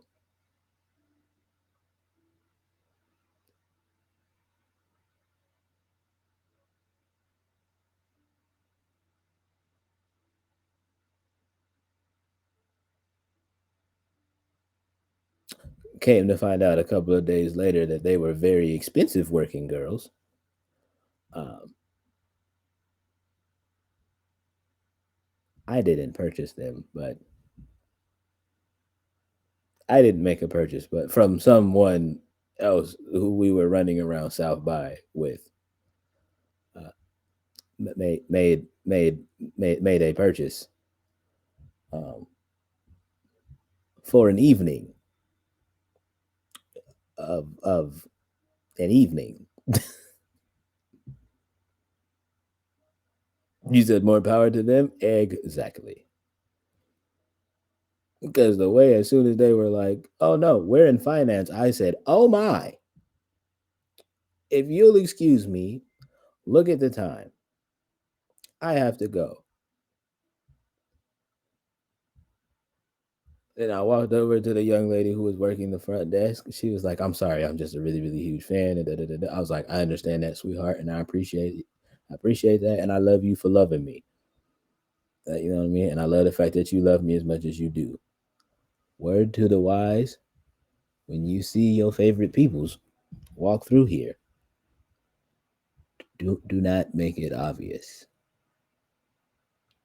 Don't blow the spot up.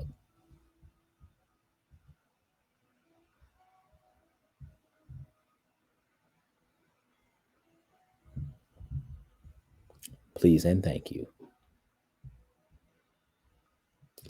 Also, could I get an extra pillow sent up to my room? She says yes. I'm thinking she's gonna relay the message to uh, room service or housekeeping rather, to have them bring it up.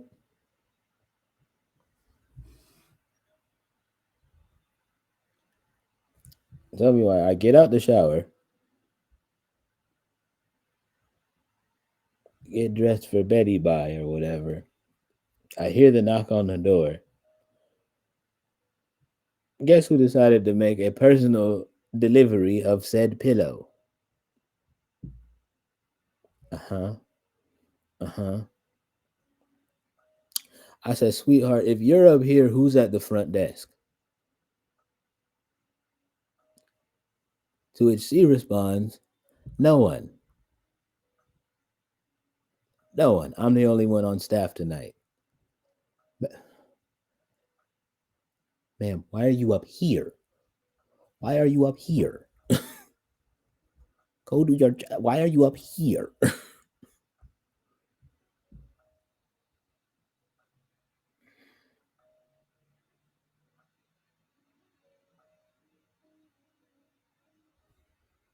To which Shorty responds and says, I told you I love you so much. I, to which I immediately yank the pillow from her and slam the door in her face. And lock the door and also put a chair in front of said door.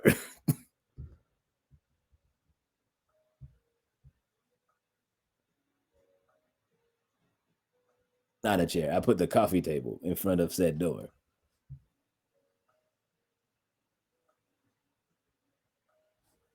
You said not today, Satan. Exactly. As soon as she said that, she's like, I told you I love you so much. I was like, thank you.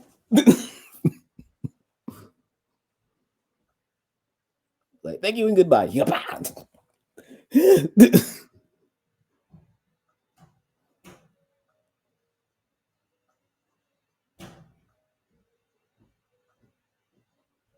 In which I also checked the pillowcase thoroughly. The pillow and the pillowcase and the inside of the pillow thoroughly. Because I'll be damned.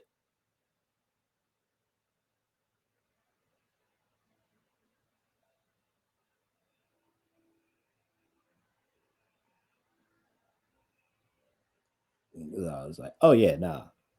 You got me fucked up, ma'am.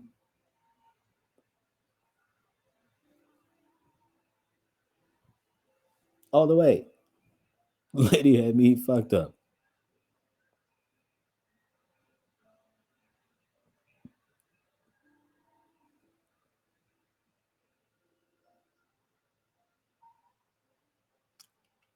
And then we're checking out or whatever the next day. And she's like, so when's the next time you're going to be in Austin? I was like, I don't know. I'm not sure. I quite thoroughly have no clue. I had an absolute clue. I absolutely had a clue. We were coming back for the Austin State Fair in like a couple of months. But I didn't want to tell this young lady that.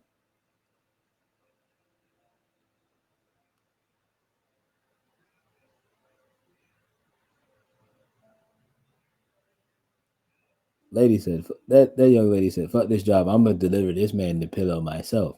Like they don't have people on staff who do that. Ma'am, please.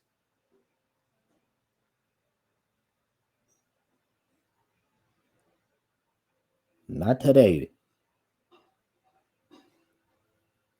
I was like, I don't know the way tour is shaking out and stuff like that.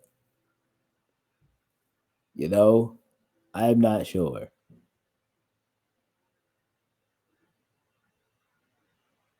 And then my bass player is walking by and hears me say that, and he's like, "Aren't we?" And I'm like, "I should." No,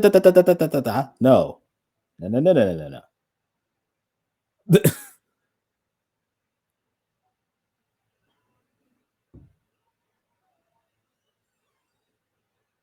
And then again, my guitar player comes by and he's like, "No, but we're." I was like, "Okay, time to go. Bye." And then we're in the car on the way to the airport, and I explained everything to them, and they were like, "Oh shit." They were like, "Oh shit, we feel like oh shit, we feel kind of bad." It's like, kind of. You feel, kind of. That's crazy. Like that's quite literally crazy. Like you literally could have got me murdered. Like like I quite literally could have been a murder victim. But y'all niggas don't care. You know what I mean? I was like, I quite literally like you quite literally like you niggas gonna Ozzy, what's going on with you, my boy?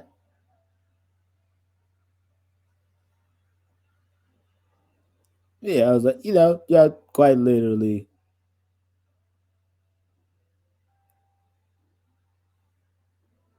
appreciate you for tapping in, my guy. But yeah, quite literally, I was like, oh yeah, I could have instantly became a murder victim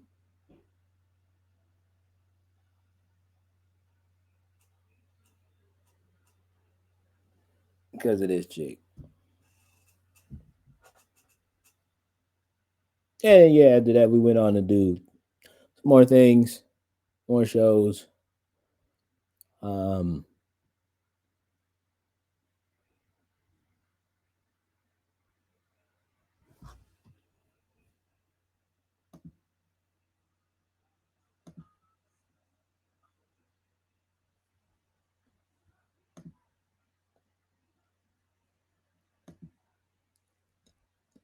but through all of that, it's this one record that I dropped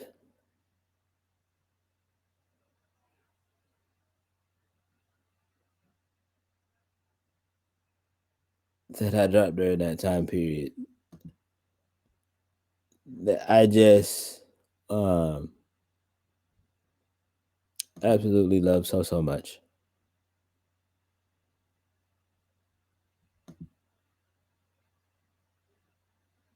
And to this day, I still perform this record. Um,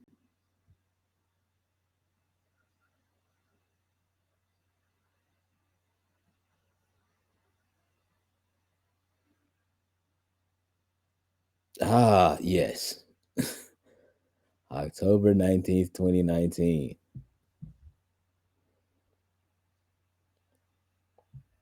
We were in the middle of a tour, opening up for uh this guy, talented individual. You guys now know him. You being the masses now know him as the guy whose name you guys still can't pronounce um correctly. Um,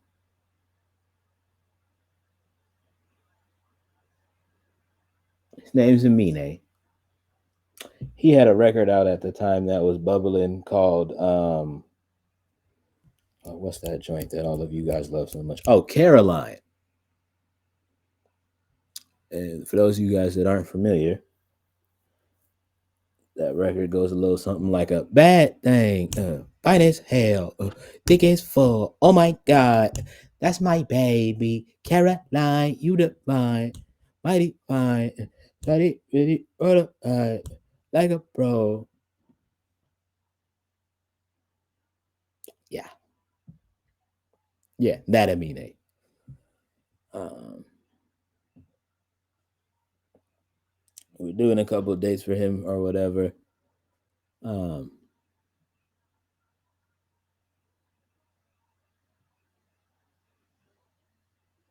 and mind you, the way scheduling was set up on this tour, it was just a lot of the times where like we never really got to see each other on tour to particularly this one night. I got to meet him like a couple of minutes before I ran on stage, before I had to run on stage. I was like, "Hey, bro, I'm about to get ready to get on stage right now. I just wanted to say it's nice to meet you. I'm a pretty big fan of you. I think you're a cool dude." Dip off, run to the stage. Now, the song that catches Amine's attention is a little ditty like this. Damn, damn.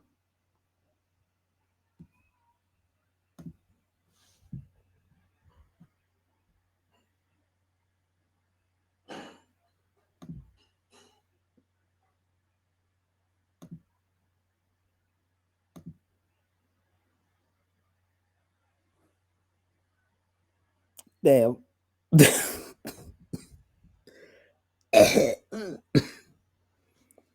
We're just gonna act like that didn't happen. Oh, brother.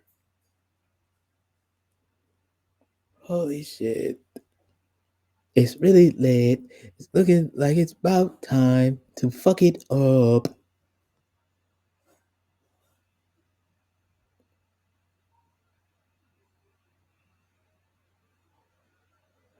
Don't wanna hear about the horoscope or what your future holds. Shut up and let's get gory. Like a Tarantino movie.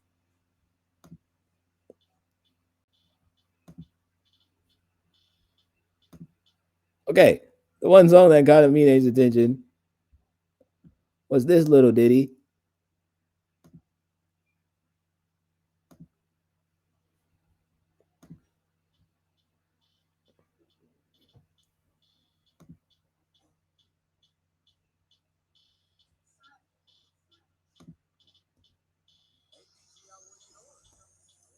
Can we have this perfect night?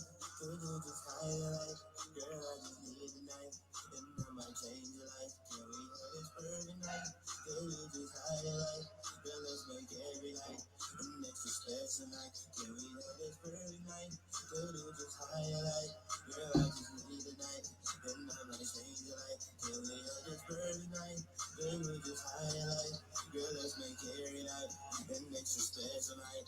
Let's make tonight feel better than other ones. Make tonight like the charge. Give you all number ones. Girl, every kiss sweet. Skittles and honey buns. I've had a couple girls, but you're my favorite one. It's a private meeting in my bedroom. Can't tell nobody else what I'm about to do. Girl, you got me reeling. I need all of you. I'm gonna need Vicodin after tonight's through. Oh, you know how the night should go. Baby girl, you a pro. Hold on tight, can't let go. Oh, you know how the night should go. Baby girl, you a pro. Hold on tight, can't let go. Can we have this perfect night? Could you just highlight? Girl, So yeah, Amine heard that. That was like the second to last joint that I did during my set, and I didn't know, I didn't realize Amine was back, was that close to the stage and had heard what was going on. To which I get off stage, and I know Amine doesn't remember this. 'Cause, I mean, literally the amount of success he's had since then. Um, that joint dropped October 19th. I dropped that joint October 19th. I performed that joint. This was before that because Caroline hadn't blown up yet. Um,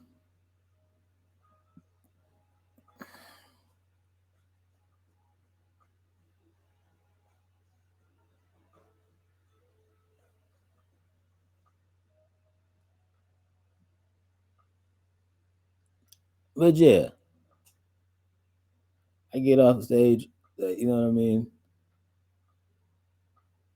The people are trying to rush me off the stage or whatever. To try to like give them like ample time to like set up the stuff that they needed. Um, for Amine set, and Amine was like, "Hold on, let me holler at him real quick." I'm like, "What's up, bro?" And he's like, and I promise you, chat, I kid you not, this was like the coolest shit ever, and I'll never forget this shit as long as I live. Like I said, bro probably don't remember this shit, but bro pulls me to the side and he's like, "Hey, bro, you could have told me that you was gonna fuck the stage up, but you know what I mean, before I got up there." And I was like, "Huh?" I was like, "Huh? What do you mean?" He said, "You said you were about to get on stage. You didn't say you were about to fucking tear a hole in the venue." I was like, "Oh, haha, you know."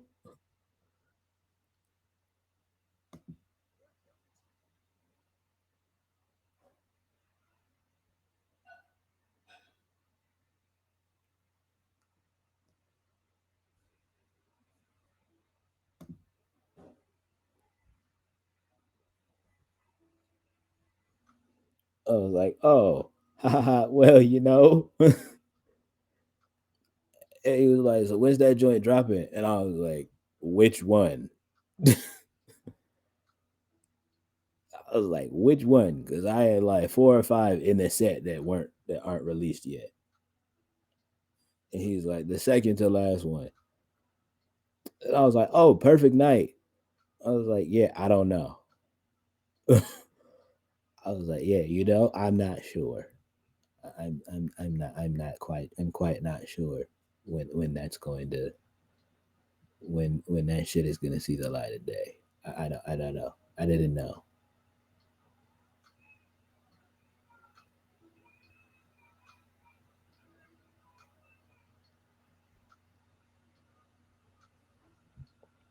He's like, "Well, shit, I fought with that one a lot." And I was like, "Oh, gee, thanks." Um, Kay. I was like, "Kay, well, I know you gotta go do the thing, and I don't need these people yelling at me no goddamn more because I'm about to cuss somebody out. If they yell at me again, so I'm gonna go. 'Twas a pleasure, and hopefully we see each other again, man." Mind you, guys, I said that. Not even a month later, Caroline fucking explodes.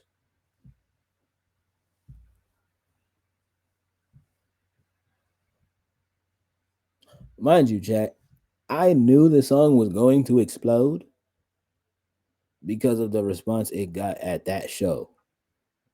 Then I was like, "Oh yeah, that's a hit." That wasn't the only way that I knew. It just like the song itself was already like jamming,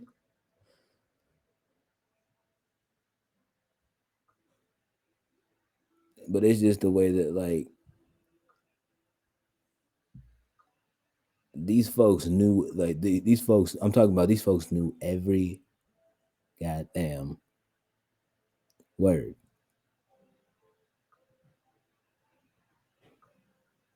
Kind of like that same experience that I had when "Make You Mine" dropped.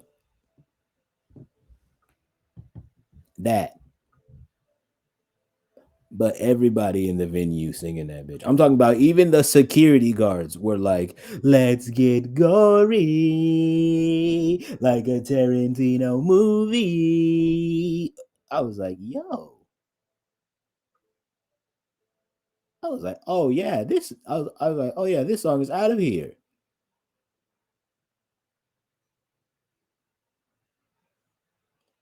He said, "I bet that was a great feel."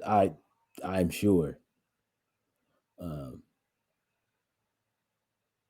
oh, you're talking about the part of him saying you could have told me I was gonna fuck the stage up. I mean, yeah, that was a really cool feeling because I just didn't like.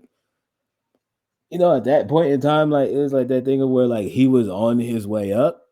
Like, you know what I mean? Like he was on his way up. So like it's that thing of where just like for me, it's just like this nigga probably don't even give a fuck about the fact that like it's just some nigga. It's like it's just some nigga. Like to me, what I thought at the time, I was like, I'm probably just some nigga that his team suggested to have open up for him on these random amount of dates. And he was like not, and he wasn't thinking about like he wasn't probably like thinking like nothing of it. But yeah, to hear that was really like was super duper cool.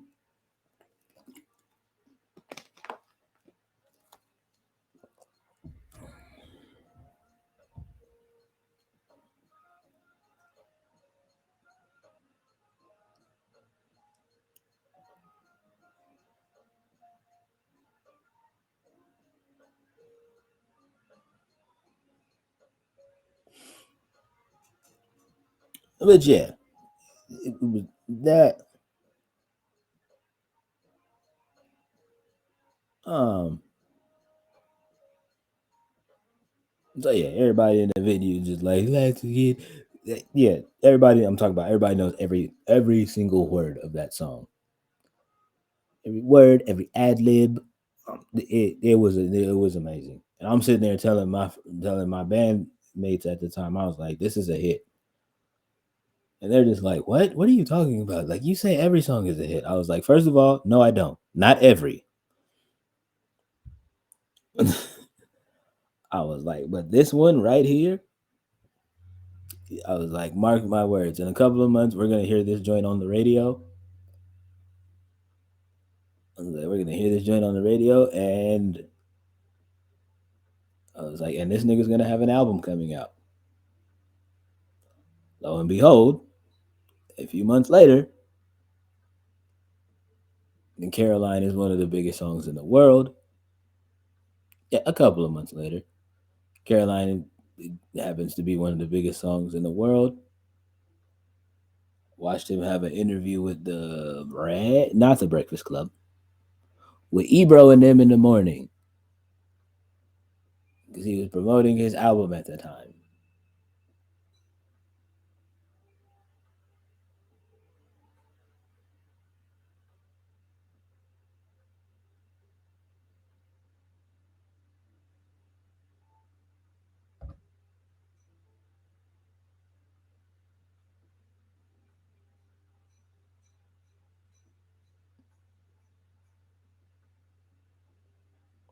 To which then one of my friends was like, not one of my friends, my DJ in the band was like,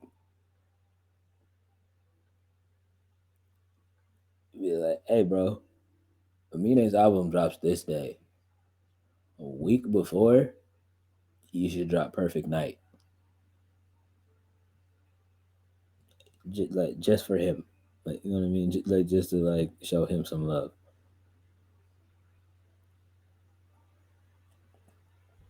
And so that's what we did.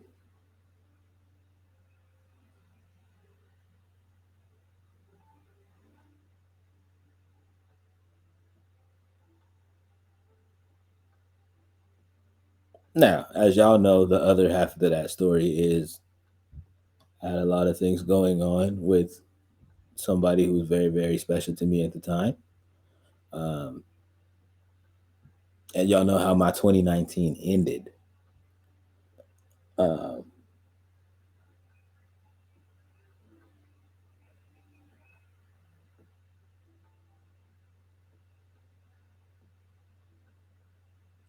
which because of that is what really led to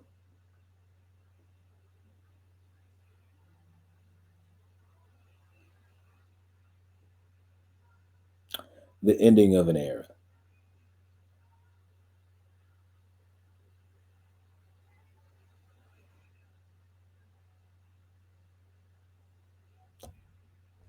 That's the story of the Papi Wavy era, yes? Um, Now I finally told that story, and now the community knows about it. Um, It was a good story. I'm glad you enjoyed it. You had a good old laugh at a lot of parts of that story, uh, which makes me happy because that's a you know what I mean. Like that shit really happened, and like at the time, it probably was like some shit where like it wasn't like nothing to laugh about. But some of that shit now, I think about like what has happened with some of that stuff, and I'm just like, oh no, some of that shit is hilarious now. Like especially like the chick introducing me to her mom, and then her mom like basically without saying words being like, I'm going to fuck you. Like at the time I was quite horrified, but now it's just like that shit is hilarious.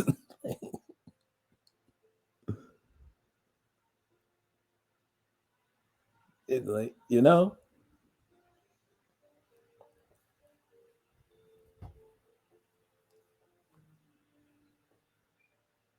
and again, for those of y'all asking, would I ever, not y'all in chat, but for those that were around during that part of my musical journey, asking about would I ever go back to the name Papi Wavy, um, respectfully, no.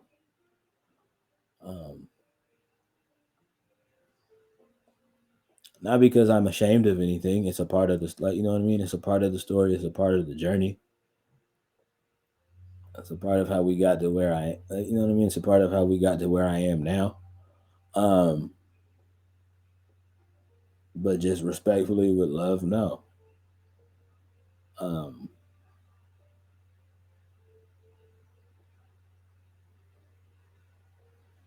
One, because I don't know if y'all know how branding works, but yeah, no.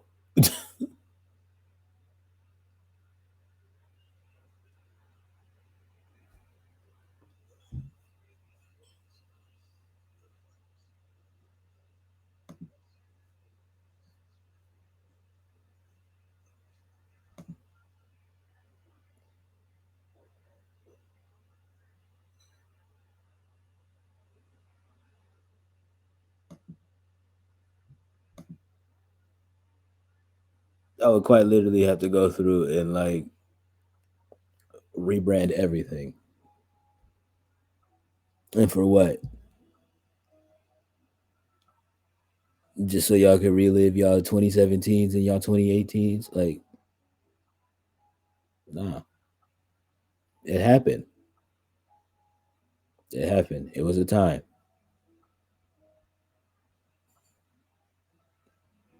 And during that time, we owned all three of those summers here in the city. And I dare one of you niggas to try and disagree. Go back and do your homework during that time and see who really had the, like, you know what I mean? And see who really had the summer on lock from 17 to 19. 3 straight years of greatness. 3 straight years of a really good time,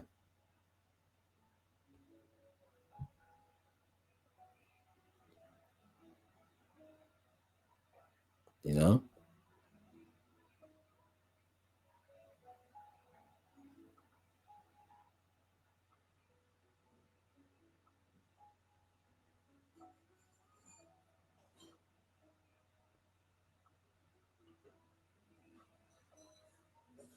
But Papi Wavy walked and died so that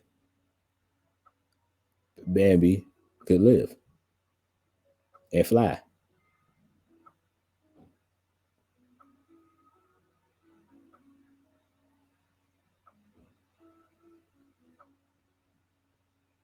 And again, everybody in the Twitch community that be saying that shit wrong, I love y'all, but it's not BVMB1. It's Bambi. I spell it like that because you know,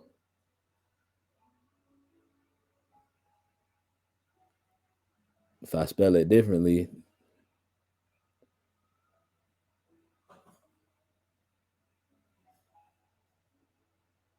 the Mickey Mouse folk can't come get me.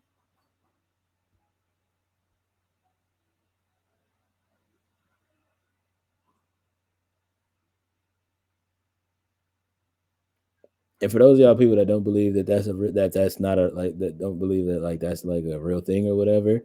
Case in point, one of my favorite artists, Snow the Product, right?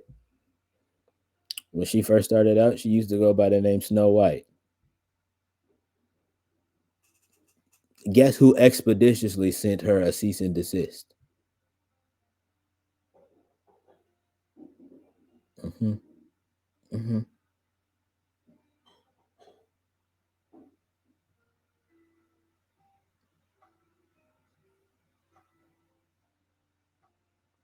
You really think I'm sitting here playing with them folks? That boy Mickey Mouse do not play about about his intellectual property.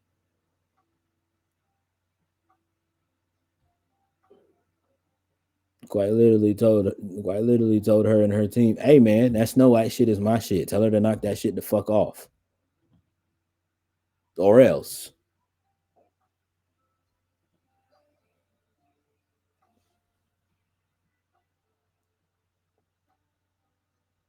So yeah, I spell it that way so that them folks can't be like, "Hey man, he's using our shit." Technically, no, I'm not. Spelled different. I spelled it different, so you can't say I'm using your stuff.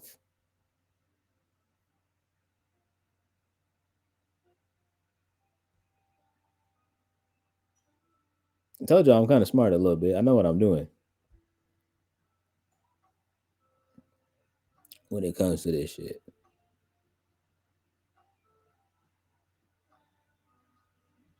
And plus, regardless of what it is that y'all think, Bambi more so fits my personality now. And it's that thing of where, like, again, I get it.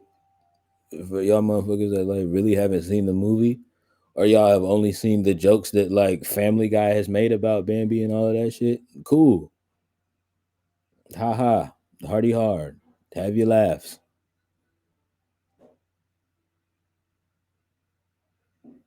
But I tell you who not fucking with this. But I tell you who not fucking with this Bambi when he hit on that stage or when that music come out. Guess who laughing now? Aha. Hee hee. Ha ha ha ha ha ha ha.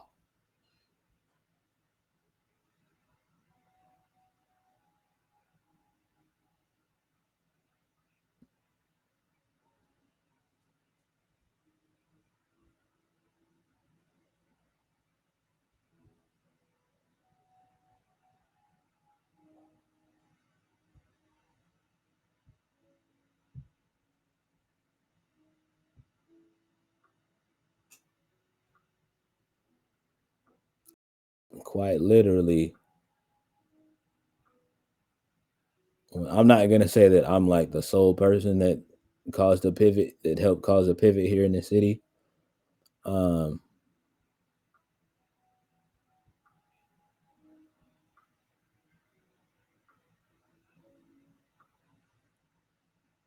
but I was a key contributor.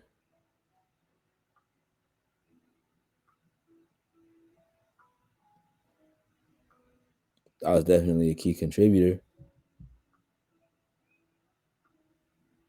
And so it's that thing of like where now I've actually found my place.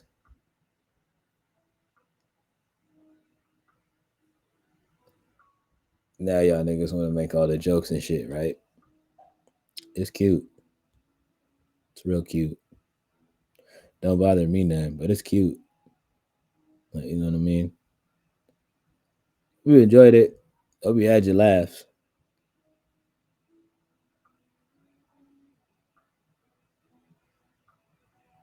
Because this is how real artistry works.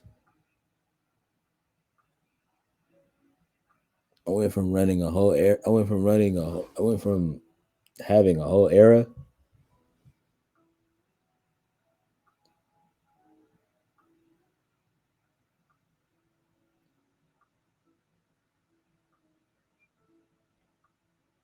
to now being one of the most respected voices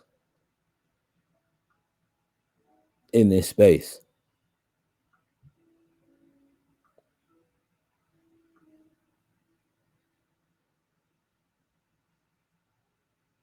If you enjoyed that, you enjoyed everything that we had go on tonight, YouTube, be sure to leave a like, subscribe if you're new, drop a comment if you're feeling spicy.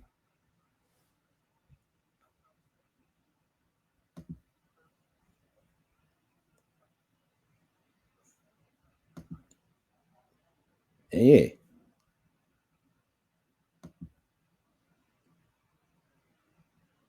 definitely hit the subscribe. Then see what else we have going on in the Cozy Clubhouse on the Cozy Clubhouse TV channel.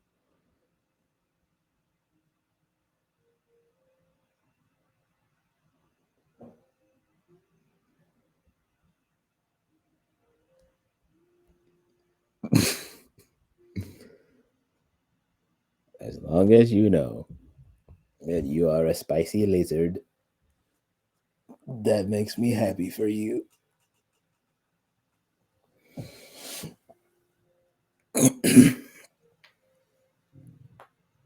Chat.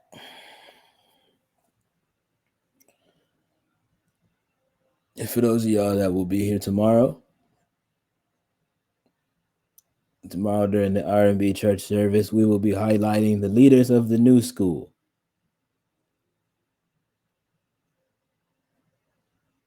Now, what do I mean by leaders of the new school?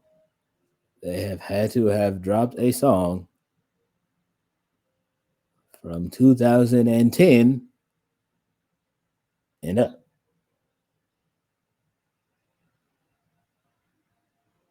Okay?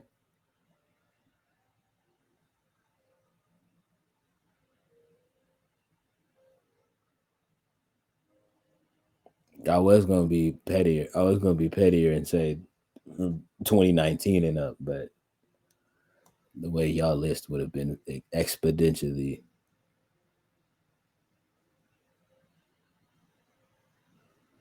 Is that gonna make you actually do research? Yes, quite literally. You lucky I didn't say 2019 and up because you wouldn't have been screwed. But the way you would have really had to have dug through your Rolodex. Mm-hmm. Mm-hmm. You would have been out. you know.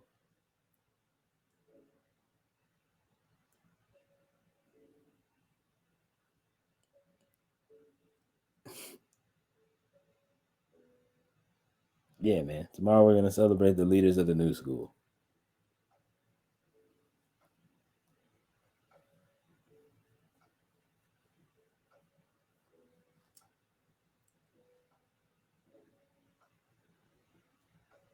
If you want to come be a part of the live conversation as well, YouTube, twitch.tv/BVMB1 underscore 47.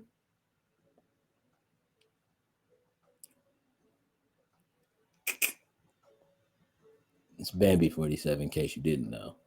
But that's how you spell it.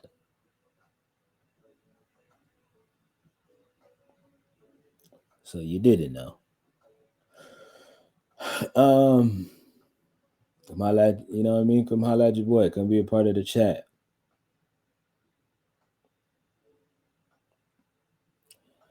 All right, chat.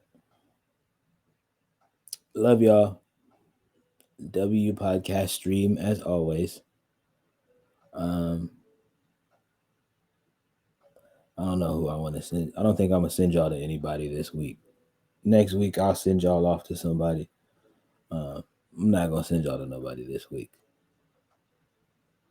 Just because quite literally I have to pee and then I'm gonna eat. You didn't need to know that, but you know that now. So you know, do with that information what you will. Um,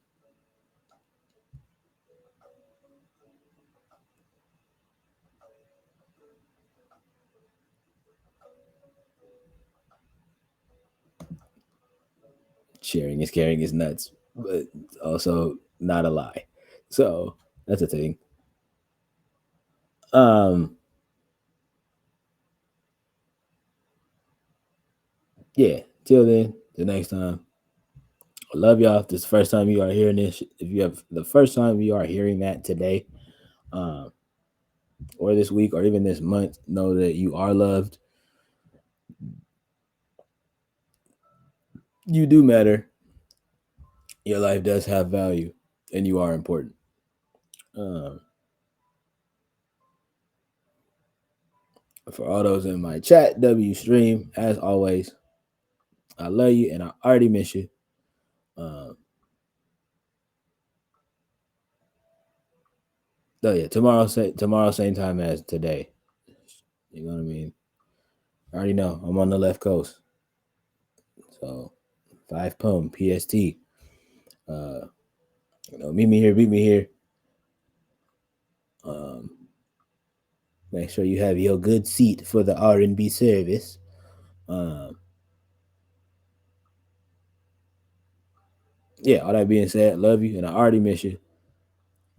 Go ahead and take that with you. I like y'all.